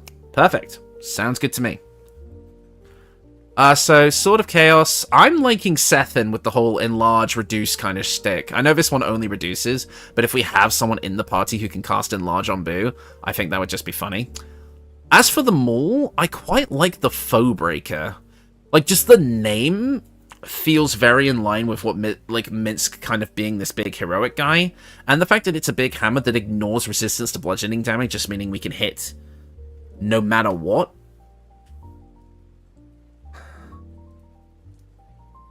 Well, back to the Sword of Chaos, because what is more chaotic than Boo and friends? True. Man, if only my rap familiar had throw immunity when I did my funny build with my friends. Aw, dude. Alright, the fire sword from the beginning of the game, let's do it. Axes have cleave attacks, and great weapon bonus applies to everyone in cleave. Very useful. Ooh. See, there's so many arguments that can be made for all of these. The Sword of Chaos can work. I mean, it is a Baldur's Gate 2 weapon, so maybe that's why it makes a lot of sense.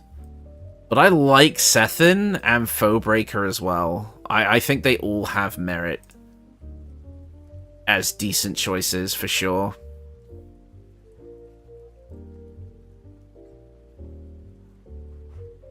Absolutely.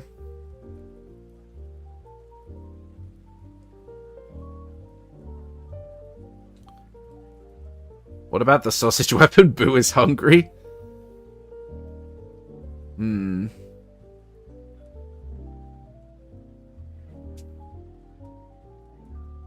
Yeah, I'm thinking one of these three. To be honest, I could just say, hey, I think all three of these could work. I'm going to do that. I don't think it's even going to be a single weapon thing, because again, we have the ability that this is a character that we get in Act 3. So it's just a pick your favorite situation. Like, I actually think that just makes the most sense. Basically, just pick one of those. That's what I'm going to go with, for the sake of time. I'm going to say I've got a good 20 minutes left. I love how Minthara was so complex, but both Jaheira and Minsc are like wipes hands. Well, that was easy. Yeah. Oh my god. I know, right? It's so interesting, like, how solid those concepts were for Jaheira and Minsc right off the bat. Where Minthara is such a complex character that, you know, it makes sense. Like, it takes a lot of time to kind of try and figure him out.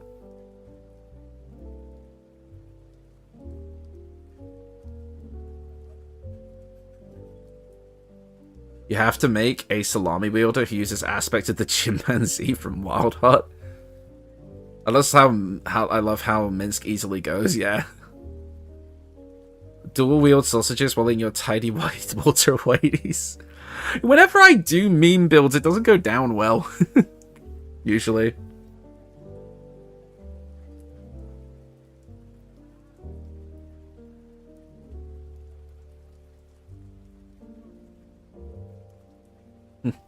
Right, so for his armor, headpiece, cloak, handwear, footwear, amulet, rings. So for the armor, what are we thinking? Because we can go up to medium armor and not have any issues. The armor that gives a +2 to strength behind... Which armor's that, Rahil? Good to have you in the stream, by the way.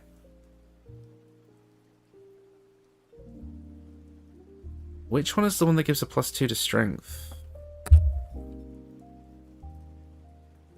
No, why did I think that would work? What armor gives us +2 to strength? That's a cloth. Yeah, oh, I guess we do have an armored defense. I didn't even consider that. Oh shit, yeah. The only thing is I hate how that armor looks. I know the one you're talking about, it's this one. But that just does not fit Minsc at all. Rashemi Berserkers don't usually wear anything above hide armor. Really? Okay. That's actually good to know, Mike. Thank you. I mean, don't get me wrong, this would help patch up our ability scores. I just don't like the way it looks for Minsc specifically, but perhaps that's just my personal preference. Like, it looks a bit too evil. This looks like bones. If it didn't have that, then I'd absolutely say so, yeah. But with these spines and stuff on it, it's not doing it for me. Don't get me wrong, for armor, ability-wise, it makes sense. Bull strength to increase us and increase our strength by 2. That's great. Cannot be pushed against our will and have advantage on saving throws against being restrained. And get a charging attack. It's everything but the loot, but the you know what, the design, the fashion. It's pretty ugly. Is there a mod for it? The only thing I could do is equip it and then use camp clothing instead. And just have him be in camp clothing. Toggle camp clothes. Yeah. Yeah, maybe. You know what? As ugly as it is, I do think ability-wise, it makes the most sense. So I'm going to go with it. But I will be presenting alternative fashion options for sure with camp clothing. As for the headpiece, camp clothing it is. Yeah, I'm glad we're all in agreement on that. As for the headpiece, what works?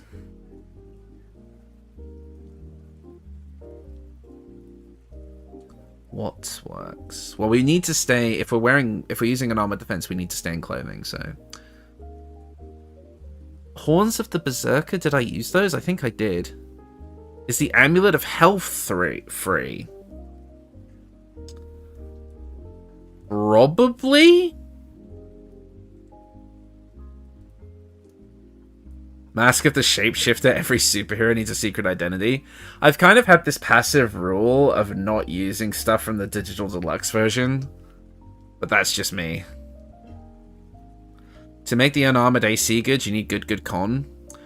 Maybe, well, and I guess if it is an Act 3 item, I could use it if it's free, if the Amulet of Greatest Health is free, we could use it.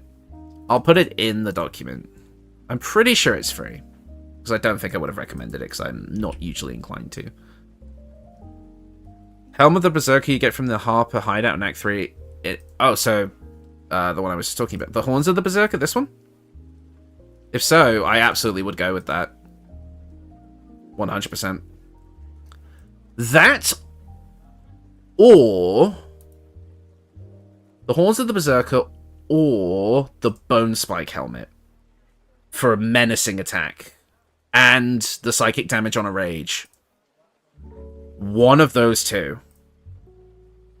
If the Bone Spike Helmet is free, but I might have used it on Karlach. Dirge uses Bone Spike Helmet, Karlach uses Cap of Wrath, I think. Okay. So no Bone Spike Helmet, but the Horns of the Berserker, absolutely. What about the Barbarian Clothing you can buy from Lantarv plus 2 con?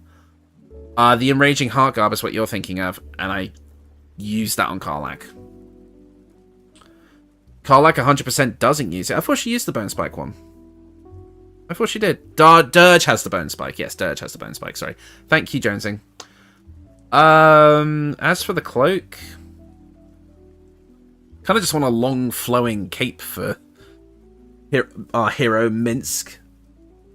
I gotta go, but I'm stoked for these. Thank you for coming in, JP. It was great having you. To be honest, I haven't got much longer myself. I need to kind of wrap this up.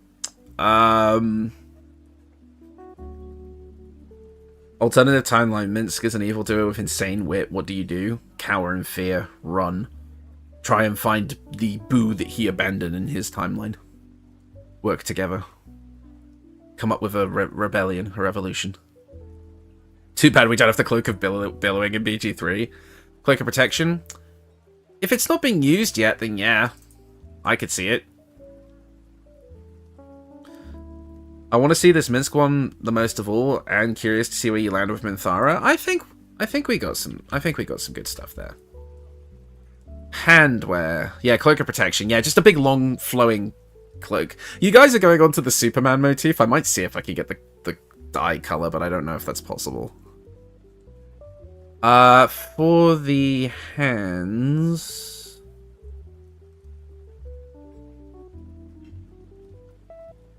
I almost like the Reason's Grasp, because Minsc could be in the middle of his raging battle, and then like Boo is like trying to calm him down by whispering in his ear or something. Oddly enough, the Cloak of Protection is free. Great, we'll use it here then. Make all his clothes red and blue. Lol, yeah, that's what I'm thinking. But like, I could just find it funny if like you consciously ending your rage, you get the 15 hit points because Boo is like telling you like, dude, calm down. It's not that deep. I don't know. It's not that good. It was just kind of a funny thought.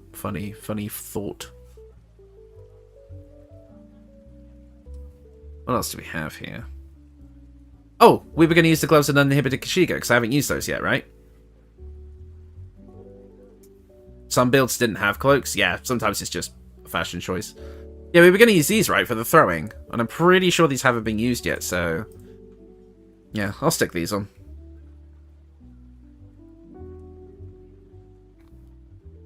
As long as I'm not wrong about that. I have to go back and change it. Uninhibited Kashiga is free. Perfect. What do the Kashiga gloves do? They give us more damage on throwing attacks, so more damage when throwing Boo. Which, absolutely we want.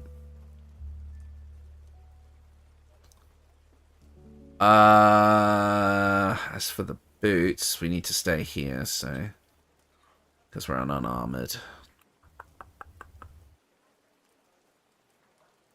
I say take the Ring of Flinging off of Karlach and give her a new ring. Yeah, I honestly think this is the one instance where I'm going to break that rule. Of, like, because we need... Wait! We could use the slinging shoes because we're already throwing.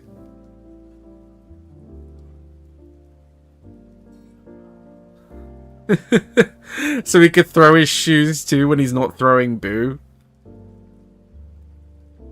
Boo blinding the shoes. Because it's an Act 3 option, so we could totally grab it. I think it would be funny. Yes, slinging shoes for the win. I'm pretty sure they won't have been taken up. So, I'm kind of inclined. Yeah, you know what, let's do it. Let's do it. What's it called? The Chalunka? Someone in the chat said it earlier. With the shoes.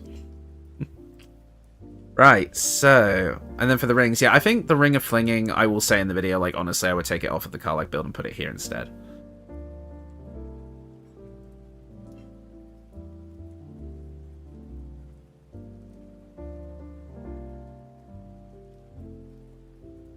Chancla?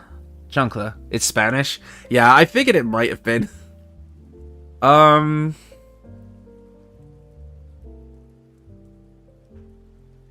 I love how all of your streams end up having a meme build, but they're surprisingly fitting.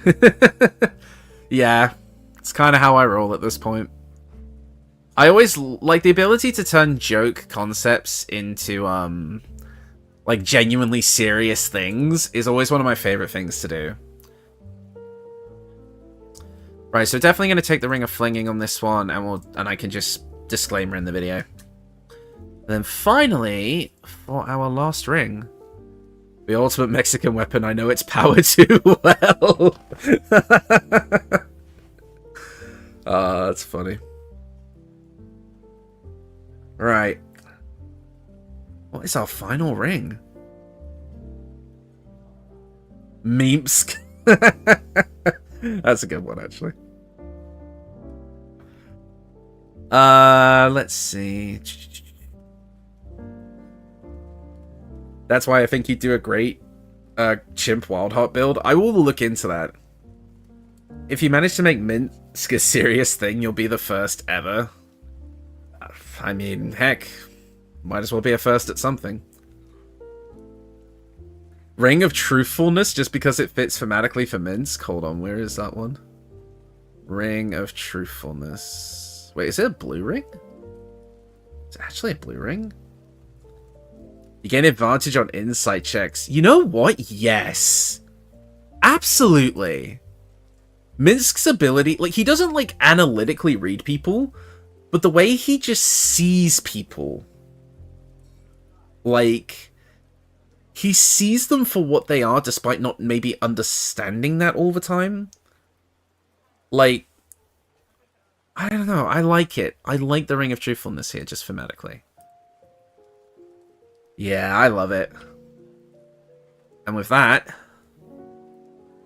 we've got it. That is the companion builds done. Obviously, I need to go back and more deliberately test things with Halsin in a bit more detail, but we've got it.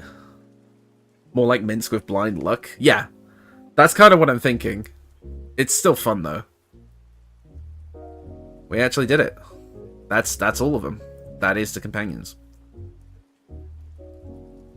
So I need to go back and do some more testing directly of Halsin. But I think the fact that we got the general level scheme worked out, I think it'll work out nicely. He's a super himbo-fied Clark Kent. Minsc is a great representation of low int, high whiz. Exactly. I agree. We got him. We got him. And happy day with the new Discord. Yep. I'll have to actually see what's going on over there in a minute, because I haven't looked at it since I unveiled it, which was probably foolish of me. But we have officially done it. So the way this series is going to release is it's going to be a Wednesday series. So next week, so starting next week, we will have Monday be a D&D build, Wednesday being a companion build, and then Friday being a deity build. The next one's going to be Ilmata. I'm finally going to get around to making those ones that we did last stream. And then once these 4 build videos have come out, so that's about 4 weeks' time. So it's 4 weeks worth of content, which is great for me. We'll be able to find something else to do. I'll probably go back to build request streams, especially now that the Discord's up for the build requests as well. Well, I'm glad that it all worked out. I'm glad this stream has been brilliant. Oh, I'm so glad that people enjoyed this one. I think it was a really, really good time. Good work, everyone. I think this was a great collaborative effort. Lots of polls. In fact, actually, I know exactly how I want to end this stream. 1 second. Let's see if we can actually do this. It's a way to send it off.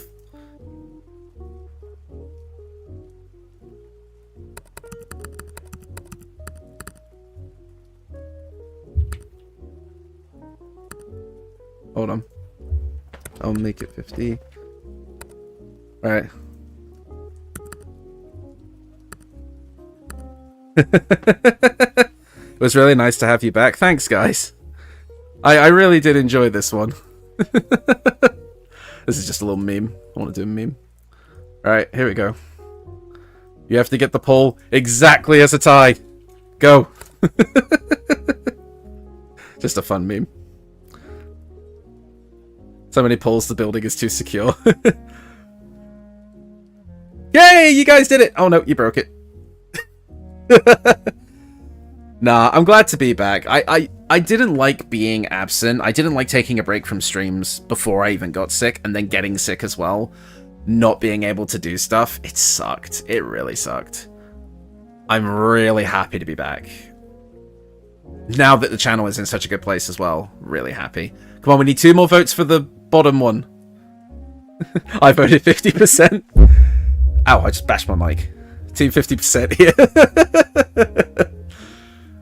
I still do BG3 builds if they got D&D mods for them. Gives them a good visual. Yeah, that's the plan. You'll see what I'm doing with my builds on Monday. But, yeah. Come on, we gotta get it exactly. Yes! Right, keep it exactly there. Alright. I think I'm definitely gonna have to call the stream now, because I really pushed for time on this one to get this done. But I had a great time, everyone. So, but I'm gonna have to call it here. No, let 50% cook. Oh, you guys are too funny. Right. I've got to go for reals now. Well done, getting it exactly to 50-50. But I'm afraid this is where I have to end things for tonight. Thank you all so much for coming. This was an amazing stream, and I had a great time. Always a good time hanging out with you guys. So thank you all so much for coming out. Next week there should be another live stream. Not sure what it's going to be, because we've done a lot of making builds already. I might try and do something a little bit different next weekend, just to see if that could be fun. No idea yet. Let me know if you guys have any ideas in the Discord. Go to the Discord and let me know. Maybe I'll make a channel for like live stream ideas. All right. I will see you all later. Goodbye.